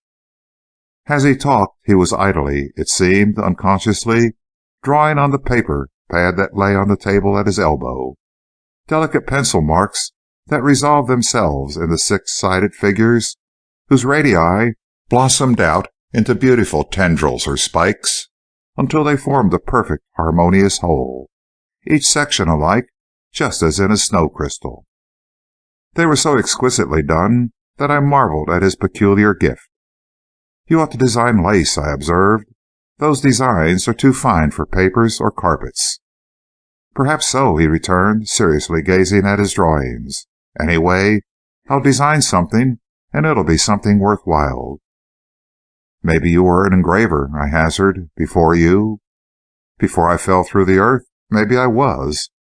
"Well, then, suppose tomorrow I so far encroach on your good offices as to go with you to see the firm you mentioned, Or, if you'll give me a letter of introduction. Do you know your way around New York? I'm not sure. I have a feeling I was in New York once, a long time ago, but I can't say for certain. I'll go with you then. I'll call for you tomorrow and escort you to the office I have in mind, and also look up a home and fireside that appeals to you. The sort that appeals to me is out of the question at present, he said, firmly determined to put himself under no greater obligation to me than need be. I'll choose a room like the old gentleman in the Bible had, with a bed and a table and a stool and a candlestick. You remember your literature all right. I do, mostly, though I'll confess I've read of that ascetic individual since I've been here. The hospital's long on Bibles and detective stories, and short on belles lettres. Well, so long, old man. I went away pondering. It was a strange case, this of Case Rivers. I smiled at the name he had chosen. He was positively a well-educated and well-read man. His speech gave me a slight impression of an Englishman, and I wondered if he might be Canadian. Of course, I didn't believe an atom of his yarn about coming from Canada to our fair city via the interior of the globe, but he may have had a lapse of memory that included his railroad journey, and dreamed that he came in some fantastic way. And then, as is usual, when leaving one scene for another, my thoughts flew ahead to my next errand, which was a visit to police headquarters. Here Chief Martin gave me a lot of new information. It seemed they had unearthed damaging evidence in the case of George Rodman, and he was, without a doubt, a malefactor, but in what particular branch of evil the chief omitted to state. Nor could any rather broad hints produce any result. At last I said, "Why don't you arrest Rodman, then?" "Not enough definite evidence. I'm just about sure that he killed Gately, and I think I know why, but I can't prove it, yet. Your statement that his head shadowed on the glass door was the same head you saw the day of the murder is our strongest point." "Oh, I didn't say that," I cried, aghast. "I do say it looked like the same head, but I wouldn't swear that it was." "Well, I think it was, and though we can't connect up the pistol with Rodman—" "Did you get the pistol from the Boston man?" "Yes, Scanlon brought home the bacon, but careful grilling failed to get any more information from Lusk, the man who found the pistol. He tells a straight tale of his visit to the Puritan Building and his business there, all corroborated by the people he called on. He found that pistol just as he says he did, and of course I know he told the truth in his letter. If he were involved or had any guilty knowledge of the crime, he surely wouldn't write to tell us of it. So now we have the pistol, and we know it was picked up in the 10th floor hall near Rodman's door. But that proves nothing, since we can't claim it is Rodman's weapon. It may be, of course, but there's nothing to show it." "What does Rodman say for himself?" "Denies everything. Says he had the merest nodding acquaintance with Gately. This we know is a lie. Says he knew there was an elevator door in his room, but he had never used it, nor even opened it. Said he hung a big war map over it because it was a good place for a map. We've no living witness to give a shred of evidence against Rodman, except your statement about his shadow, and that is uncertain at best." "Yes, it is. I do say it looked like Rodman's head. That is, I mean Rodman's head looked like the one I saw that day, but other heads might look as much like it." "That's the trouble. George Rodman is a slick chap, and what he does that he doesn't want known doesn't get known. But I'm on to him, and I'll bet I'll get him yet. He's so confoundedly cool that all I say to him rolls off like water off a duck's back. He knows I've got no proof, and he's banking on that to get through." "What about Jenny? Can't she tell you anything?" "She knows nothing about Rodman, and that very point proves that if he visited Gately often, as I think he did, he came and went by that private elevator which connected their two offices, as well as made a street exit for either or both of them. Did old man Boyd ever see Rodman leave the Mattawan by way of that elevator?" "He says he never did, but sometimes I think Rodman has fixed him." "And Jenny, too, maybe." "Maybe, and here's another thing. There's somebody called the Link who figures largely in the whole affair, but figures secretly. I won't say how I found this little joker, but if I can dig up who the link is, I've made a great stride toward success." Naturally, I said nothing about Pennington Wise to the chief of police, but I made a mental note of the link to report to the detective. "Rewards offered," we were suddenly informed as Foxy Jim Hudson burst into the room. "For what?" asked the chief, a little absent-mindedly. "For information leading to the whereabouts of Amory Manning." Martin wheeled round in his chair to look at his subordinate. "Who offered it? How much?" "That's the queer part, Chief. Not the amount, that's $5,000. But it's a person or persons unknown who will put up the kale. It's done through the firm of Kellogg and Kellogg, about the whitest bunch of lawyers in town. I mean, whoever offers that reward is somebody worthwhile. No shyster business. I'm for it, the money, I mean. Do you know, Chief, the disappearance of that Manning chap is in some way connected with the Gately murder? I've got a hunch on that, and here's how I dope it out. Manning saw Rodman. Well, perhaps he didn't see him shoot, but he saw something that incriminated Rodman, and so he, Rodman, had to get Manning out of the way, and did. You see, friend Rodman is not only a deep-dyed scoundrel, but the dye was made in Germany." "Well, I'm glad the reward is offered," commented the chief. "Now, some rank outsider will pipe up and speak his little piece." "Meaning anybody in particular?" I asked. With that peculiar, irritating trick of his, Chief Martin not only made no reply, but gave no evidence of having heard my question. He went on. "That makes two rewards. The Puritan Trust Company has offered $5,000 for the apprehension of Gately's murderer. The other $5,000 adds to the excitement and ought to produce a good result." "I'm out for both," announced Hudson. "Can't say I expect to get 'em, but I'll make a fierce stab at it. Rodman has an awful big income and no visible means of support. That fact ought to help." "How?" I asked. "Well, it proves to my mind that he was mixed up in lucrative business that he didn't, well, advertise. The link was mixed in, too. That is, I suppose, the link was a sort of go-between who enabled Rodman to transact his nefarious deals secretly." "Well, Foxy, you know a lot," and the chief laughed good-humoredly. I felt that I now knew a lot, too, and as I went away, I determined to see Penny Wise at once and report all I had learned.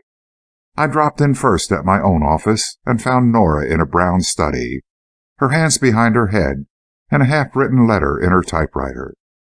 She gazed at me absently, and then, noting my air of excitement, she became alert and exclaimed, "What's happened?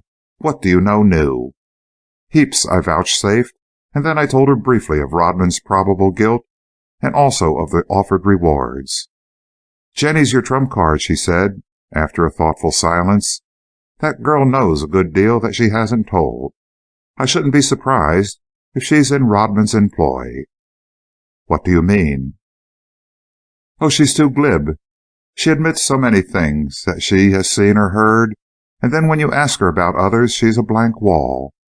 Now, she does know about them, but she won't tell. Why? Because she's paid not to." "Then how can we get around her?" "Pay her more." And Nora returned to her typing. But she looked up again to say, "Mrs. Russell called here about an hour ago." "She did? What for?" "I don't know. She wanted to see you. She was a bit forlorn, so I talked to her a little." "I'm glad you did. Poor lady. She feels her brother's absence terribly."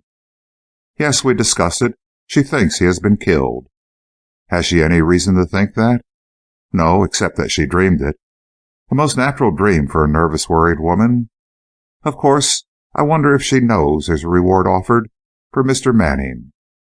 "Maybe she offered it through the Kellogg people." "No, she didn't." "Pray, how do you know, O modern Cassandra?"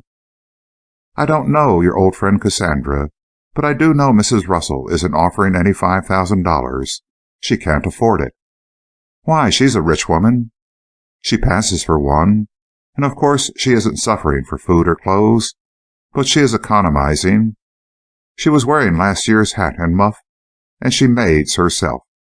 Perhaps she wore her old clothes because she was merely out to call on my unworthy self. No, she was on her way to a reception. They're her best clothes now, and a tiny rip in one glove and a missing snap fastener on her bodice proves she keeps no personal lady's maid, as people in her position usually do. So I'm sure she isn't offering big reward money, though she loves her brother. You're a born detective, Miss Nora. You'll beat Penny Wise at his own game if he doesn't watch out. Maybe, said Nora, and she laid her fingertips gracefully back on her typewriter keys. It was the next afternoon that Penny Wise came into my office. It was his first visit there, and I gave him a hearty welcome. Nora looked so eagerly expectant that I introduced her to him, for I couldn't bear to disappoint the girl by ignoring her. Wise was delightfully cordial toward her, and indeed Nora's winsome personality always made people friendly. I had tried to get in touch with the detective the day before, but he was out on various errands, and I missed him here and there, nor could we get together until he found the leisure. I told him all I had learned from the police, but part of it was already known to him. He was greatly interested in the news, which he had not heard before, that there was somebody implicated who was called the Link. "That's the one we want," he cried. "I suspected some such person." "Man or woman?" asked Nora briefly, and Wise glanced at her. "Which do you think?" "Woman," she replied, and Penny Wise nodded his head. "Yes, I've no doubt the Link is a woman and a mighty important factor in the case." "But I don't understand," I put in. "What does she link?" "Whom, not what," said Wise, and he looked very serious. "Of course you must realize, Bryce, there's a big motive behind this Gately murder, and there's also a big reason for Amory Manning's disappearance. The two are connected, there's no doubt of that. But that doesn't argue Manning the murderer, of course. No, this Link is a woman of parts, a woman who is of the highest value to the principals in this crime, and who must be found, and that at once."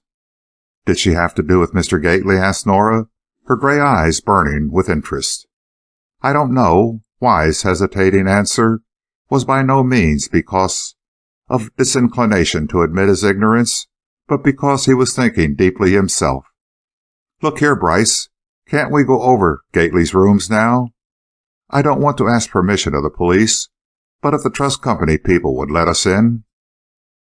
"Of course," I responded, and I went at once to the vice president for the desired permission.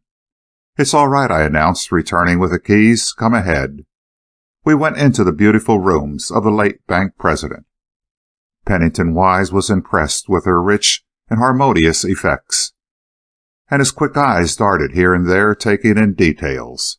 With marvelous swiftness, he went through the 3 rooms of the suite, nodding his head as he noted the special points of which he had been told.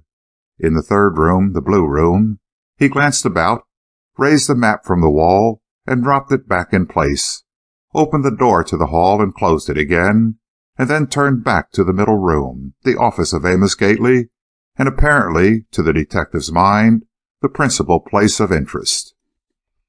He sat down in the fine big swivel chair, whose velvet cushioning deprived it of all look of an ordinary desk chair, and mused deeply as his eyes fairly devoured the desk fittings. Nothing had been disturbed that I noticed, except that the telephone had been set up into its right position, and also the chair, which I had found overturned, was righted. Wise fingered only a few things. He picked up the pen holder, a thick, magnificent affair made of gold. "Probably a gift from his clerks," said I, smiling at the ornate and ostentatious-looking thing. "All the other gimcracks are in better taste." Pennington Wise opened the desk drawers. There was little to see, for all financial papers had been taken away by Mr. Gately's executors. "Here's a queer bunch," Wise observed, as he picked up a packet of papers held together by a rubber band. He sorted them out on the desk. They were sheets of paper of various styles, each bearing the address or escutcheon of some big city hotel. Many of the principal hostelries of New York were represented among them. Each sheet bore a date stamped on it with an ordinary rubber dating stamp. "Important, if true," commented Wise. "If what's true?" asked Nora, bluntly. "My deductions," he returned. "These letters, if we can call them letters, doubtless were sent to Mr. Gately at separate times and in separate envelopes." "They were," I informed him. "One came the morning after his death." "It did? Which one?" "It isn't here. All the new mail went to his lawyer." "We must get hold of it." "But, do tell me, what's the import of a blank sheet of paper?" "These aren't blank," and he pointed to the stamped dates. "They are very far from blank." "Only a date on a plain sheet of paper? What does that mean?" "Perhaps nothing, perhaps everything." It wasn't like Penny Wise to be cryptic, and I gathered that the papers were really of value as evidence. "Has the writing been erased?" I hazarded. "Probably not. No, I don't think so." He scrutinized more closely. "No," he concluded, "nothing like that. The message is all told on the surface, and he who runs may read." "Read? The Waldorf Astoria, December 7th, I scoffed. "And is the reader greatly enlightened?" "Not yet, but soon," Wise murmured, and he kept up his investigation. "Ha," he went on, "as the actor hath it, what have we here?" He was now scrutinizing the ends of 2 burnt cigarettes left on the ash-tray of the smoking set. "The lady has left her initials. How kind of her." "Why, Hudson studied those and couldn't make out any letters," I exclaimed. "Blind Hudson." These very dainty and expensive cigarettes belonged to a fair one whose name began with K and S, or S and K. Be careful how you touch it, but surely you can see that the tops of the letters, though scorched, show definitely enough to know that they must be K and S. "They are," cried Nora. "I can see it now." "Couldn't that S be an O?" I cavilled. "Nope," and Wise shook his head.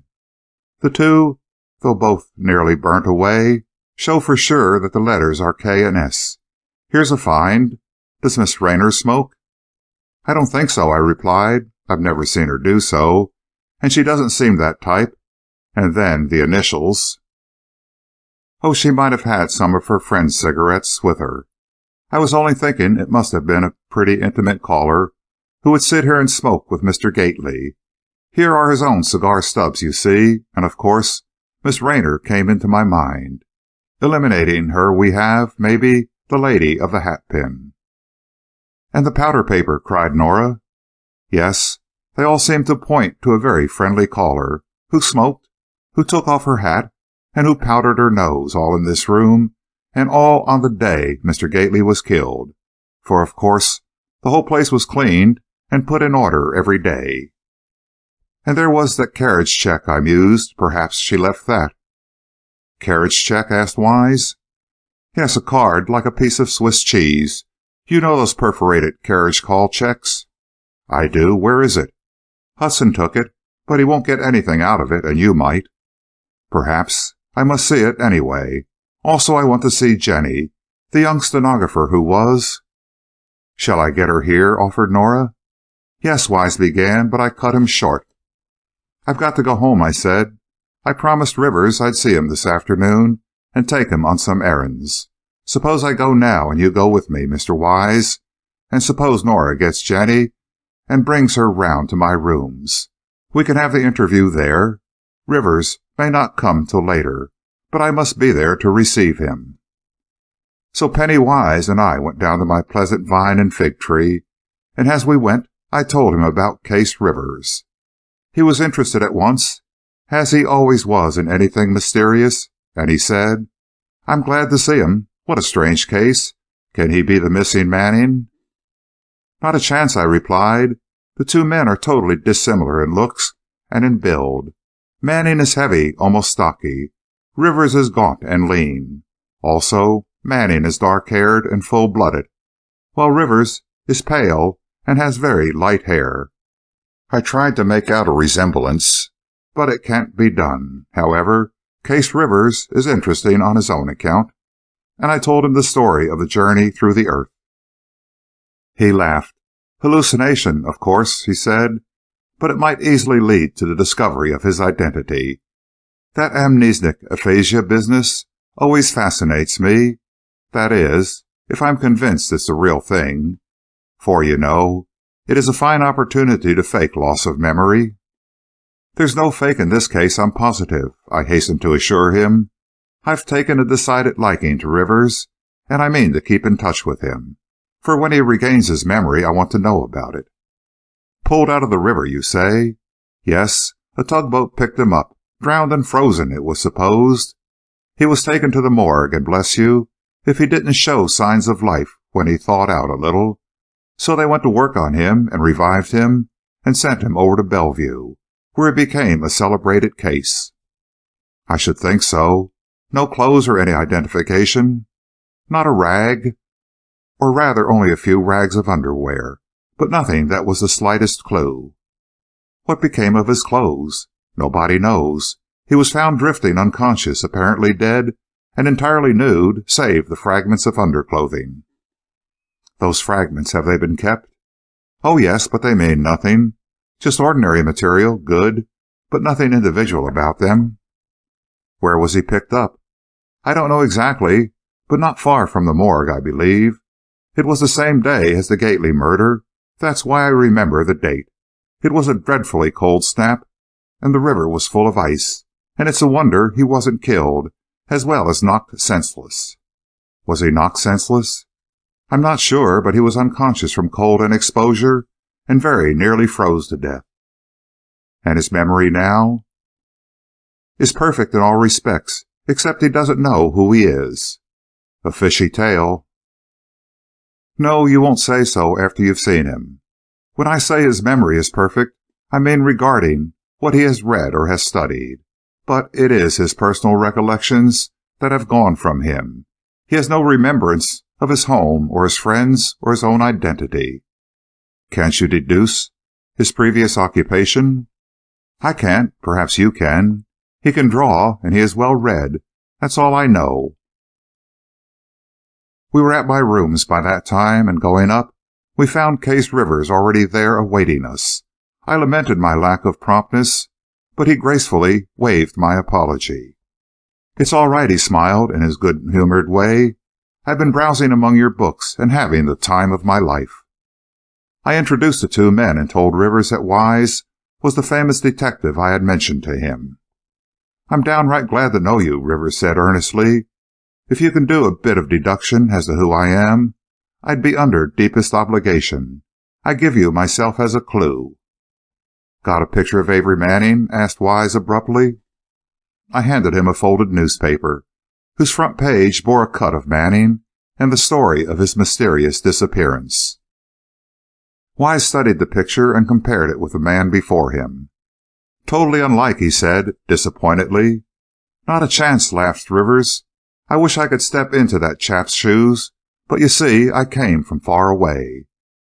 Tell me about that trip of yours, asked Wise. Don't know much to tell, returned Rivers, but what I do know, I know positively, so I'll warn you beforehand not to chuckle at me, for I won't stand it. Rivers showed a determination that I liked. It proved that I was right in ascribing a strong character to him. He would stand chaffing as well as anyone I knew, but not on the subject of his fall through the earth. I don't know when or where I started on my memorable journey, but I distinctly remember my long, dark fall straight down through the earth. Now it would seem impossible, but I can aver that I entered in some very cold, Arctic sort of country, and I came on down feet first till I made exit in New York. I was found, but how I got into the river I don't know. Were you clothed when you started? I can only say that I assume I was.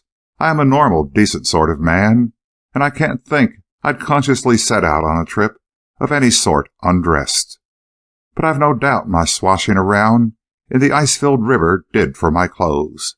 Probably as related by the ancient mariner, the ice was here, the ice was there, the ice was all around, it cracked and growled and something or other, and howled, like noises in a swound. You see, I still know my familiar quotations by heart. That's a queer phrase, and Wise shook his head. It may be You are a poet."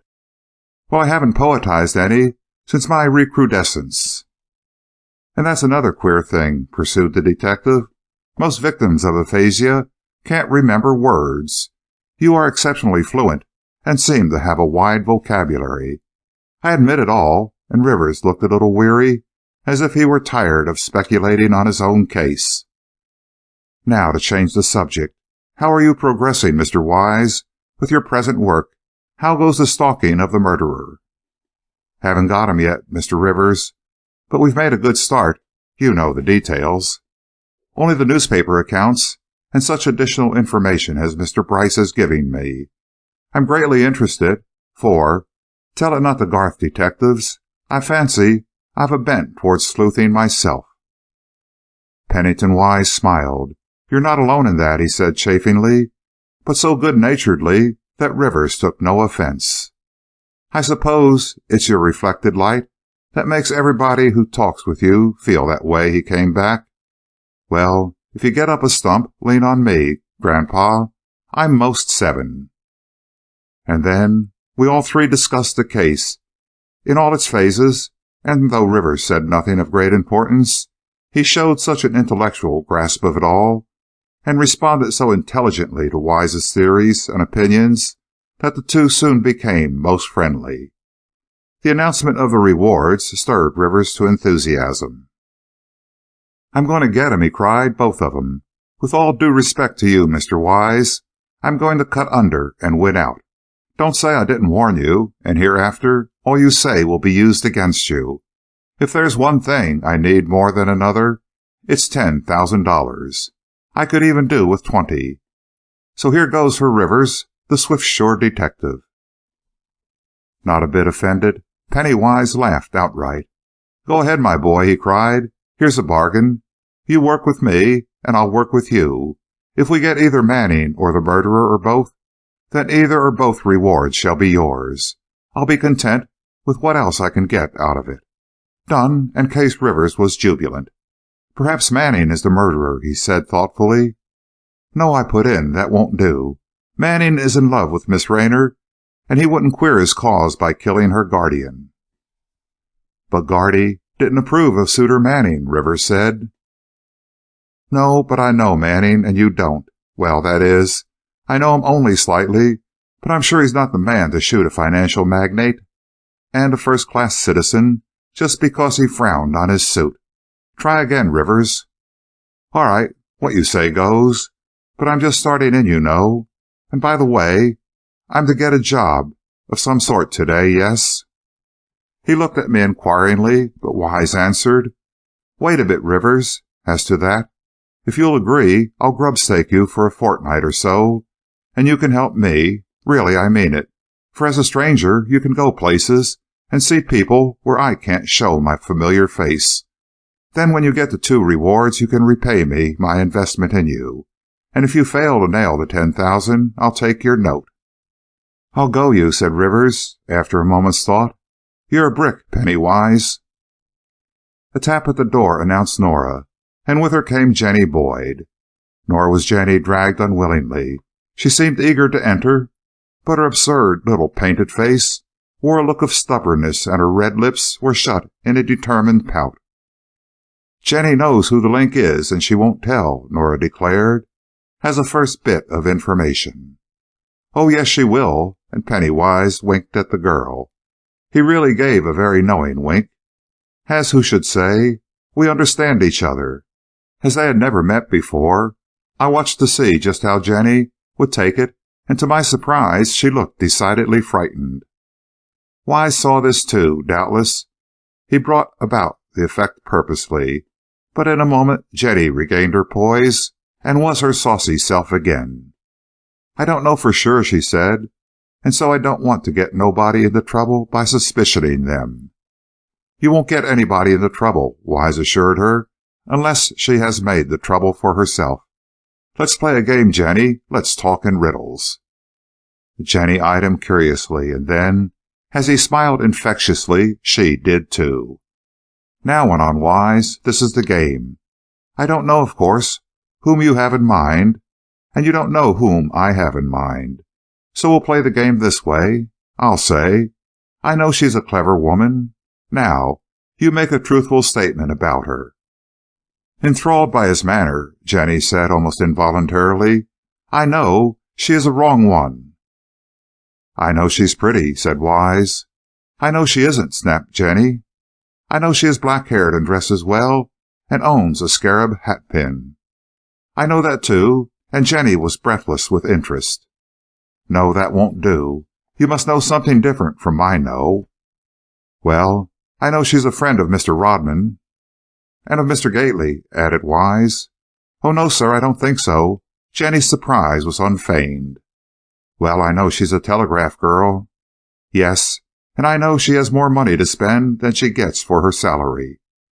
"I know she's a good girl." "Oh, yes, sir, that way, but she—" "She smokes cigarettes." "Yes, she does. Oh, I think that's awful."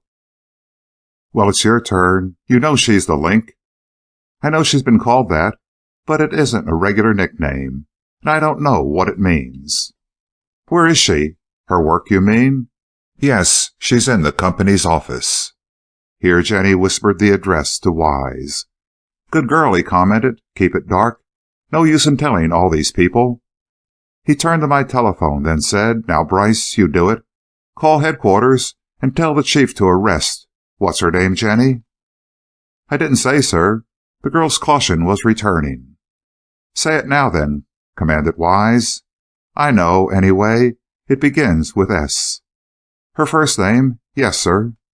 "And her last name with K. You see, I know. So out with it." "Sadie Kent," whispered Jenny, her nerves beginning to go to pieces at realization of what she had done. "Yes, of course, Sadie Kent. Go ahead, Bryce. Fix it all up. And go to the telegraph office yourself. Meet the officers there. Scoot." I scooted. The strong arm of the law works swiftly when it wills to do so. Within half an hour Sadie Kent was arrested at her key in the telegraph office on charge of stealing confidential telegrams sent by officials in Washington to munition plants and steamship companies and delivering them to persons whom she knew would transmit them to the German Foreign Office. When approached, the woman rather, put up a bold bluff, but it was of no avail. She was taken into custody, and all her appeals for mercy denied, all but one. She begged so hard to be allowed to telephone to her mother that Hudson, who was present, softened.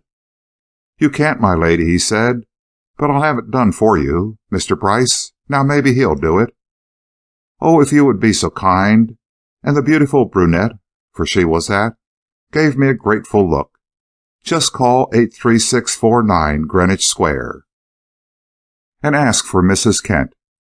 Then tell her, please, that I won't be home tonight, that's all." Her voice broke, and she sobbed softly into her handkerchief. They took her away to be detained pending developments. I made the call and gave the message exactly as she had asked me. A pleasant voice responded, saying that the speaker was Mrs. Kent, and she thanked me for sending word. I hurried back to my rooms. Wise and Rivers were still there, but Nora and Jenny had left. I had no sooner got my coat off than Zizi came flying in. "Oh, everybody," she cried in a whirl of excitement. "Olive's gone. She's kidnapped or abducted or something. A telephone message came, and she flew off, telling nobody but Mrs. Vail, and telling her not to tell." "Where's she gone?" I cried, flinging back into my coat. "Nobody knows. I only got it out of Mrs. Vail this minute, and then only by threatening her with all sorts of horrors if she didn't tell me. She doesn't know where Olive's gone. Nobody knows. But whoever telephoned said he had Amory Manning with him, just for a few moments, and for her to come at once if she wanted to see him. A car would come for her at 4 o'clock exactly, and she was to get in and ask no questions. And she did, and she told Mrs. Vail as soon as she got to Mr. Manning she would telephone back in about 15 minutes. And now it's over an hour and no word from her. That stupid old woman just walks up and down and wrings her hands." "I should think she would. Which way shall we look, Wise?" "I don't know, I'm sure." And for once the resourceful detective was absolutely at a loss. "Oh, Penny Wise," and Zizi burst into tears. "If you don't know what to do, nobody does. Olive will be killed or held for ransom, or some dreadful thing. What can we do?" But the dull silence that fell upon us all proved that no one present was able to offer any suggestion. "Give me a handkerchief, somebody," commanded Zizi, and not without reason, for her own tiny wisp of cambric was nothing but a wet ball, which she was futilely dabbing into her big black eyes. I hurried into my bedroom and hastily grabbed a fresh handkerchief from a drawer which I brought to the excited girl. "Thanks," she said as she grasped it and plied it diligently. "Now, men, we must get busy. It's after 5 o'clock. Olive went away before 4. Anything may have happened to her. We must rescue her." "We will," exclaimed Case Rivers, showing more energy than I knew he possessed. "What about the link, Mr. Bryce?" As quickly as I could, I detailed what had happened at the telegraph office, where Sadie Kent had been taken into custody by Hudson's men. "Did she go quietly?" asked Penny Wise. "She did not," I returned. "She put up a fearful fight, tore up a lot of papers from a desk drawer, and lit into the policeman like a tiger cat. She tried to bite Hudson, and yet he was the one who kind-heartedly let her telephone to her mother." "What?" cried Rivers. "He let her do that?" "I did it myself, really," I said, and I told how Sadie had begged for the privilege. "There you are," Rivers said positively. "That telephone message was not to her mother." "But I called her up," I explained, "and she said she was Mrs. Kent." "That may be," and Rivers shook his head. "But don't you see? That was a code call, a warning. The person who received it, mother or grandmother, caught on to the state of things and set machinery in motion that resulted in the kidnapping of Miss Raynor." "What for?" I asked blankly. "Revenge, probably, but there may be other villainies afoot. Am I right, Mr. Wise?" "Yes, and mighty quick-witted. Then the next step is to go to the mother's house." "Yes, if we can trace it. It may be a call within a call. I mean, the number Mr. Bryce got may be merely a go-between, a link." "Try it anyway," implored Zizi. "Every minute is precious. I'm so afraid for Miss Olive. You know she's spunky. She won't submit easily to restraint, and you don't know what they may do to her." "Get information first," directed Wise, as I started for the telephone. "Find the address of the number you called. You remember it?" "Yes, of course," and in a few moments I learned that the house was down in Washington Square. "Get a taxi," said Zizi, already putting on her long black cape, which swirled round the slender figure as she flung one end over her shoulder. She flew to a mirror and was dabbing her straight little nose with a powder puff as she talked. "We'll all go down there, and I don't think we'll have to look any further. Miss Olive is there, I'm dead sure, held by the enemy. But she's game, and I don't believe we'll be too late, if we hustle like a house afire." And so, with the greatest speed, consistent with safety, we taxied down to the house in Washington Square. The Kent apartment was on the 3rd floor, and as Zizi dashed up the stairs, not waiting for the elevator, we 3 men followed her. Zizi's ring at the doorbell brought a middle-aged woman to the door, who looked at us rather blankly. I was about to speak when Zizi, insinuating her small self through the partly open door, said softly, "We've a message from the link." It acted like magic, and the woman's face changed to an expression of welcome and serious anxiety as we all went in. It was rather a pretentious apartment, with fine furnishings and ornate taste. We saw no one save the woman who admitted us, and heard no sound from other rooms. You expected it, and Zizi's air of secret understanding was perfect. "Expected what?" said Mrs. Kent sharply, for she was apparently on her guard. "Sadie's arrest," and Zizi's black eyes narrowed as she looked keenly at the other. But the woman was not to be trapped. She glanced at us each in turn, and seemed to conclude we were not friendly visitors for all Zizi's pretenses. "I know nothing of any arrest," she said evenly. "I think you have mistaken the house." "I think not," and Penny Wise looked at her sternly. "Your bluff won't go, madam. Sadie, the link, is arrested, and the game is up. Will you answer questions, or will you wait until you, too, are arrested?" "I've nothing to say," she mumbled, but her voice trembled, and her nerve was deserting her.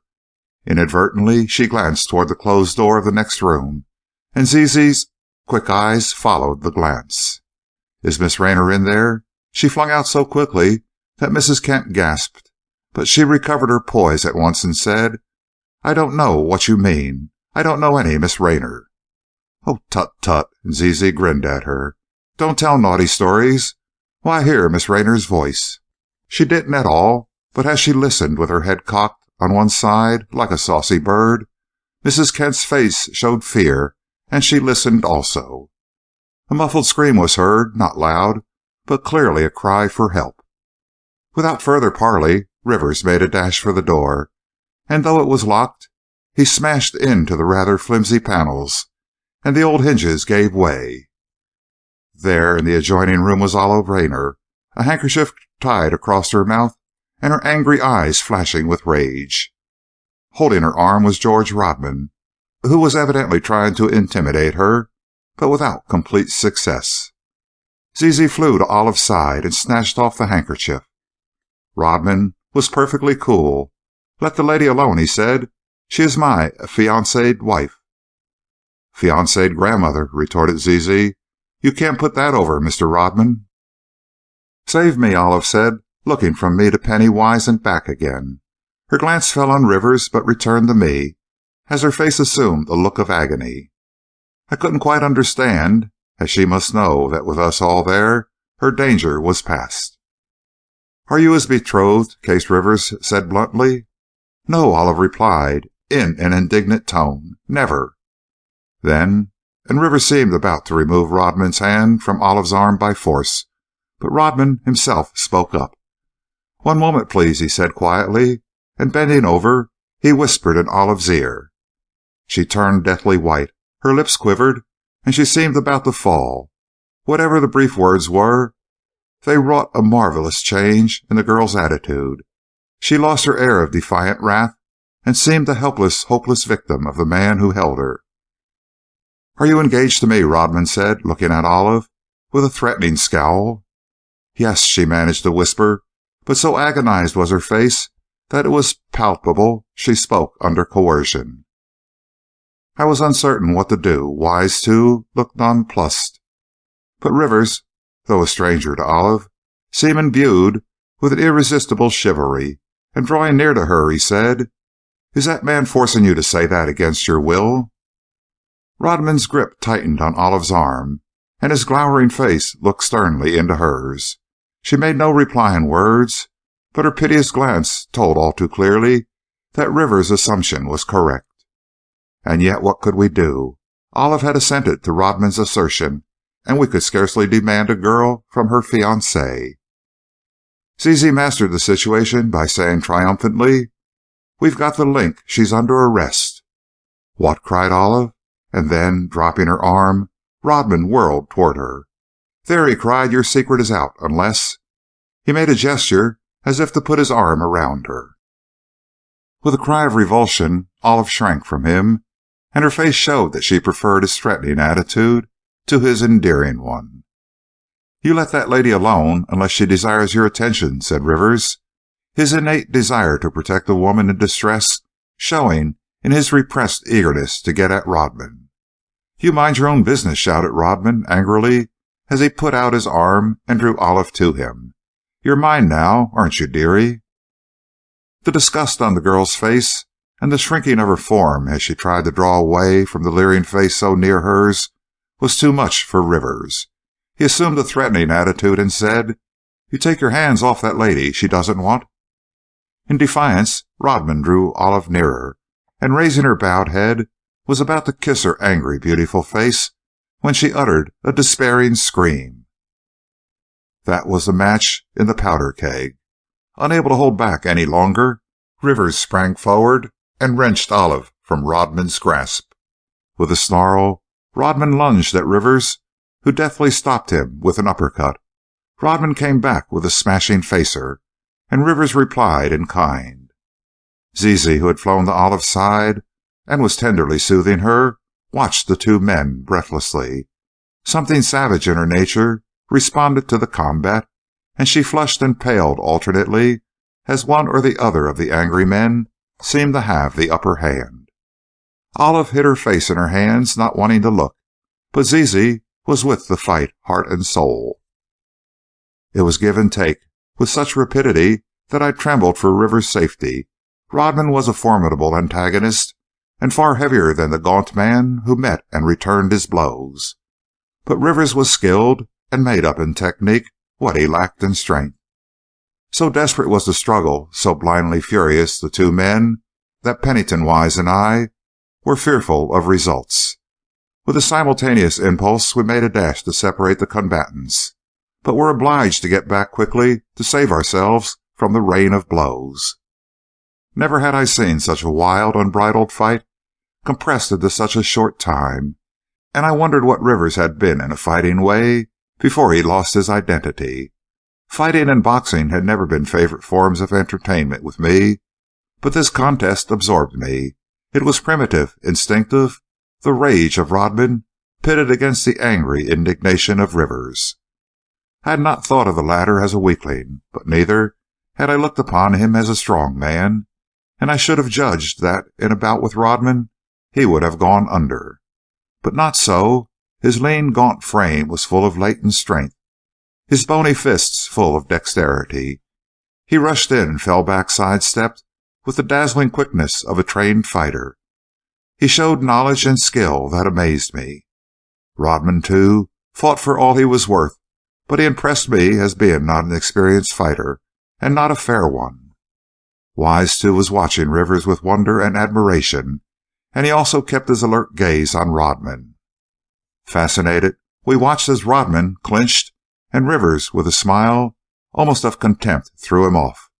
Then Rodman, bellowing like an angry bull, made a head-on rush for Rivers, who neatly sidestepped, letting his furious antagonist have it on the side of his head.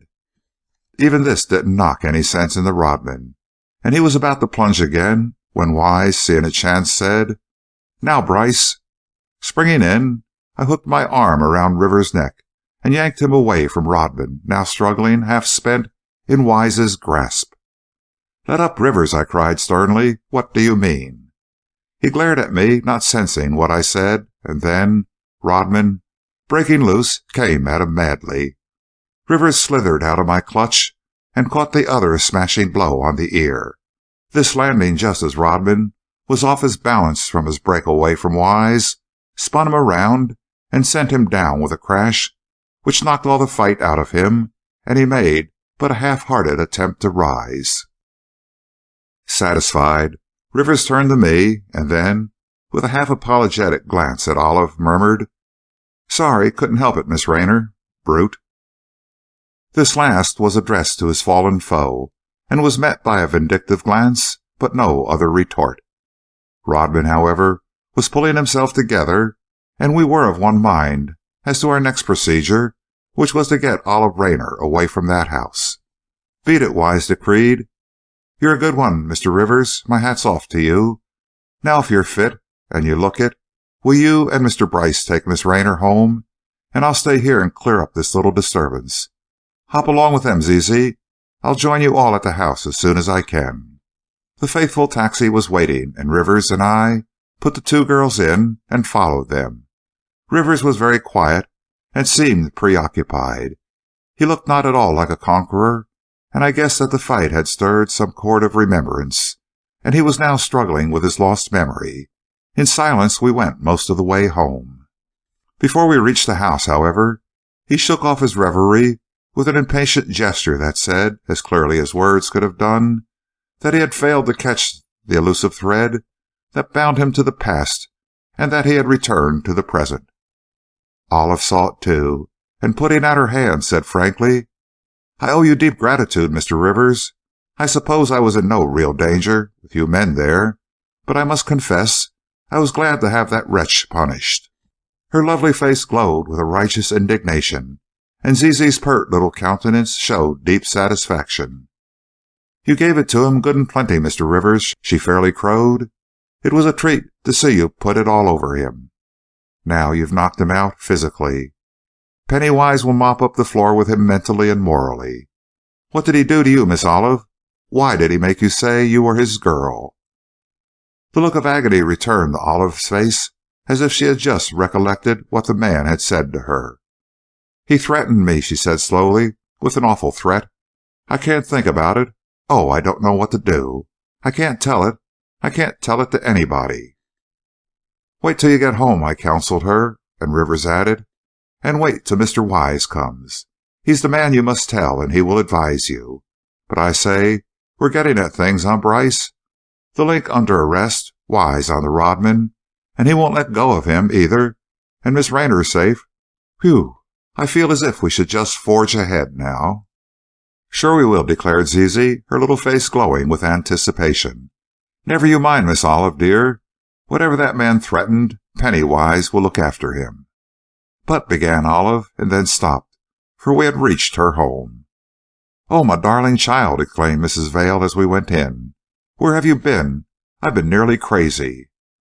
I think we all felt a sudden twinge of shame, for none of us had thought to relieve the poor lady's suspense as to Olive's fate. We ought to have telephoned at least. But she was now smiling and happy at the safe return of her charge, and eager to know all the details of the adventure. Both Olive and Zizi went off with Mrs. Vail, who was chattering volubly, and I was left alone with Rivers. "That fight, on which let me congratulate you, stirred some old memory," I said inquiringly. "For a few moments, yes," he returned, looking deeply thoughtful. "But it was both vague and evanescent. I couldn't nail it. Oh," and he made an impatient gesture, "it is maddening. I seem just on the edge of complete recollection, and then it's gone again. My mind is a positive blank regarding it. But it is no use worrying, Bryce," and he spoke cheerfully.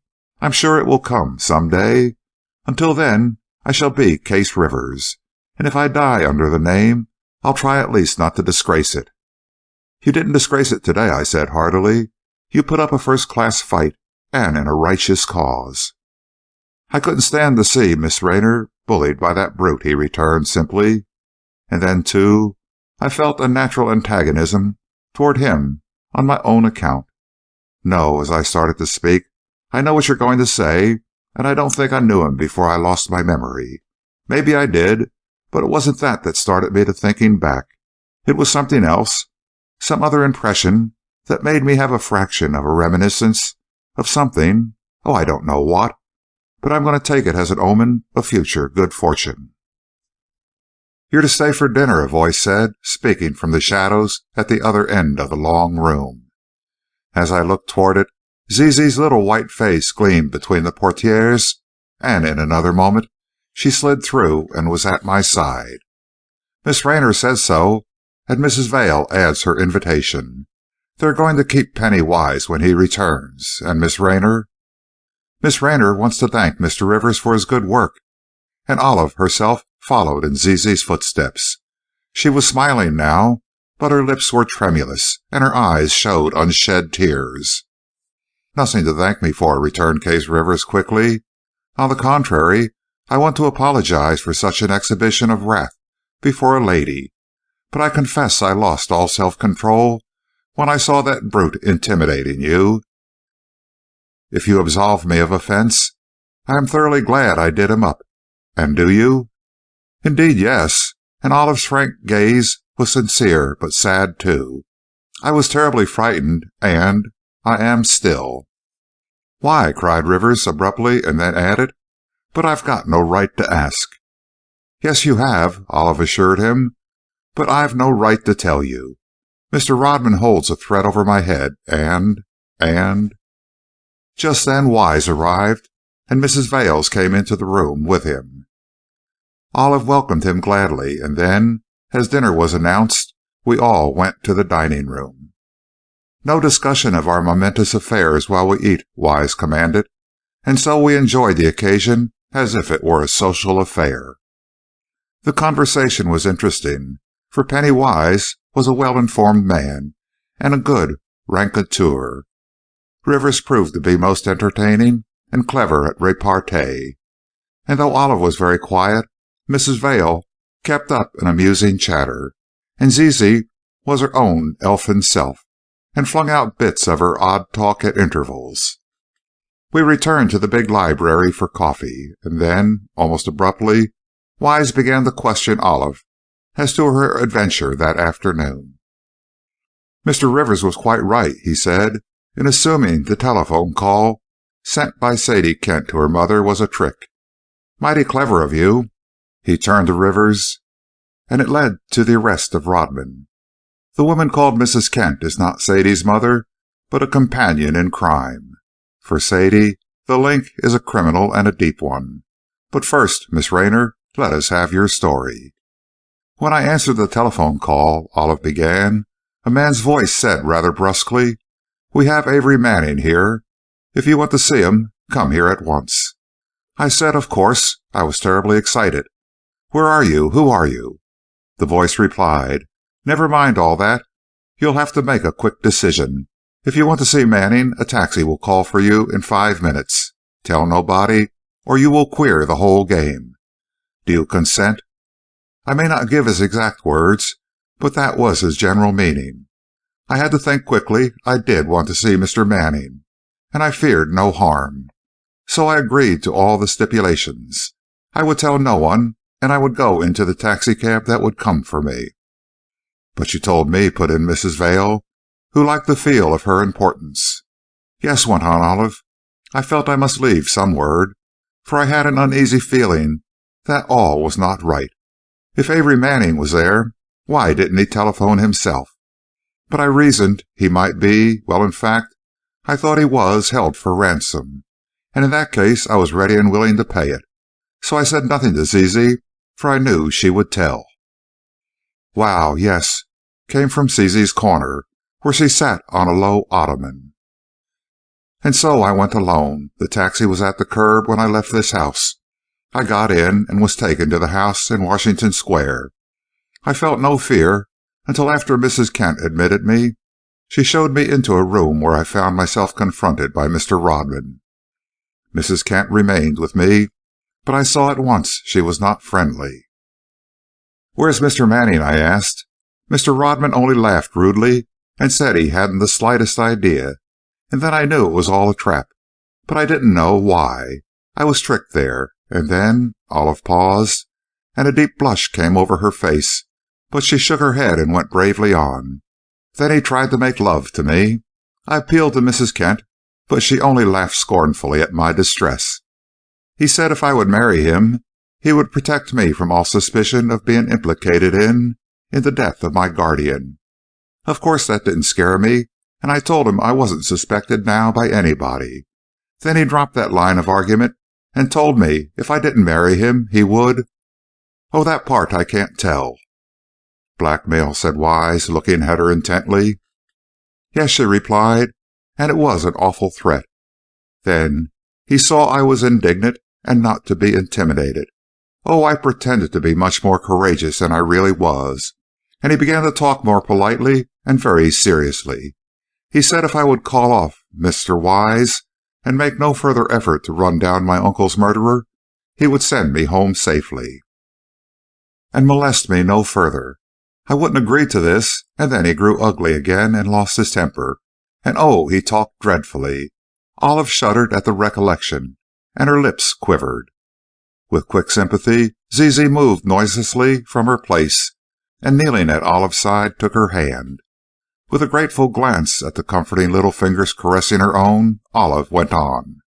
"He stormed, and he threatened me, and that Kent woman joined in and said terrible things, and I was so frightened I couldn't pretend I wasn't any longer, and I didn't know what to do.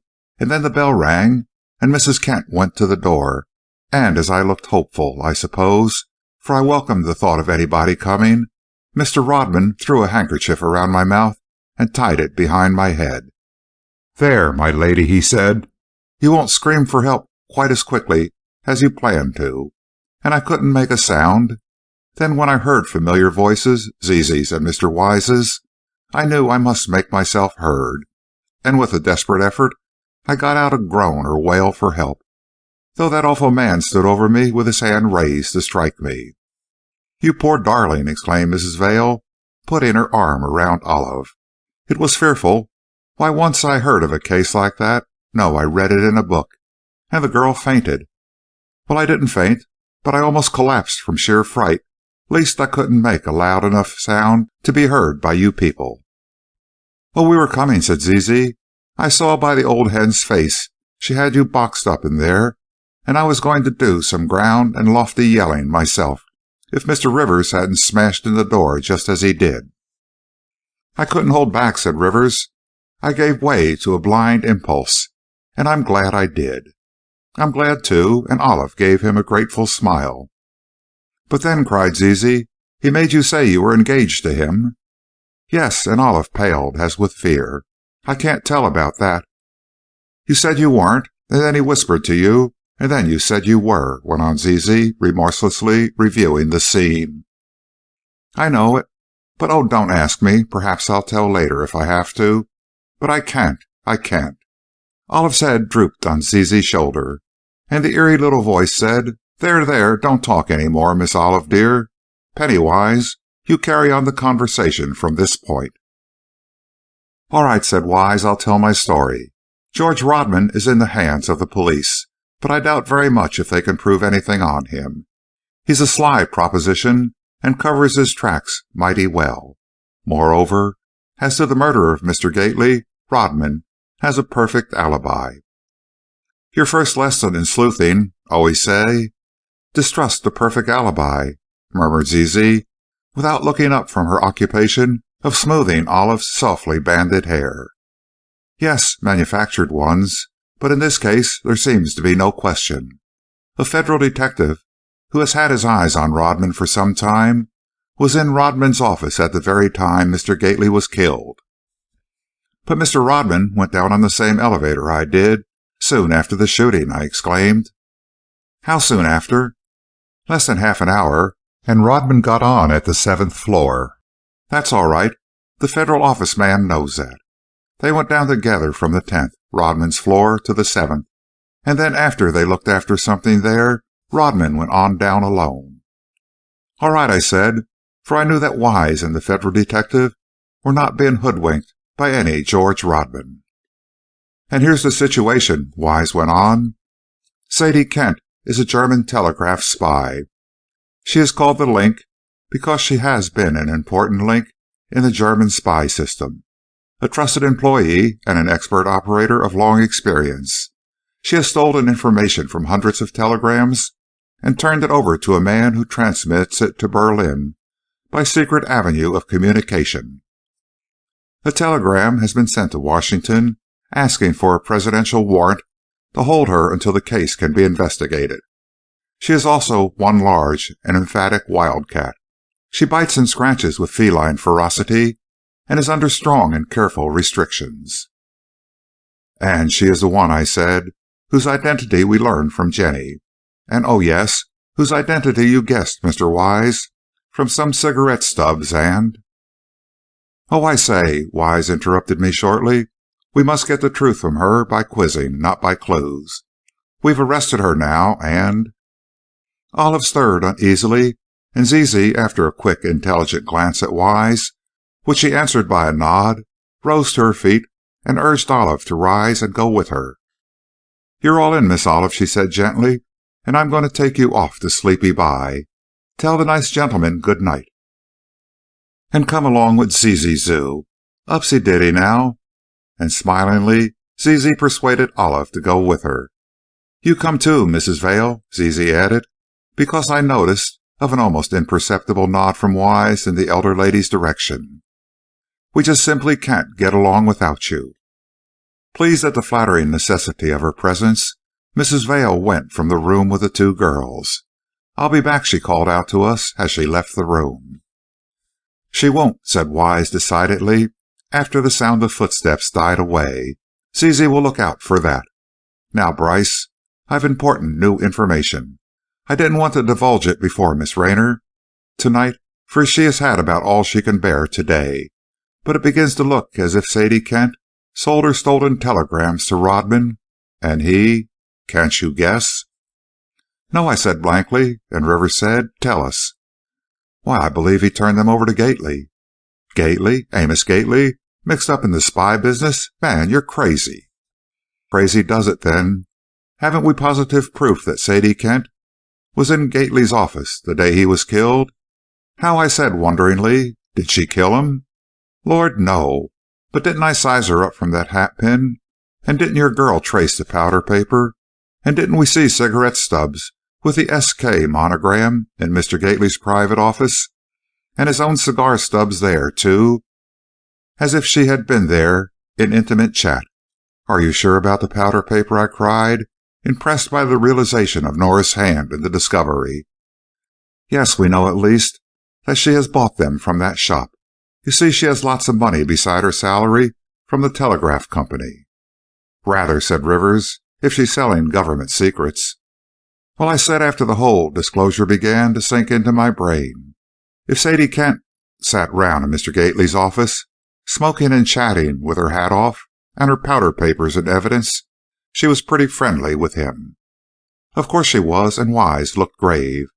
"That's what I dread to tell Miss Raynor, for it implicates Amos Gately in some way. Either he is mixed up in the spy racket, or Miss Kent was his friend, socially." "Oh, come now," I said. "Don't let's say that sort of thing."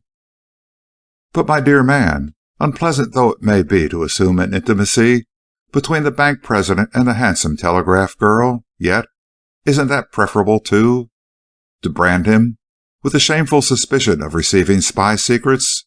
Rivers completed the sentence. "Yes, it is. The most disgraceful revelations of a liaison would be as nothing compared with the ignominy of spy work." "I know that," I hastened to explain myself, "but I can't connect either disgrace with Amos Gately. You didn't know him, Wise, and you, Rivers, didn't either. Nor did I know him personally, but I did know and do know that no breath of suspicion can be attached to Amos Gately's whole career. Why, he was a synonym for all that is best in finance, in politics, in society. I'm glad you didn't hint this before Olive Raynor. It would have crushed the poor child." "She'll have to learn it sooner or later," and Wise shook his head. "There's no doubt about it in my mind. You see, the Link usually took her news to Rodman, and he secretly, and by means of the secret elevator, carried it to Gately, who gave it over to the agents of the German government." "Do you know this?" asked Rivers. "I couldn't get Rodman to admit it, but when I taxed him with something of the sort, he flew into such a rage that I'm sure I struck the truth." "Where's Rodman now?" "The Department of Justice has his case in hand. They'll look after him, but I don't see how we can connect him with the murder of Gately. I don't for a minute doubt he'd be quite capable of it, but he wasn't there at the time." "Was Sadie Kent?" and Rivers frowned thoughtfully. "Not at the time of the shooting. Bryce here can testify to that." "Not unless she was in hiding," I said. "And she wasn't, for I looked in the cupboards and all that. We seem to have proved Sadie there before the murderer was, but I don't suspect her of shooting Gately." "Nor I," agreed Wise, "but it was unusual for her to go to Mr. Gately's office. It must be that she had grown more daring of late, and had some hold over Gately, so that she felt safe in going there." "Can't they get all that out of Sadie?" "She's a slippery sort. She pretends to speak frankly, but what she tells means little and is misleading." "Where is she?" "For a moment, down at Kennyworth House, detained there till they're sure of the persons working with her."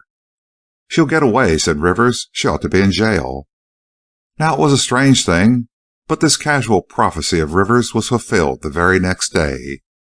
I was in my office, absorbedly conversing with Nora on the all-engrossing subject of the Gately case, when Zizi dashed in.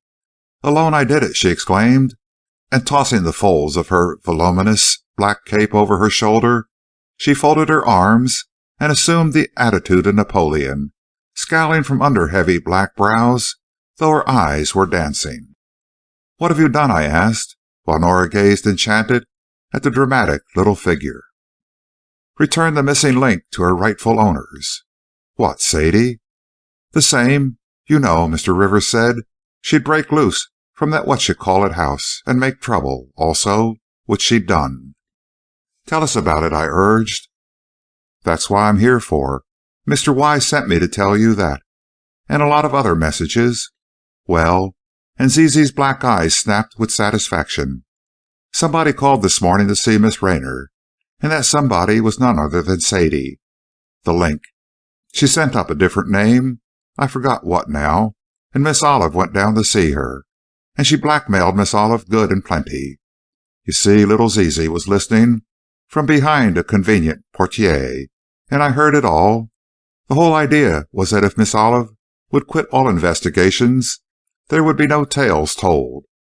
But if she kept up her detective work, that is, if she kept Mr. Wise on the job, then revelations would be made about her guardian, Mr. Gately, that Sadie said would blast his name forever.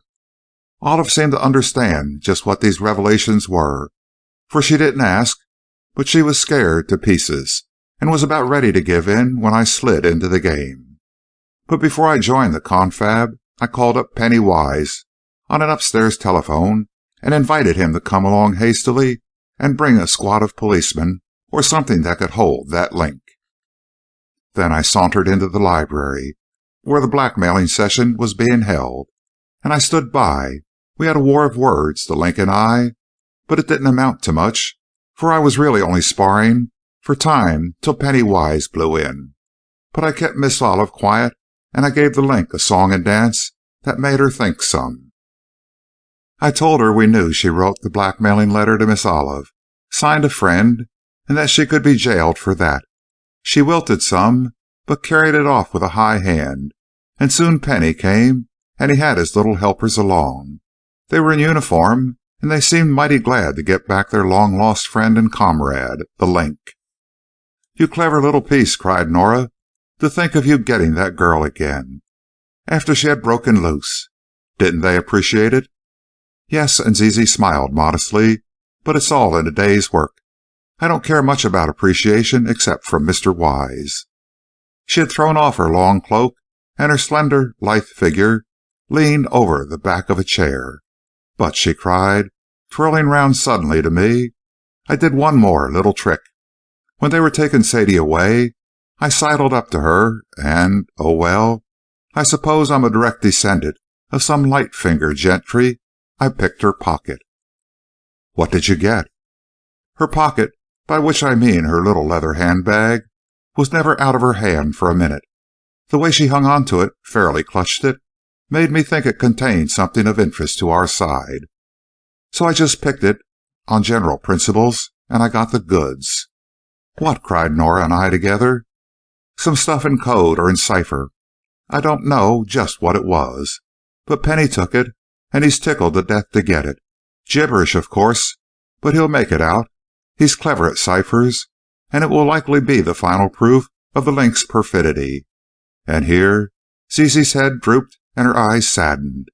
"Maybe it will show up Mr. Gately, or—" "Or whom?" "You know." But she brightened again. "Here's something else yet. I'm on the job day and night, you know, and if you inquire of me, I'm just as lief spill it to you that Miss Olive is a whole lot interested in that fascinating Mr. Rivers." "Oh, now," and Nora looked reproof at the saucy, smiling girl. "Miss Rayner is the fiancée of Amory Manning." "Nixie, she told me she never was engaged to Mr. Manning. And when I tease her about Mr. Rivers, she blushes the loveliest pink you ever saw and says, 'Oh, Zizi, don't be silly.' But then she sits and waits for me to be silly again." "But she hasn't seen Rivers half a dozen times," I said, smiling at Zizi's flight of imagination. "That's nothing," she scoffed. "If ever there was a case of love at first sight, those two have got it. They don't really know it themselves yet. But if Amory Manning wants Miss Olive, he'd better come out of hiding and win her while the winning's good. And it's my belief he'd be too late now. And here's a straw that shows which way that wind blows. The picture of Mr. Manning that was on Miss Olive's dresser has disappeared." "That may not mean anything," I said, for I didn't think it right to encourage Zizi's romancing. "But I asked Miss Olive about it, and she hesitated and stammered, and never did say why she had put it away. And, too, you ought to see her eyes smile when she expects Mr. Rivers to call. He's making a lace pattern for her, and they have to discuss it a lot. Oh, oh." The mischievous little face took on a gentle, tender look, and Nora smiled with the sympathy of one who, like all the rest of the world, loves a lover. "But," I said musingly, "none of this brings us any nearer to the discovery of Amos Gately's murderer, or to the discovery of Avery Manning, which are the two ends and aims of our present existence." "Did it ever occur to you, Mr. Bryce," Zizi's face grew very serious, "that those two quests will lead you to the same man?" I looked at her, stunned to silence. Then, as suddenly shocked into speech, "No," I fairly shouted, "it never did." The mystery was a baffling one. I learned from Pennington Wise that he had a pipe dream that Avery Manning had killed Amos Gately. But save for the faithful Zizi, he could find no one to share his suspicion. It was too absurd. In the first place, had Manning done the deed, he never would have hung around the scene of the crime as he did, for nearly an hour. I remembered perfectly his demeanor and expression as I saw him with Olive Raynor that afternoon. He was deeply concerned, greatly shocked, and most considerate and thoughtful of Olive, but there was no shadow of guilt on his fine, strong face. I had looked at him closely, both during the excitement of the tragedy itself and later, as we were in the streetcar, and I noted his grave, serious countenance, but though he seemed puzzled and anxious, there was no mark of Cain on his brow. I told Wise this, and he listened, duly impressed, but as he finally owned up, he saw no other way to look. "It wasn't Rodman," he asserted. "The chap is a traitor and a spy, but he's no murderer. And, too, he was in cahoots with Gately, and the last thing he wanted was to lose his patron. It wasn't Sadie, of course. She, too, wanted Gately alive, not dead. I know the unwillingness of Olive's guardian to listen to Manning's suit seemed a slight motive, but yet, where can we find a suspect with a stronger one?" "We haven't as yet," I returned, "but there must be people implicated in that spy business, if that's a true bill against Gately." "Oh, it's a true bill, all right. Amos Gately was a wolf in sheep's clothing. Miss Raynor will have to know it sooner or later. She really knows it now, but she won't let herself believe it." "What about that paper Zizi took from Sadie Kent?" "That's what I'm working on. Meet me this afternoon at the Raynor house, and I may be able to tell you." The big, cheerful library at Olive's house had come to be our general meeting place of an afternoon. I usually dropped in there about 4 o'clock, and was pretty sure to find Wise or Rivers or both there. Zizi was a whole vaudeville show herself, and Olive was always cordial and hospitable. Mrs. Vail, too, was a gentle old lady, and I had grown to like her. So I went, as Wise suggested, and found him poring over the mysterious paper. Looking at it for the first time, I saw merely a lot of letters, pen-written, and arranged in long rows that ran clear across the sheet. There were perhaps 20 rows or so, and each row held about 30 letters. They were carefully aligned and evenly spaced, and, without a doubt, contained a hidden message. "I've unraveled a lot of cryptograms in my life," said Wise, "but this isn't a cryptogram. I mean, it isn't a cipher code. There's some other way of getting at it." We all studied it, Olive, Zizi, Wise, and I bent our heads over the table where it lay, while Mrs. Vail looked on from a little distance and babbled about some man she knew once who could solve secret writings. Suddenly Zizi jumped up, and running around the table, viewed the paper from the other side. She cocked her funny little head sideways, and then wagged it knowingly as she took a few steps further and looked at the paper from another angle. All round the table she went, and finally, with a murmur of apology, took up the paper and held it laterally in front of her eager eyes. "Whee!" she crowed, in an ecstasy of satisfaction. "I've got it. You have to have a pattern to read it by." "A pattern?" I repeated blankly. "Yup, a paper with holes in it, a key paper." "Oh," and Wise looked at it as if a light had burst upon him. "That's it, Z. You're the wonderful child after all. Stupid, stupid," and he beat his forehead in self-abasement. "And oh, I say, Bryce, what did you tell me once about Swiss cheese?"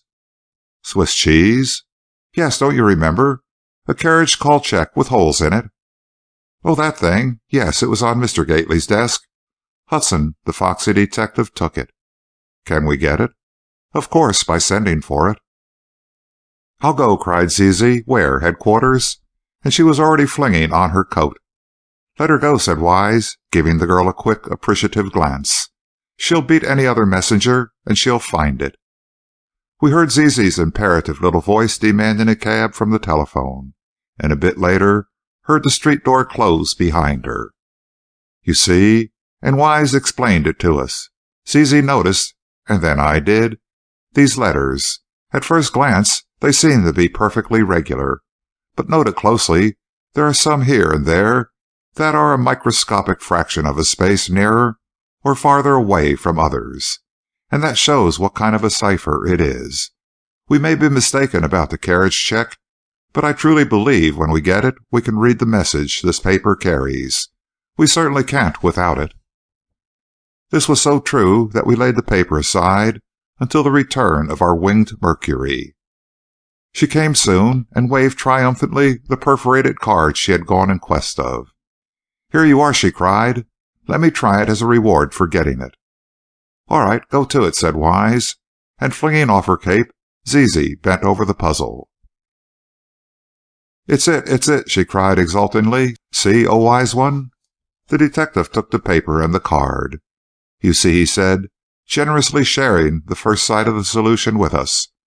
This card has 7 holes at regular distances. By placing it in the right position on this solid bank of letters, certain ones show through the holes, and these, I hope, will spell the message. And it did. After readjusting the key card several times, Wise finally got it right, and the letters that could be seen through the holes in this card, as he moved it along, spelled coherent words and sentences. Of course, the other letters were not to be used. He read the message aloud, and as we suspected, it was information concerning the shipment of munitions and told of certain sailing dates. Spy work of the cleverest type, Wise exclaimed. You see, the link got her information from stolen telegrams and recorded it in this way, so it would be unintelligible to anyone not having this card, or a duplicate of it. I scrutinized with interest the letters as they showed clearly through the little round holes. The information is of no particular value now, Wise said. It refers to yesterday as the sailing date. The point is that this key card, was found on... He paused. A glance at Olive's agonized face stopped the words he would have uttered. But we all knew that card, found on Amos Gately's desk, or in his desk drawer, proved that he was implicated in the interception of these messages, that he was guilty of treason to his country. Wise tried to help matters by saying hastily, perhaps it was a plant. Perhaps this card was put where it was found by some sly scoundrel for the purpose of misleading. Don't, said Olive faintly. You are kind, Mr. Wise, but you are saying that merely to give me a ray of comfort and hope. You know better. You believe, and I fear I must believe, my guardian was involved in some wrong, some grave wrong, and... She broke down utterly and sobbed in Zizi's arms, which were open to receive her. Feeling that our further stay was an intrusion, Rivers and I took leave, and Wise came along with us. We 3 went down to my rooms and continued our confab without the embarrassment of Olive's presence. It's clearing itself up pretty quick in some respects, Wise said, as he settled himself with a cigar and passed the box to Rivers. I'm not so surprised as some of Gately's perfidy. It seems the government has been on to him for some time, at least they suspected him, and were secretly investigating his private affairs. That Sadie person... By the way, Wise, I interrupted him, you sized her up perfectly. Did you ever hear about that, Rivers? Mr. Wise saw only the girl's hatpin, and from it he drew an exact portrait of the Link herself. How did you do it, Wise? Tell us the details. Like all those deductions, it was simpler than it sounded, the detective said, smiling. You see, Mr. Rivers, the head of a pin was a big, good-looking scarab. I don't know yet whether it was a real one, but if not, it was a first-class imitation. This argued a person of education and taste. The average young woman doesn't lean toward scarabs. Then there was a short bit of human hair caught in the setting. This was black, rather coarse and strong, and denoting a healthy, buxom brunette. Hair is a clear indication of physical appearance as a rule. That's how I know you aren't Amory Manning. He broke off suddenly and looked at Case Rivers. I've had his description from Miss Rayner and from Bryce, and here they agree that Manning had dark, wavy hair, rather footballish type. Yours is light, fine, and a little scant, and you have all the characteristics that belong to it. Oh, yes, I'll admit I've been trying to fasten Manning's identity on you, but without success. Don't apologize, laughed Rivers. I've been trying to connect up with the missing Manning myself, but I can't work it. So I'm out for the reward for finding that elusive individual. But I fear he's gone beyond recall.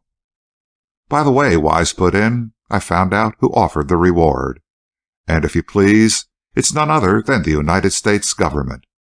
Why? Rivers asked interestedly. Well, it seems Manning is, or was, a Secret Service man, and he was set on the trail of Amos Gately. He worked secretly, of course, and he was kidnapped by Gately's friends, I cried, by some of Rodman's underlings, and put out of the way. I don't believe Manning is alive. Go on about the hatpin, Mr. Wise, won't you? Urged Rivers.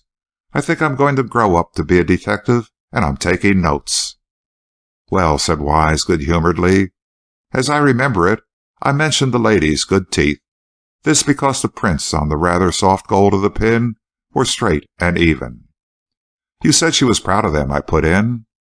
A glittering generality, and Wise laughed. Aren't all girls proud of good teeth? Also, I assume she had rather flashy tastes, for the scarab, large and of a bright greenish-blue color, was not a quiet affair. A strong perfume clung to it, which also indicated a certain lack of refinement. And you said untidy habits, I reminded him. Because the pin was bent to a real crookedness. Also, it had been broken and mended, the break proving probable carelessness, and the mending seemed to me to show that she was sentimentally fond of it, for it was skillfully mended, and the cost of that would have bought a new one, I should judge, and I assumed her to be somewhat intellectual to care so much for a scarab, and I deduced her fairly well off to own and care for the rather valuable trinket.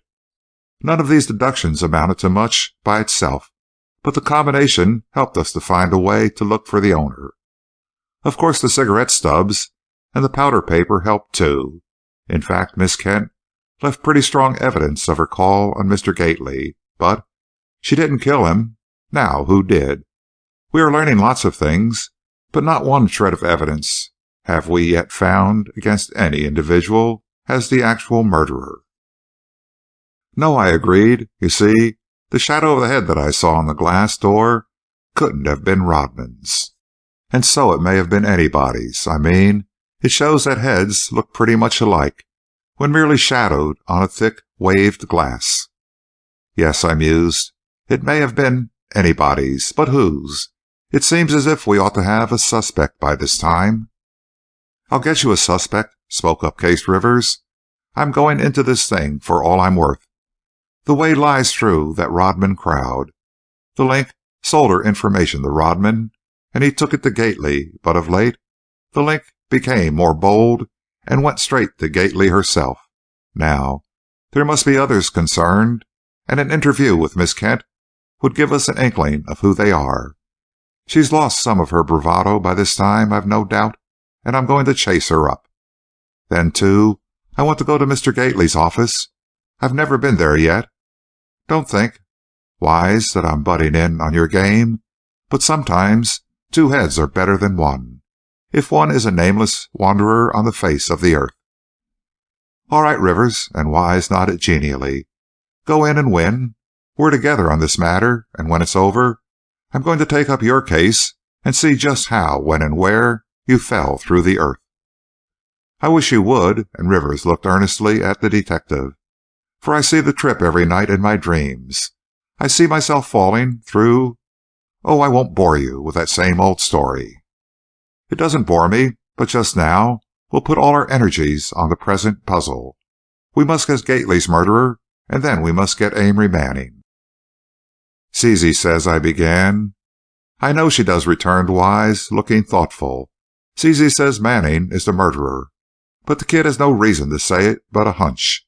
She's a witch, though, for hunches, and I keep her idea in mind." "No," and Rivers spoke positively. "It doesn't seem to me that Manning is the murderer. If he was in the Secret Service, he may be purposely in hiding now for some reason entirely unconnected with Amos Gately's murder." "Very likely," assented Wise, "only, as I say, I often remember Zizi's notions because they so often pan out correct." "She's a marvel, that child," said Rivers. "Where'd you get her?" "She's my model. In civilian life, I'm by way of being an artist, you know. I sketch her over and over, but never have I successfully caught her smile. She's a witch child, a sprite." "Yes, she seems gypsy-born, but clever and of a charm." "All that," agreed Wise, "and a good little thing, devoted to me like a faithful dog, and yet absolutely impersonal. Oh, I couldn't get along at all without Zizi." And almost as he spoke, the door opened and Zizi came gliding in. Her mode of entering a room was one of her individual characteristics. She slid in softly and unobtrusively, yet one was at once aware of her. It seemed to electrify the atmosphere, and the place was brighter and more vital in feeling. She moved across the room as quietly as a shadow. She said no word, yet her whole presence spoke. "Hello, Z," and Wise smiled at her. "What you want?" "Mr. Rivers," she replied, flashing her black eyes at him. "Miss Olive sent me, and she wants the other crystal." "A new mystery," and Wise laughed. "I can't see through the other crystal. Has it to do with a pair of glasses?" "No," and Rivers took out a pocketbook, from which he extracted some flimsy paper. These proved to be tracings of snow crystals, similar to those I had seen him drawing while he was still in the hospital. "How lovely!" Zizi exclaimed, as she took the traced patterns. "You see," and she showed them to Wise, "Miss Olive is making lace work, and Mr. Rivers makes her these patterns. Aren't they exquisite?" They were. They were forms of snow crystals, than which there is nothing more beautiful, and Rivers had adapted and combined them into a delicate lace-like pattern, which Olive was to copy with linen threads, or whatever women use to make lace out of. "I was going to take them round," Rivers said. "I hope the delay hasn't bothered Miss Raynor." "Oh, no," Zizi assured him, "but she is impatient to see this new design and couldn't wait, so I offered to run down for it. I knew you were here." "But I'm just going up to Miss Raynor's," Rivers spoke as if disappointed, "and the patterns are my only excuse for a call. So, if you please, Miss Zizi, I'll take them to the impatient lady, and I'll go at once." "I think she's gone out, Mr. Rivers. She was about to go as I left. If you telephone, you're likely to catch her." Quite unembarrassed at our knowing smiles, Rivers took up my desk telephone and called Olive's number. While waiting for the response, he picked up a pencil from my pen tray and idly drew a snow crystal on the big desk blotter. I watched him, for his skill fascinated me. He drew the dainty six-sided figure with the accuracy of a designer.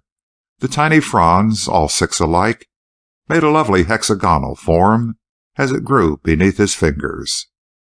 He was apparently unconscious of what he was doing, and drew without thinking, for he spoke to us several times while waiting for the desired connection. At last Olive answered him, and he dropped the pencil and talked to her. In a wheedlesome mood, he persuaded her to defer her proposed errand until he could join her, and he would accompany her. The kindly familiarity with which he carried on the conversation, and the jaunty assurance he showed that she would accede to his request, proved to us, listeners perforce, that there was a good comradeship between them. Rivers hung up the receiver and turned to me with a boyish smile. "I'm going now," he said. "Miss Raynor is waiting for me. I'll see you again tonight, Bryce." And with a general nod of farewell, he went off. Zizi sat staring at my desk. The strange child was thinking of something. More, She had made a discovery, or had sensed some new information. She leaned over the desk, her outstretched hands resting on the big blotter, and her black eyes wide with an expression of surprised fear. "Look!" she cried. "Look!" But her slender finger pointed only to the snow crystal that Rivers had drawn. It was a graceful figure, not quite finished, but a delicate tracery of one of the myriad forms that snow crystals show. How often I had looked at the lovely things as they rested for a moment on my dark coat sleeve when I was out in a snowstorm. After seeing Rivers draw them so skillfully several times, they had taken on a new interest to me. But what had so moved Zizi I could not imagine. It was as if the little drawing were fraught with some dreadful significance of which I knew nothing. Nor was Pennington Wise any more aware than I of the girl's meaning. He smiled quizzically and said, "Well, Zizi girl, what's hypnotizing you? That drawing of Rivers?" "Yes," and Zizi turned her big black eyes from my face to Wise's, and gave a queer little sigh. "Out with it, girlie," urged Wise. "Tell your old Pennywise what's the matter."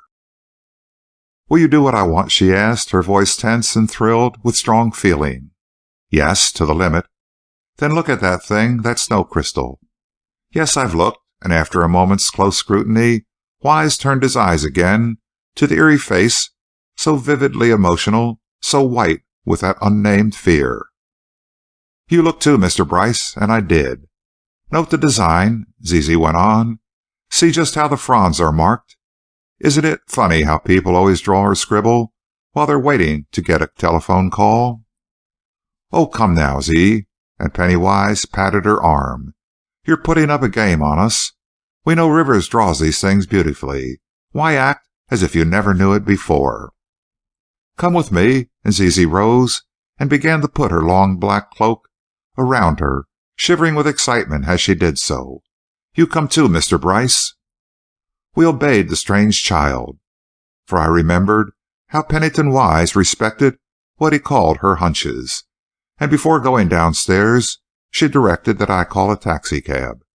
In the cab she said nothing, having already bade us to go to Amos Gately's office and arrange to get into the rooms. And then, when we were there, when I had obtained the key from the bank people and had entered the dim, quiet rooms, Zizi went straight to the middle room, straight to Amos Gately's desk, and lifting the telephone from where it stood on the big desk blotter, she disclosed the exact counterpart of the snow crystal we had seen drawn at my desk by Case Rivers. I looked at the design with interest, but without at first grasping its true significance. Pennywise looked at it aghast. "Where did it come from?" he exclaimed. "It's always been there," said Zizi. "I mean, I saw it there one day when I was in this room with Mr. Hudson. I didn't know you'd ever been here, Zizi." And Wise smiled at the earnest little face. "Yes, I was, and I happened to move the telephone, and under it was that drawing. I didn't think anything about it as evidence, but I looked at it 'cause it was so pretty, and I put the telephone back over it again." "But I searched this room," and Wise looked mystified. "You probably didn't lift the telephone then," Zizi returned, shaking her elfin head, while a deep sorrow showed in her black eyes. "I don't believe I did," Wise mused, thinking back. "I did pick up most of the desk fittings to examine them, but I suppose I didn't take hold of the telephone at all." "Course not." Zizi was always ready to defend Wise's actions. "How could you know there was a picture under it? But oh, Penny, what does it mean?" "Wait, let's get at it carefully. On the face of it, it would seem as if Case Rivers must have drawn this figure of a snow crystal. Everybody has some peculiar habit, especially lots of people have a habit of drawing some particular thing when waiting at a telephone. I've asked half a dozen men of late, and every one says he scribbles words or draws some crude combination of lines, but each one says he always does the same thing, whatever it may be. Now, I imagine very few men draw snow crystals, and fewer still draw them with this degree of perfection. Again, granting they did, would any other individual draw this identical design, with this accuracy of drawing that Case Rivers drew on the desk blotter at your house, Bryce?" "I should say it would be impossible that anyone else could have done it," I replied honestly, though I began to see where our investigation was leading us. "It is impossible," declared Wise. "Two men might draw snow crystals, but they would not both choose this particular one." "It's exactly the same," Zizi murmured, "for I brought Mr. Bryce's with me. Here it is." Calmly the girl took from her little handbag a piece torn from my desk blotter. It held the drawing done by Rivers while he was waiting for his telephone call, and it was a precise duplicate of the figure drawn on the blotter of Amos Gately's mahogany desk. "The same pencil, or, rather, the same hand drew those two," Wise said, positively, and I could not contradict this. Snow crystals are said by scientists to show hundreds of different shapes, and almost any illustrated dictionary or textbook of natural science shows several specimens. This one we are looking at was of simple but beautiful design, and I felt sure Rivers had copied it from some picture, as one can rarely keep a real snowflake long enough to copy its form. Anyway, it was stretching the law of coincidence a little too far to believe that two men would idly draw the same form on a desk blotter while telephoning. Of course, this sketch on Amos Gately's desk may not have been made while the artist's other hand held the telephone receiver, but its juxtaposition to the instrument indicated that it was. "Of course, Mr. Rivers drew this," Zizi declared, her little head bobbing as she turned her black eyes from one of us to the other. She wore a small turban made entirely of red feathers, soft breast feathers of some tropical bird, I suppose. The hat sat jauntily on her sleek black hair, and the motions of her head were so quick and bird-like that she gave me a fleeting remembrance of the human birds I saw in the play of Chanticleer. "Of course he did," assessed Wise very gravely, "and now we must go on. Granting for the moment that Case Rivers, as we call him, drew this little sketch, he must have been in this office the day of Amos Gately's murder, for I've been told that the blotter on this desk was changed every day, and any marks or blots now on it were therefore made on that day. If he did it, then, or rather, when he did it, he was telephoning to somebody." "Well," put in Zizi, "perhaps he was just sitting here talking to Mr. Gately. Maybe he might draw those things when he just sits idly as well as when he telephones." "Yes, you're right. Well, at any rate, he must have been sitting here opposite Mr. Gately on that very day, and I opine he was telephoning. But that makes no difference now. Now, if he was here in this office on that day, what was he here for, and who is he?"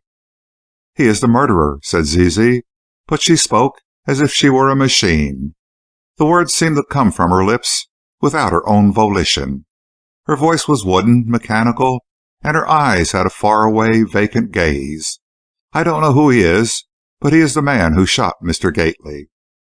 "Oh, come now, Zizi," Wise shook her gently. "Wake up. Don't jump at conclusions. He may be the most innocent man in New York.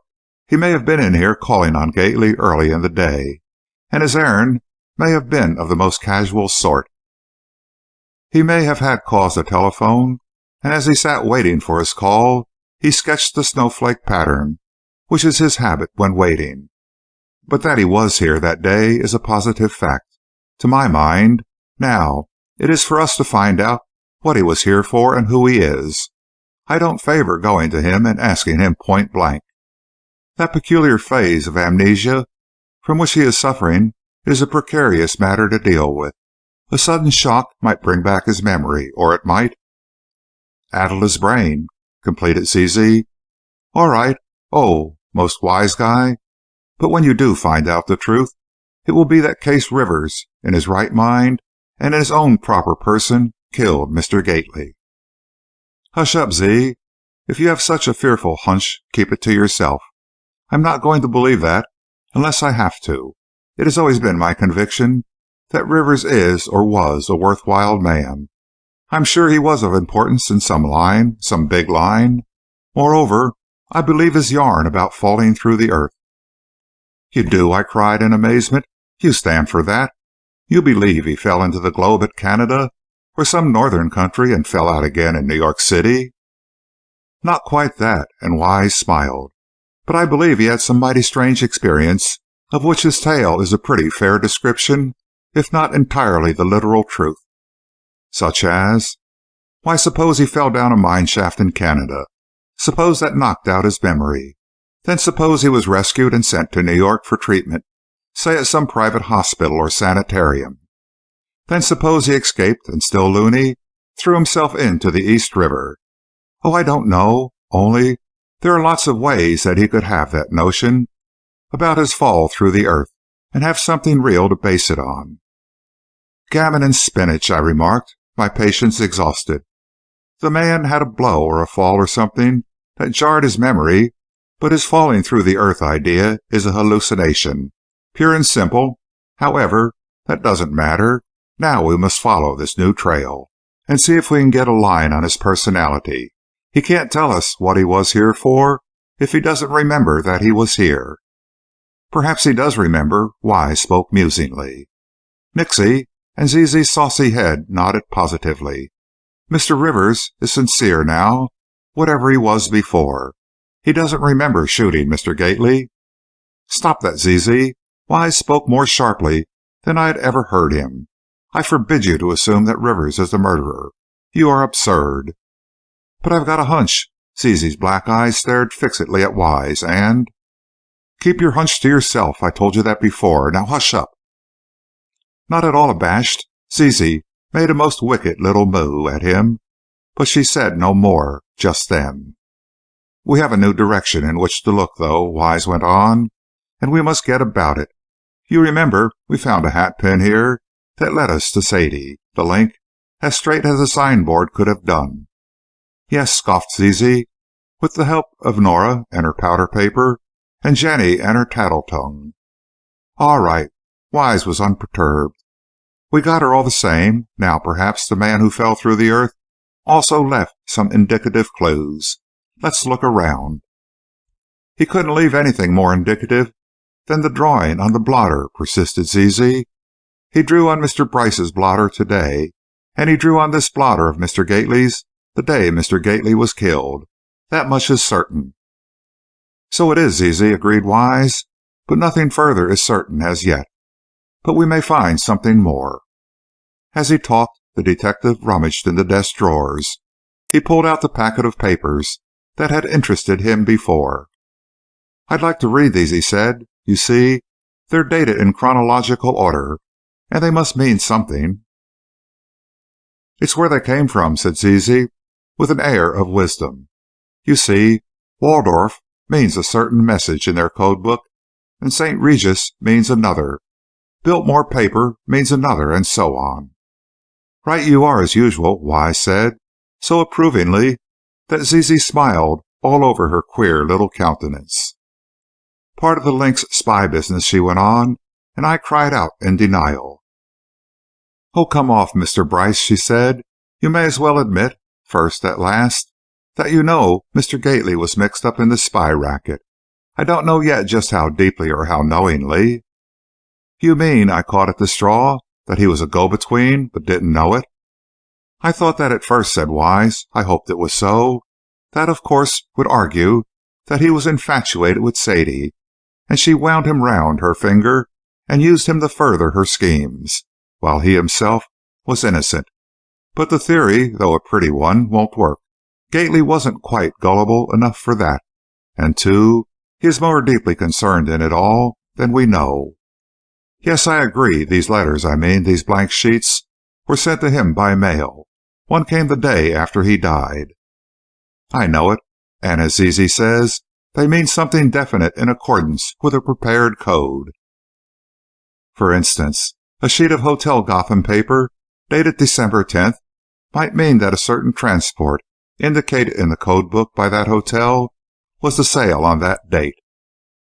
"That's a simple child's play explanation," said Zizi, "but it may be the right one." "Certainly," Wise assented. "There may be other explanations, and more complicated ones, but it doesn't matter now. The receipt of these letters, blank letters, was of secret value to Gately, and proves him to have been pretty deeply mixed up in it all." "But what about Mr. Rivers?" spoke up Zizi. "Where does he come in?" "It looks black," Wise declared. "He was here that day secretly. That is, he didn't come in at Jenny's door. She doesn't recognize him, I asked her.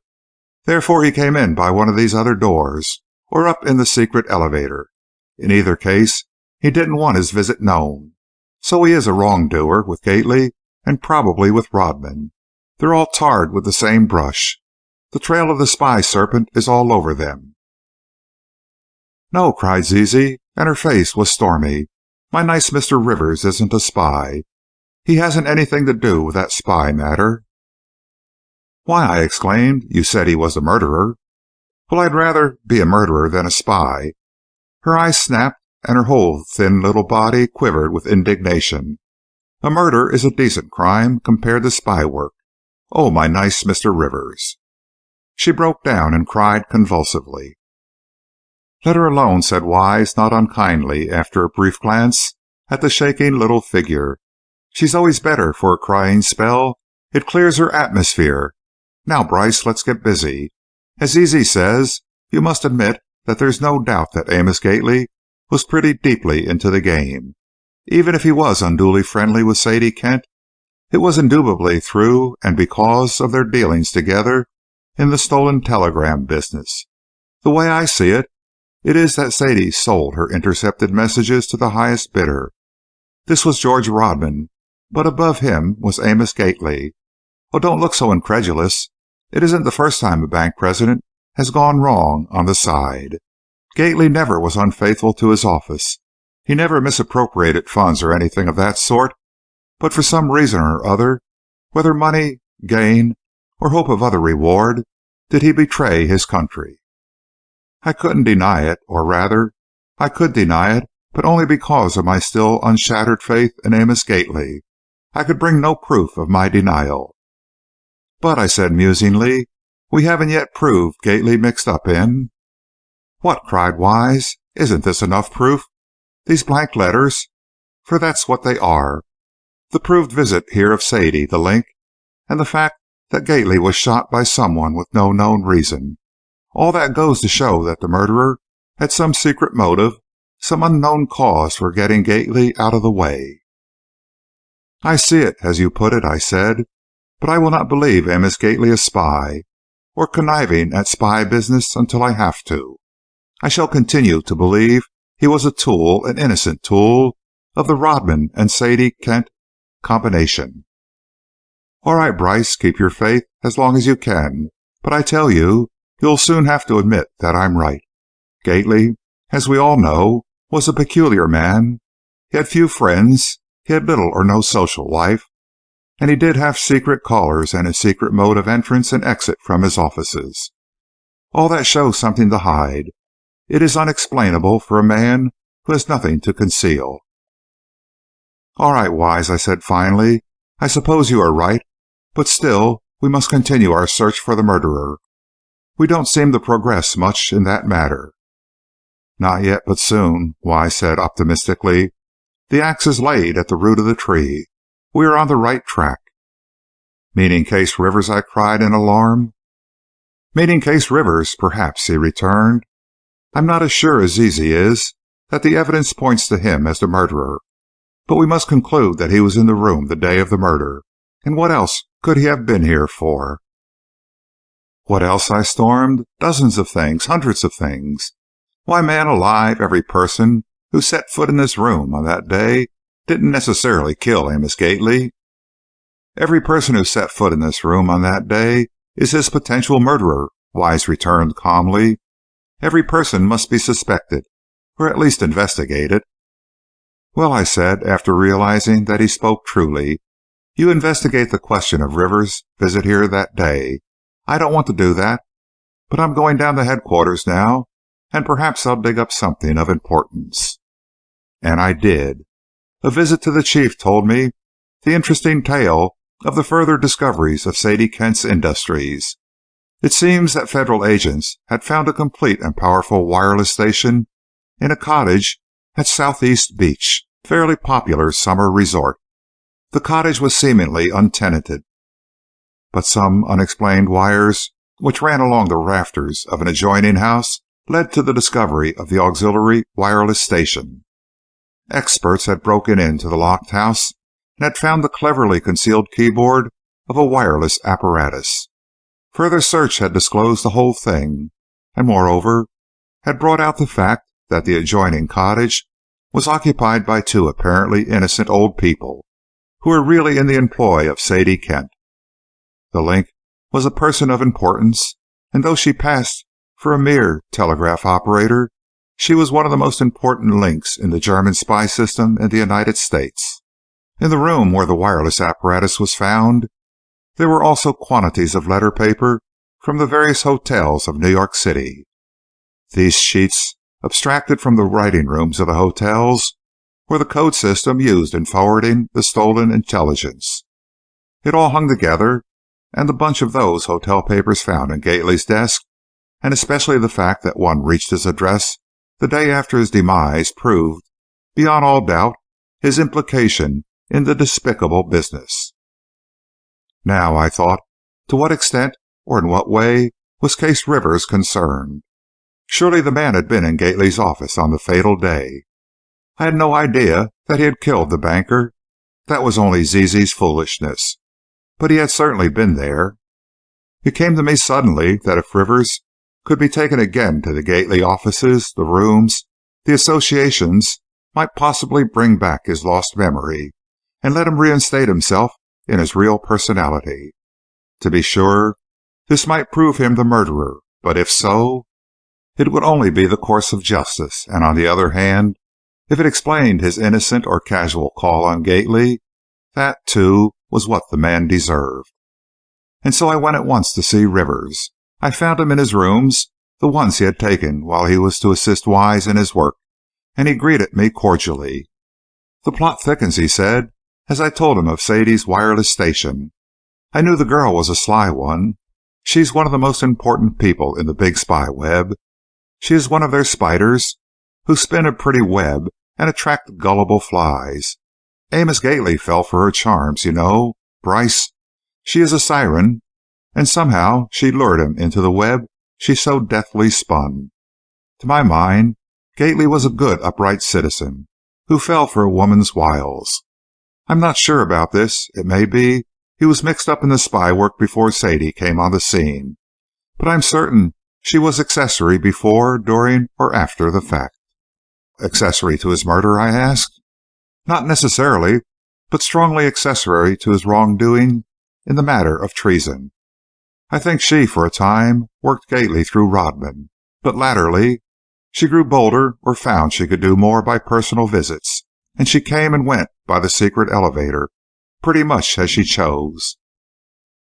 "I hate to have Miss Rayner know this," I said, with a covert glance at Rivers to see how he took the remark.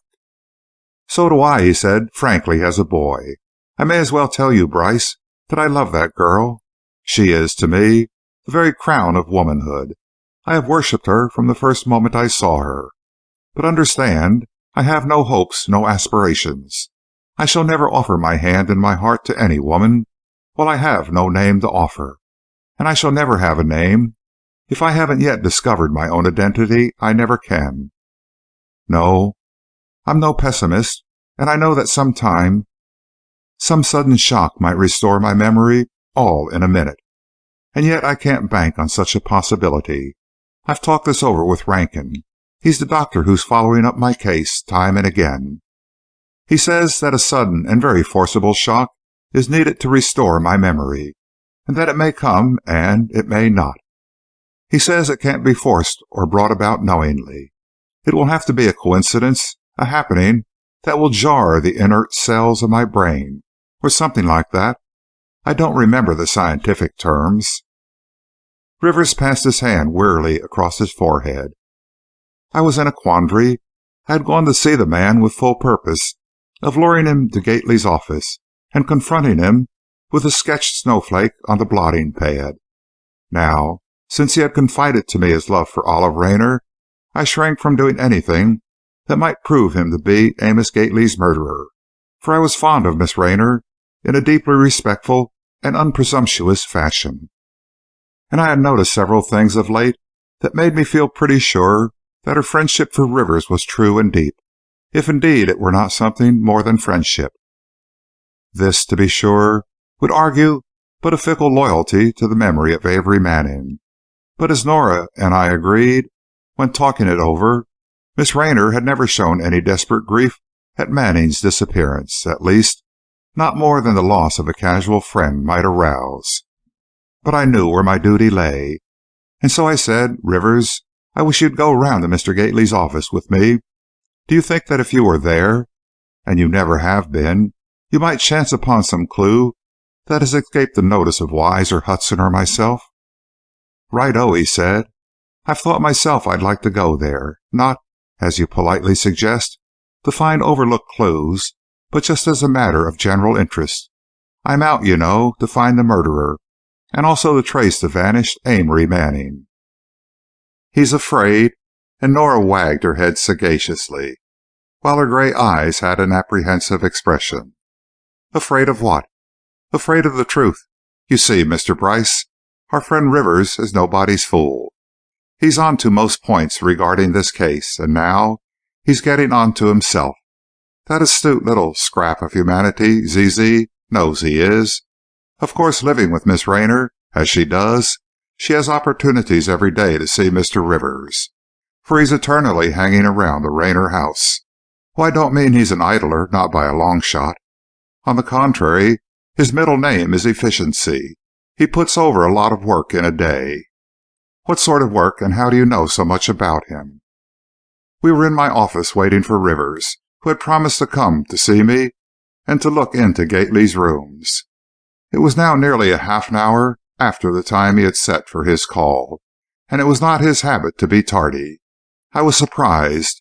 I had begun to look upon Rivers as a man of importance, not only in the matters with which we were associated, but he showed so much general ability and force of character that I wondered who or what he would turn out to be, for I felt sure he would find himself, even if he never discovered who he had been, he would make a new name and a well worth-while individuality for himself yet. Nora, too, admired him, and seemed to know as much of his capabilities or more than I did myself. "I don't know just what sort of work, but I think it's connected with the mysteries we're up against ourselves.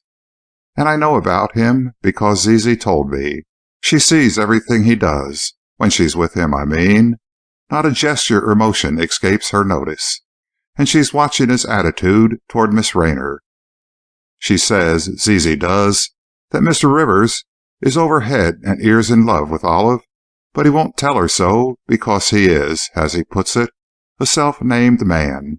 Zizi heard him call himself that when talking to Miss Rayner, and then he just looked away and resolutely changed the subject. But she thinks, Zizi does, that he's working night and day to find out who he is, and she's sure he'll find out. And also, he's working to find Mr. Gately's murder, and he's hunting for Avery Manning. No wonder the man's busy. Well, why is he afraid to come here? I'm not sure that he is, but you know Zizi has a hunch that he's the murderer, and I think maybe he is. The snowflake sketch proves he was there that day, and as his presence isn't accounted for, why may he not have been the slayer, and why may he not have an inkling or a suspicion of it, and dread to verify his fears? But good gracious, Nora, even granting he was in Gately's office that day, he needn't have done the shooting. There are about 1,000,000 other errands he could have had been there on. Perhaps he was a commercial traveler selling laces and drew the design for a sample. Sometimes, Mr. Bryce, you talk like Tom Noddy, drummer indeed. I can tell you, whatever calling case Rivers followed, it was far different from that of a selling agent. I'll bet he was a lawyer at least. At least, I mocked her. Understand, pray, I consider my profession somewhat above the least of the professions. Yes, for you dignify it to a high standard. And the gray eyes flashed me the smile of appreciation that I was looking for. I may as well admit that I was growing very fond of those two gray eyes and their owner, and I had a pretty strong conviction that after the present case was all settled, I should turn my attention to win the exclusive right to the tender glances those eyes could give. But just now I had to exclude all distracting thoughts, and forcing my mind back to the present situation, I again marveled at the non-appearance of Case Rivers. "Perhaps he's fallen through the earth again," Nora suggested. "By the way, Mr. Bryce, what do you think about that fall? Mr. Rivers is no doubt under some strange hallucination, but all the same, may there not be some foundation on which he based his dream?" "Maybe there must be. That mind of his is too sure-fire to hang on so desperately to a mere dream. He had some experience of a strange nature, and it included something that he looks upon as falling through the earth." "Such as?" "I don't know, but I've a vague idea of a motor accident. Say a motor car ran into a stone wall, and he was hurled high in the air and landed in the East River." "But I don't see how that implies falling through the earth." "We'll say he slid down a high bank to reach the river. There's no high bank near the morgue, and he was fished out in that locality." "But he needn't have fallen in there. In fact, he couldn't have. He must have floated or drifted a considerable distance to have had his clothing torn from him, and to have reached the state of exhaustion and freezing that so nearly culminated in death." "Yes, but even yet you haven't suggested anything like falling through the earth. All right, Miss Smarty, what's your idea? I see you're dying to spring something." "Only what I've thought from the beginning. I believe he was in some cold country, Canada or somewhere, and fell down through a mine shaft or into a deep old well, or perhaps merely an excavation for a new large building. But anyway, whatever it was, his last impression was of falling down into the ground. Then when he struck, he was knocked unconscious. Then he was taken to a hospital or somewhere, and as the fall had utterly blotted out his memory, he was kept in confinement. Then somehow he broke loose and came to New York, or maybe he was brought to New York for treatment by the doctors, and he got away and either threw himself into the river or fell in accidentally. And when he was rescued, he still remembered the fall but nothing else concerning his disaster." "Good enough," Nora has a theory, "but seems to me in that case he would have been sought and found by the people who had him in charge." "Ah, that's the point of it all. They don't want to find him. They know just where he is and all about him, but they won't tell, for it suits their base purposes to have him lost." "Well, you have cooked up a scheme, and he killed Amos Gately?" "Maybe, but if so, he did it unknowingly. Perhaps these people who are looking after him secretly hypnotized him to do it." "Oh, Nora, come off. Desist. Let up. Next thing you know, you'll be having him in the movies. For you never thought up all that stuff without getting hints for it from some slapstick melodrama." "Oh, well, people who are absolutely without imagination can't expect to see into a mystery. But you won't see any Mr. Rivers this morning, I can assure you of that." She turned to her typewriter, and I took up my telephone. I could not get Rivers at his home address, and I next called up Miss Rayner. She replied in agitated tones that Rivers had been to see her for a few minutes, and that he had left half an hour before. She begged me to come around at once. Of course I went. I found her in a strange state of mind. She seemed like one who had made a discovery and was fearful of inadvertently disclosing it. But when I urged her to be frank, she insisted she had nothing to conceal. "I don't know anything, Mr. Bryce, truly I don't," she repeated. "I mean anything new or anything that I haven't told you. Mr. Rivers was here this morning for a very short call. He said that while his memory had not returned, he had a queer mental impression of being on a search for a paper when he fell through the earth." "Did he go down into the earth to seek the paper?" I asked, thinking it best to treat the matter lightly. "No," she returned in all seriousness, "but he believes he was commissioned to hunt out a valuable paper of some sort, and while on that quest he fell through the earth by accident. It was the shock of that impaired his memory." "Sufficient cause," I couldn't help saying. Olive bristled. "Oh, I know you don't believe his story. Almost nobody does, but I do." So do I, and Zizi was in the room.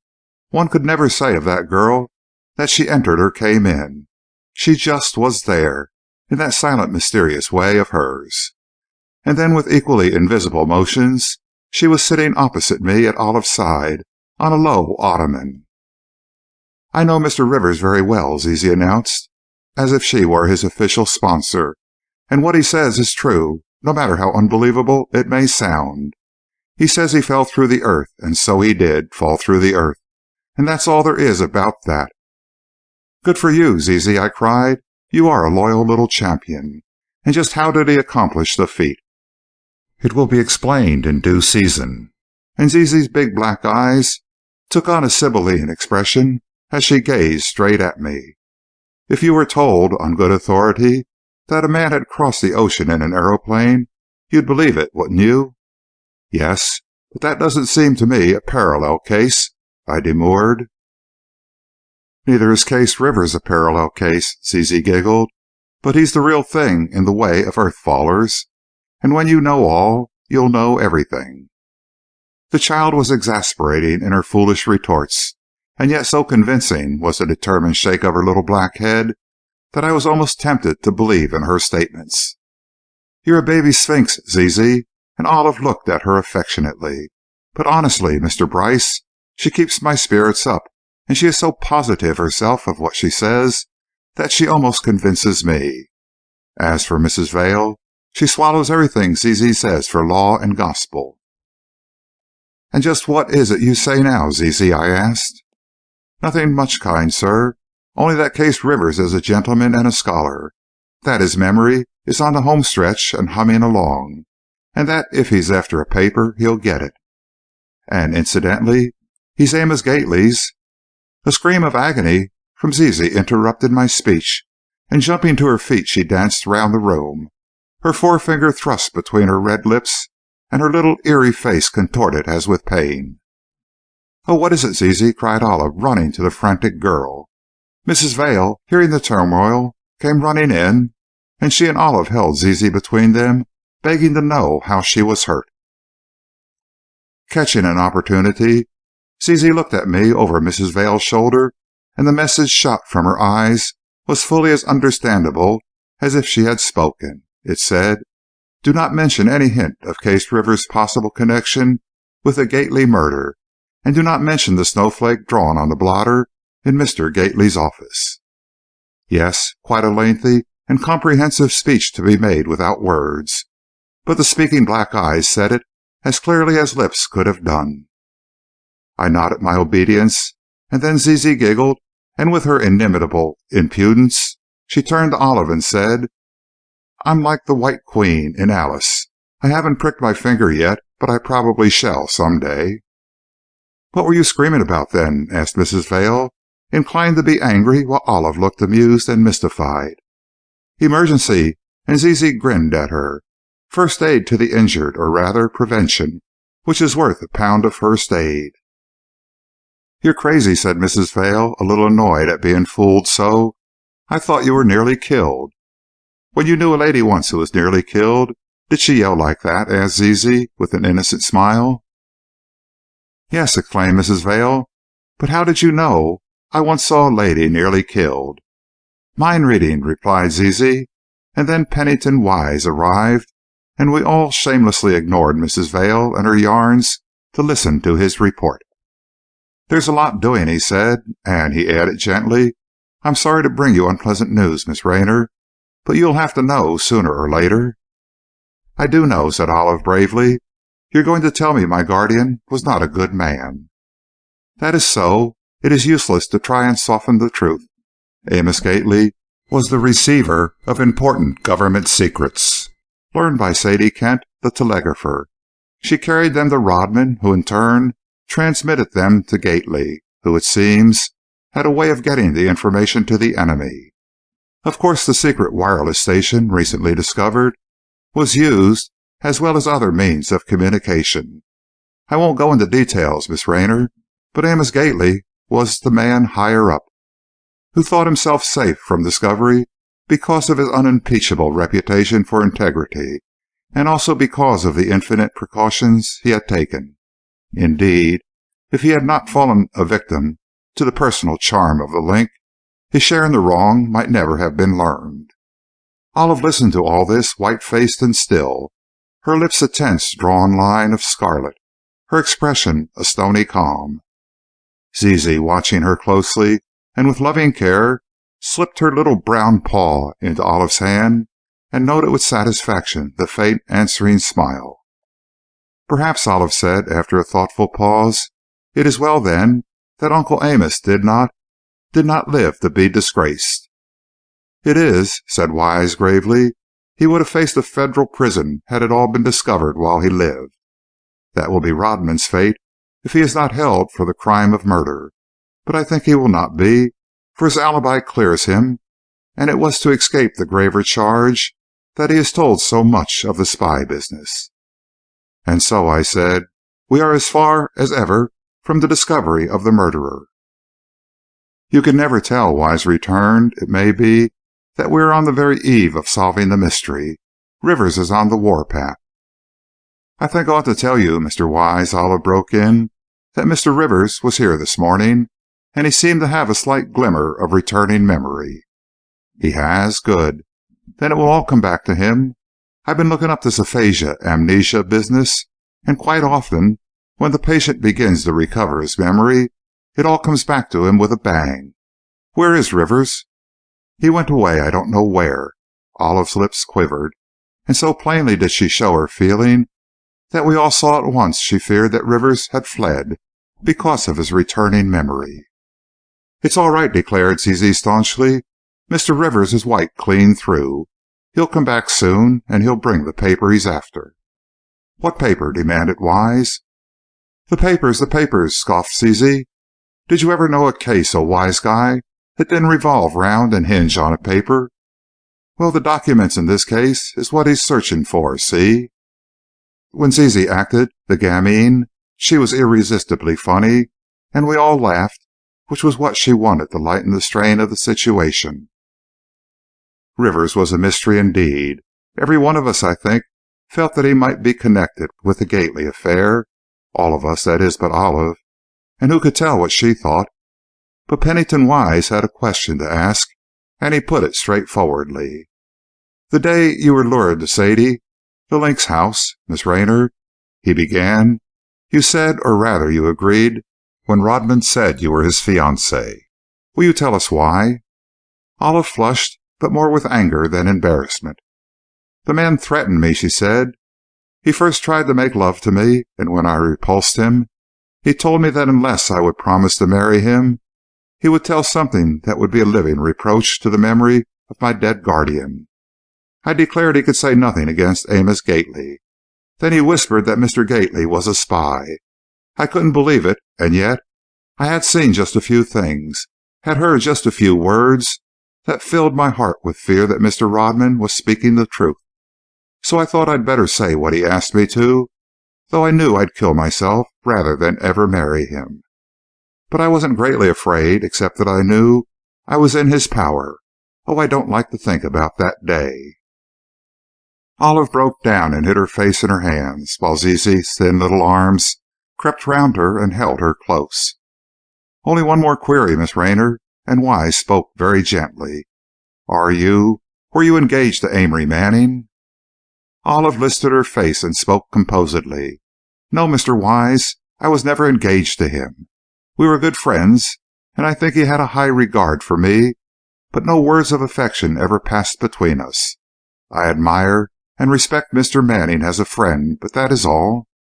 And then a lovely blush suffused Olive's face, followed quickly by a look of pain, and we knew she was thinking of Rivers and his possible defection. Never have I seen a woman's face so easy to read as Olive Raynor's. Perhaps because of her pure, transparent character, for in my enforced intimacy with her, as I managed her estate, I had learned that she was an exceptional nature, high-minded, fine, and conscientious in all things. "I cannot think," Olive went on, "that Mr. Manning will ever be found. I think he has been killed." "Why?" asked Wise briefly. "You know he was a Secret Service man. Many times he has had the narrowest escape with his life. and I'm not sure of this, but I think now he was on the track of the nest of spies with which Mr. Gately was mixed up. A few slight incidents, otherwise unexplainable, make this clear to me now, though I never suspected it before. My uncle disliked Mr. Manning, and it may have been because he knew he was in the government's employ. And though I know Mr. Gately would never have moved a finger to put Amory Manning out of the way, yet George Rodman may have done so. Oh, it's all so mysterious, so complicated. But of this I'm sure, Case Rivers is in no way connected with the whole matter. He's a man from some distant city.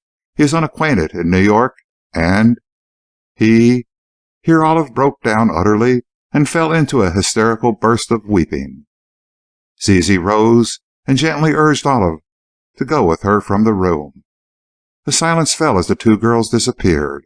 It was broken by Mrs. Vail, who remarked dolefully, "I do hope that nice Mr. Rivers will come back, for dear Olive is so in love with him."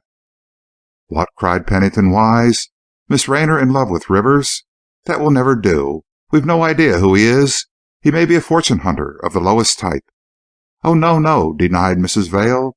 "He is a most courteous gentleman." "That doesn't count," stormed Wise, "although, perhaps, I spoke too strongly just now when I called him names." "Especially as he has no name," I put in. "In fact, he calls himself a self-named man." Wise smiled. "He is a witty chap," he conceded, "and I like him immensely. But it's up to us, Bryce, to safeguard Miss Rayner's interest, and a possible suitor for the hand of the heiress ought, at least, to know his own ancestors.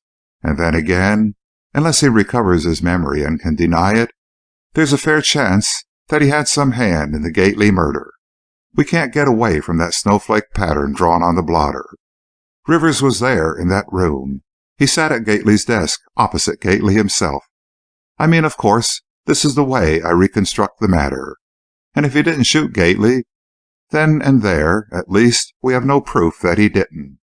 I think he did, I admitted, for Wise's statement of the matter was convincing, and besides, Nora thought so too.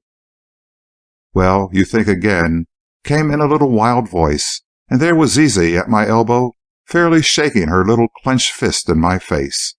"Mr. Badman Bryce, you've got a lot of follow-up thinks a-comin' to you, and you'd better begin 'em right now."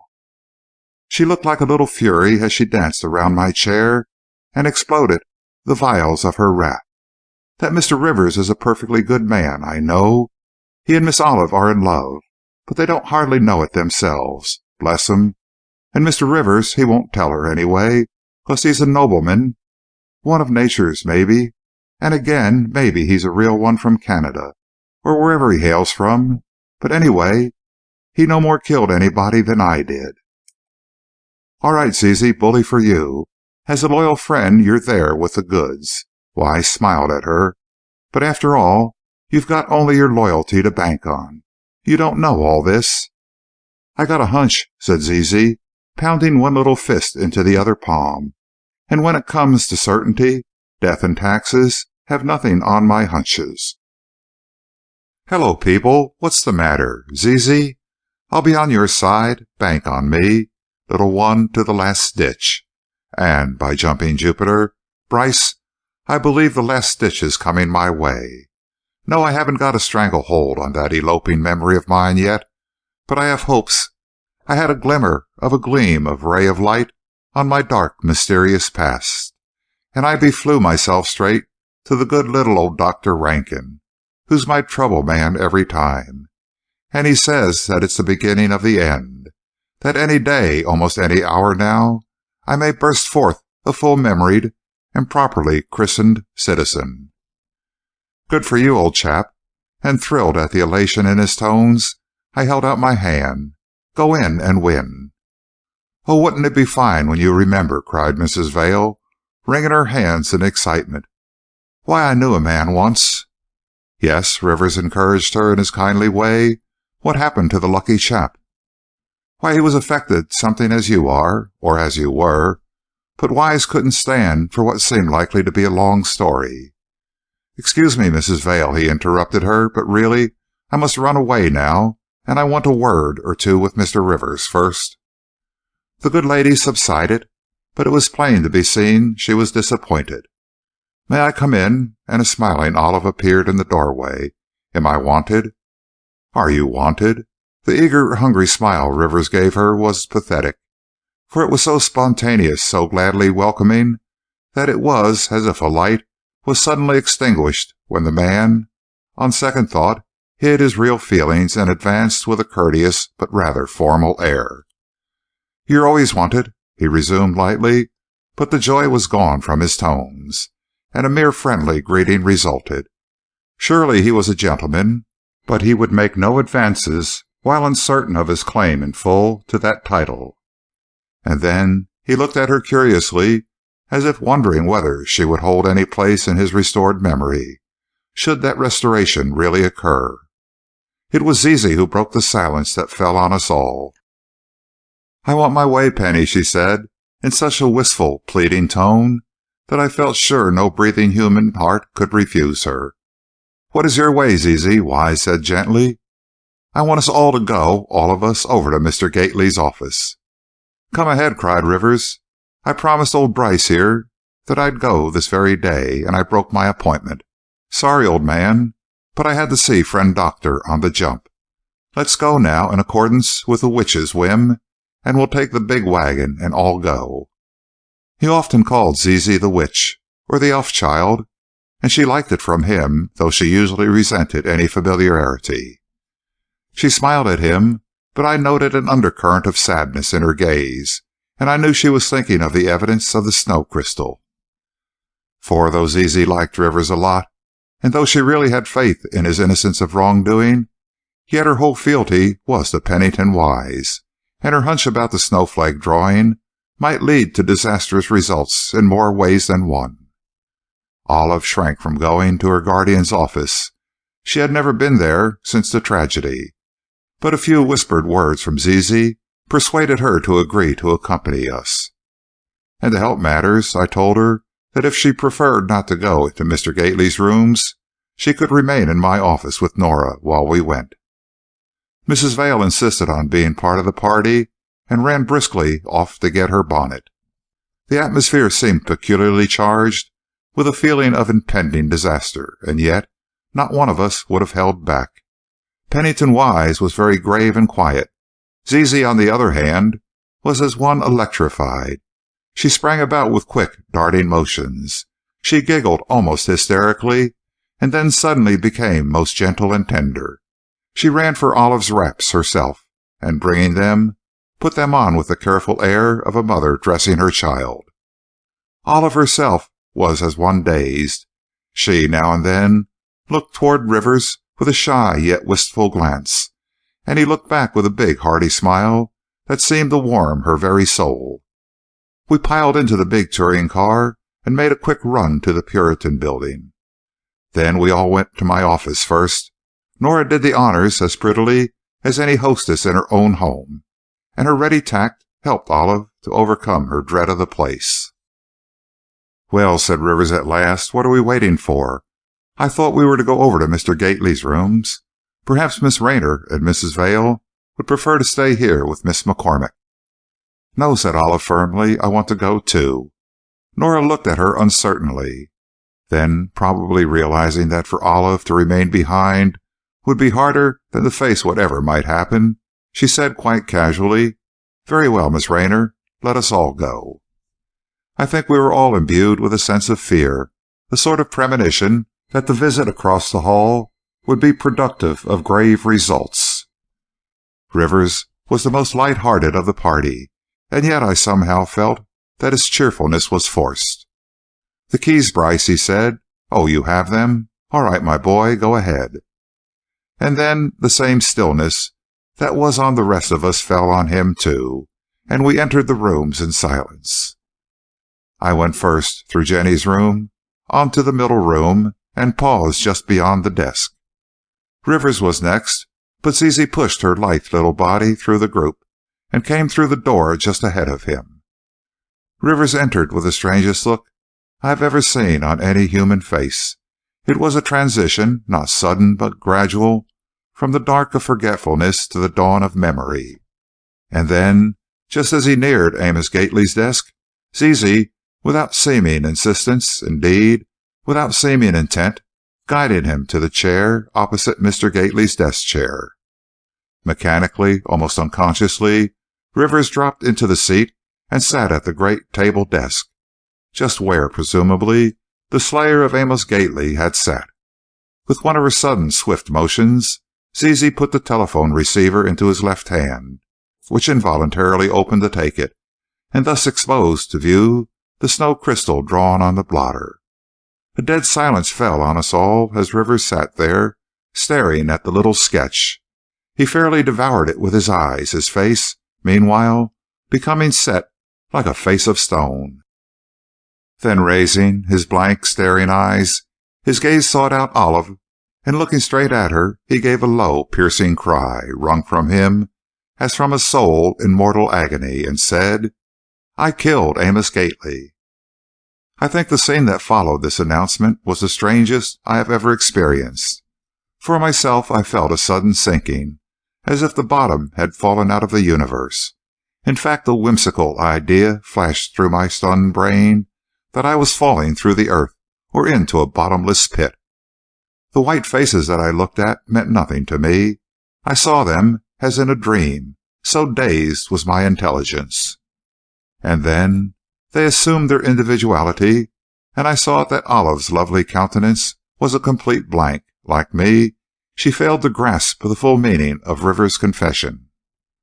Mrs. Vail, her eyes closed, lay back limply in a chair and groaned audibly, while Nora buried her face in a nearby silken curtain and sobbed.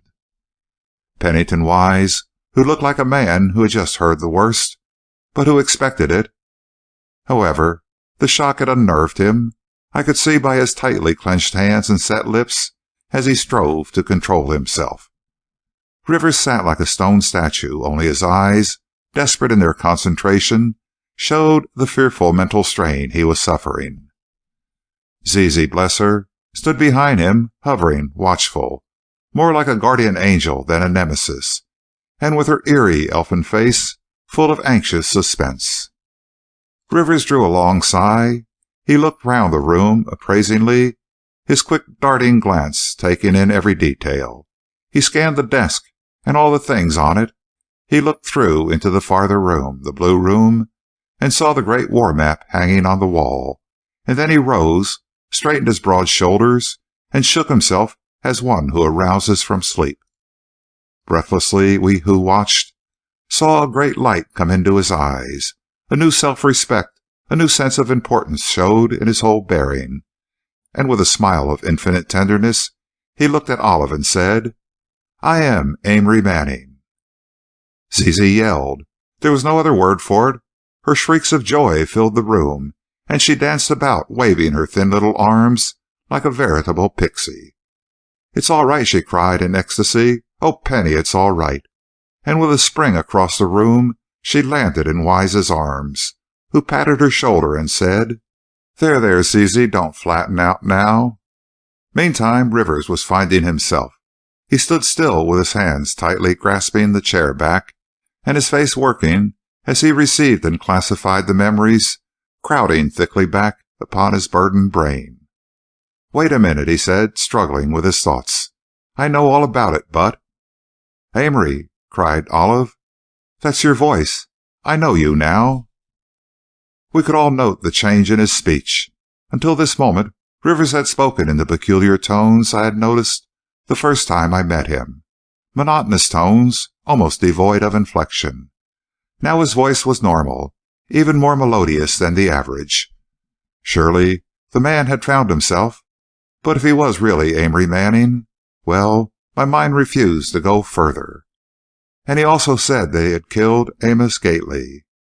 But I felt no need of asking questions or even of wondering, for the man before us looked so responsible, so capable of self-explanation, that like the rest of the assembly, I merely waited his further speech.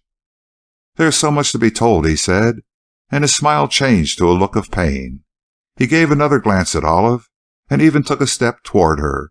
Then he seemed to collapse, and sinking back into the chair he had vacated, he hid his face in his hands and groaned. "Go on," whispered an imperious little voice, and Zizi was behind him again, her hand on his shoulder, her tones urgent and encouraging. "I will," and Manning, for we felt no doubt of his identity now, spoke firmly and bravely. He did not look at Olive, and it was clear that this was intentional. Instead, he turned to Zizi and seemed to address himself to her. He couldn't have done better if he had wanted helpful sympathy, for the black eyes that gazed at him were soft and tender, with something like a maternal sweetness. This mood of Zizi's, rarely shown, was one of her chiefest charms, and Manning gratefully accepted it and let it help him. "Shall I tell all, now and here?" he asked, glancing at Pennington Wise. "Yes," said the detective, after a moment's thought. "Yes, if you will." "Very well, then." Manning was entirely composed now, but it was evident he was holding himself together by a strong effort. Also, he carefully refrained from looking in Olive's direction. This alarmed me a little, for to my mind it argued him a guilty man, and that, in fact, he had declared himself to be. Nora and I exchanged glances of understanding, or rather, of not understanding, and Manning began his story. "I think I will begin right here," he said, in a slow, methodical way, and with the air of one who has a disagreeable duty to perform, but who has no intention of shirking any part of it.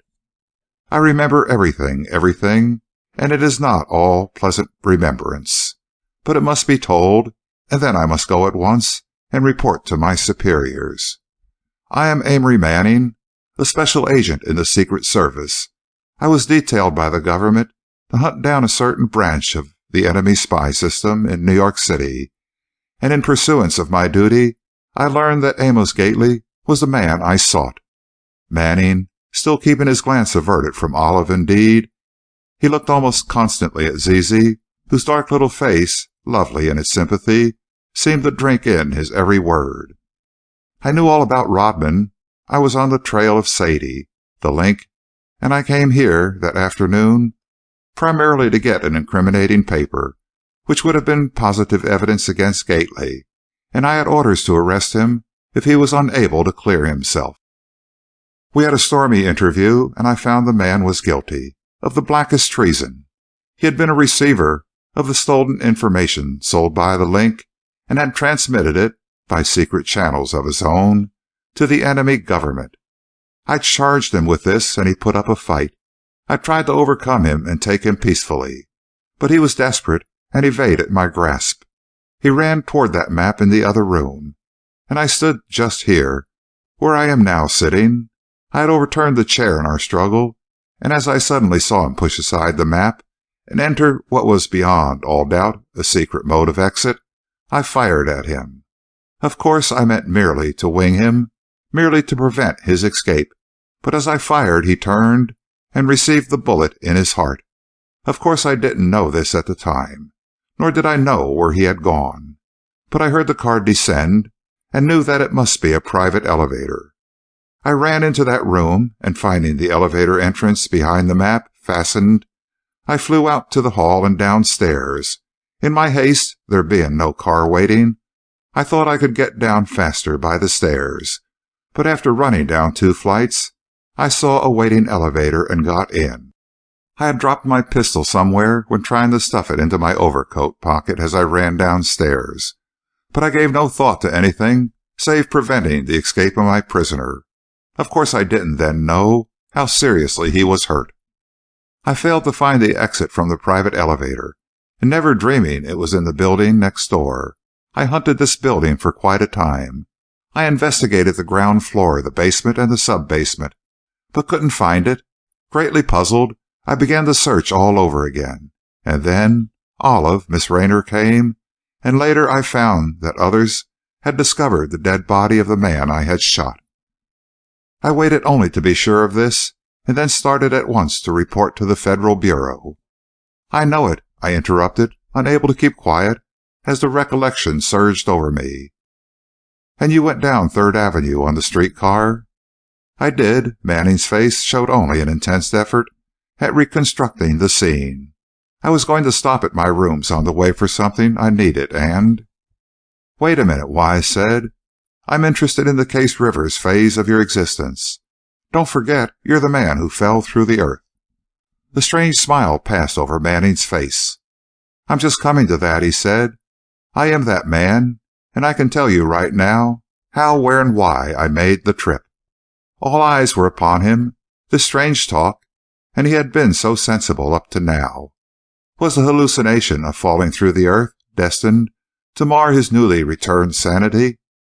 "Go on," repeated Zizi, and the calmness of her voice restored Manning's poise, and also raised my hopes of a plausible explanation. "You were with me, Bryce." Manning looked at me as if for corroboration. "Yes, I was in the car with you, but we were not near enough to speak. There was a big crowd, and I was standing at the rear end, while you were well forward. But I say, Rivers, it's hard to believe that the man in the car was you. Why, you're not the same type." "Wait a minute." The speaker waved his hand as if to check interruption. "I am Manning. I'll explain later. But now I want to get that occasion well in hand. I got off the front end of the car. I don't know what you did, and as I stepped off, a sudden fierce blast of wind nearly took me off my feet. I was right in the middle of the street, but it seemed the middle of a howling blizzard, and as I took a step, I went down an open manhole into the sewer.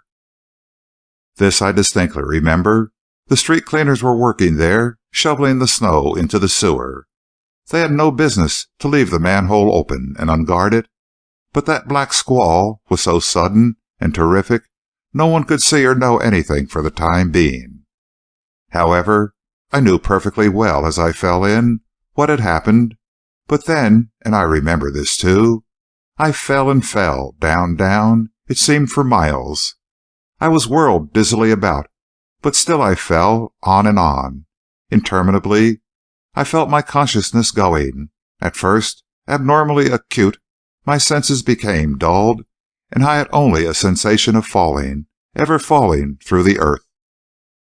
There my memory ceases, and as I next remember finding myself in a bed in Bellevue Hospital, and as I have had detailed to me the full account of my being found floating nearly dead in the East River, I can only accept the inevitable conclusion that I was carried by the rush of the sewer straight out to the river and picked up for dead. That a sign of life was found after I was taken to the morgue was of the nature of a miracle, and only the most desperate efforts fanned that little spark into resuscitation. The rest you know, the shock, the exposure, the cold, and perhaps a blow or two to my head, all combined, resulted in a total loss of memory as to my identity or to the events of my former life. I had only remaining the positive recollection of that fall. Manning shuddered. That interminable, that never-ending fall through the earth. "But you fell through water," said Wise, his eyes staring at the narrator of all this. "Not to my knowledge. My realization of falling only lasted until I struck the water in the sewer. That, doubtless, knocked me out for good and all. Mentally, I mean. I have to thank my wonderful vitality and strong constitution for the fact that I really lived through the catastrophe. Think what it means, hurled through that rushing torrent of sewer, half filled with melted snow and water, flung out into the river, dashed about among the floating cakes of ice, and all with sufficient force to tear off my clothing, and yet to live through it." "Going some," cried Zizi, and the sparkle of her dancing eyes and the delight on her small smiling face made the rude phrase seem quite fit for the occasion. "And so," Manning went on quietly, "I have accomplished my quests. I have been working hard to discover three things: my own identity, the whereabouts of Amory Manning, and the slayer of Amos Gately. I myself am the answer to all three questions." A silence fell, and then Olive spoke. "You are no slayer. You are no murderer. You shot Mr. Gately by accident, in the pursuance of your duty. You are not only exonerated, but you did a deed in freeing the world of a traitor that entitles you to a Distinguished Service Cross. I respected my guardian. I was fond of him. But now I know what he was. I have only contempt and hatred for him. You, Amory, are a hero, my hero." Olive held out her hands with a beautiful gesture of affection, and Manning strode across the room to her side. "Now I have the only forgiveness I care for," he said, and his face was radiant. "Now I must go at once and report. My duty lies to my country, to my government. Oh, there are so many things yet to think of. The government, offered a reward for me." "Which you have won yourself," exclaimed Pennywise. "Yes," chuckled Zizi, "and you have won the reward offered for Mr. Gately's." She hesitated. "For the man who freed the world of one more traitorous viper. And incidentally," I added, "you cleared up the puzzle of the man who fell through the earth." "It is well that Gately is no more," Manning said musingly. "He was especially dangerous because he was in such a high position, and so trusted by everybody. Rodman was an equal scoundrel, but he worked inconspicuously. Gately banked on his reputation for honor and probity, used his own well-earned fame to further the meanest cause on earth. Whatever happens, I'm glad he is unable to do further harm. I didn't mean to kill him, it was an accident, but the world is well rid of him." "Amen," said Olive softly. "Well, the end justifies the means," said Mrs. Vail, a little hysterically. "Why, once I heard of—" Ruthlessly I shut her off. "Accept my greetings, Mr. Manning," I said, offering my hand to our new-found friend. "I am proud to know you." And then there was a scene of handshaking and smiling welcome, such as any hero might be proud to receive. "Wait a minute," Manning said at last. "That day I was hunting a paper, you know. If it was sent off, there will be yet trouble from it. Has it been found, do you know, Mr. Wise?" "No, what sort of paper?" "One of the stolen telegrams. It was concealed, I had reason to think, somewhere in Gately's desk." "Do you know that?" "I think so. Wait." I had just thought I knew where to look for it, when Gately said something that made me telephone for assistance in his arrest. I was waiting for an answer to my call. "When you drew the snow crystals," Zizi cried. "Yes," he smiled, "and then I saw something that hinted a possible hiding place. Ah, here it is." He stepped to the desk and picked up the heavy, ornate gold penholder.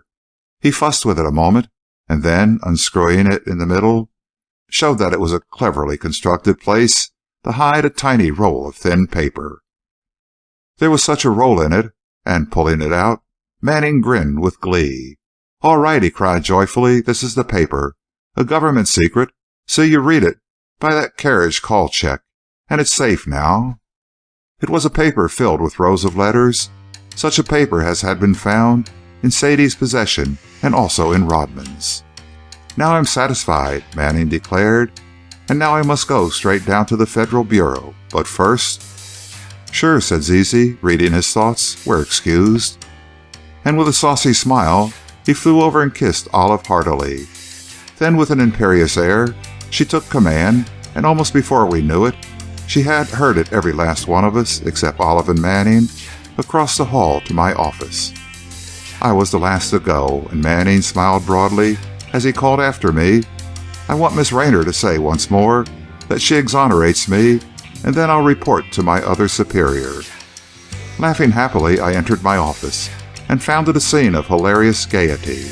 Mrs. Vail was positively cavorting about as Nora waltzed her up and down the room. Pennington Wise was sitting on the corner of my desk, whistling dance music for them, and Zizi, her arms waving, executed a sort of glory dance of her own making up. After a time, the door of Gately's room opened, and Olive's blushing face appeared, followed by that of the man who fell through the earth. "I want to correct a misstatement of mine," she said. "I told you I wasn't engaged to Amory Manning, but I am." The two came over to my office, and the ovation we gave them was second only to our reception of Manning himself a few moments before. "Are you sure it is Manning?" Wise teased her. "Yes," said Olive most seriously. "You see, he was in disguise when he was himself, and so—" Her voice was lost in the shout that went up at her remark, and she looked around in bewilderment. "She's right," said Manning, smiling. "I was. You see, when I became a Secret Service man, I had certain peculiar duties assigned me, and it was important that I shouldn't be known. So I adopted a permanent disguise. Oh, nothing much. Merely a mild dye for my hair and beard. which washed off easily, and a pair of big horn-rimmed specs, which were really rather becoming than otherwise. But Olive, as many of my acquaintances knew me only in this way. I wore a Van Dyke beard and a small mustache of the Charles I type. Then you see, when I was taken in at the hospital and shaved, I continued to adopt a clean-shaven face. Also, the dye was thoroughly washed out in the sewer, and as my memory was washed out with it, I experienced no surprise at finding a light-haired man in my mirror.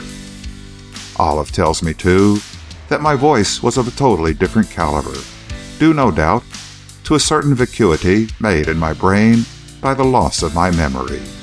Oh well, that's the story. And but for my peculiarity of drawing snow crystals, a thing I've done just about all my life, and but for Zizi's quick-witted realization of this habit of mine, I might never have regained consciousness of my true personality. Probably something else would have brought it about, said Wise. But your drawing of the snow crystals began with Bryce's first interview with you. I ought to have found that drawing on Gately's desk long ago. Stupid, and he beat his head in mock self-abasement. Yes, said Zizi, giving Wise a smile that was both impudent and affectionate. You should have, a wise guy. You ought to have found that snowflake drawing for yourself. Oh, that's why I have you, Z, to look up clues for me. Of course you do, Pennywise. I'm only your pound foolish, but at least I can see through a clue that is as clear as crystal. End of The Man Who Fell Through the Earth by Carolyn Wells. Recording by Richard Kilmer, Rio Medina, Texas.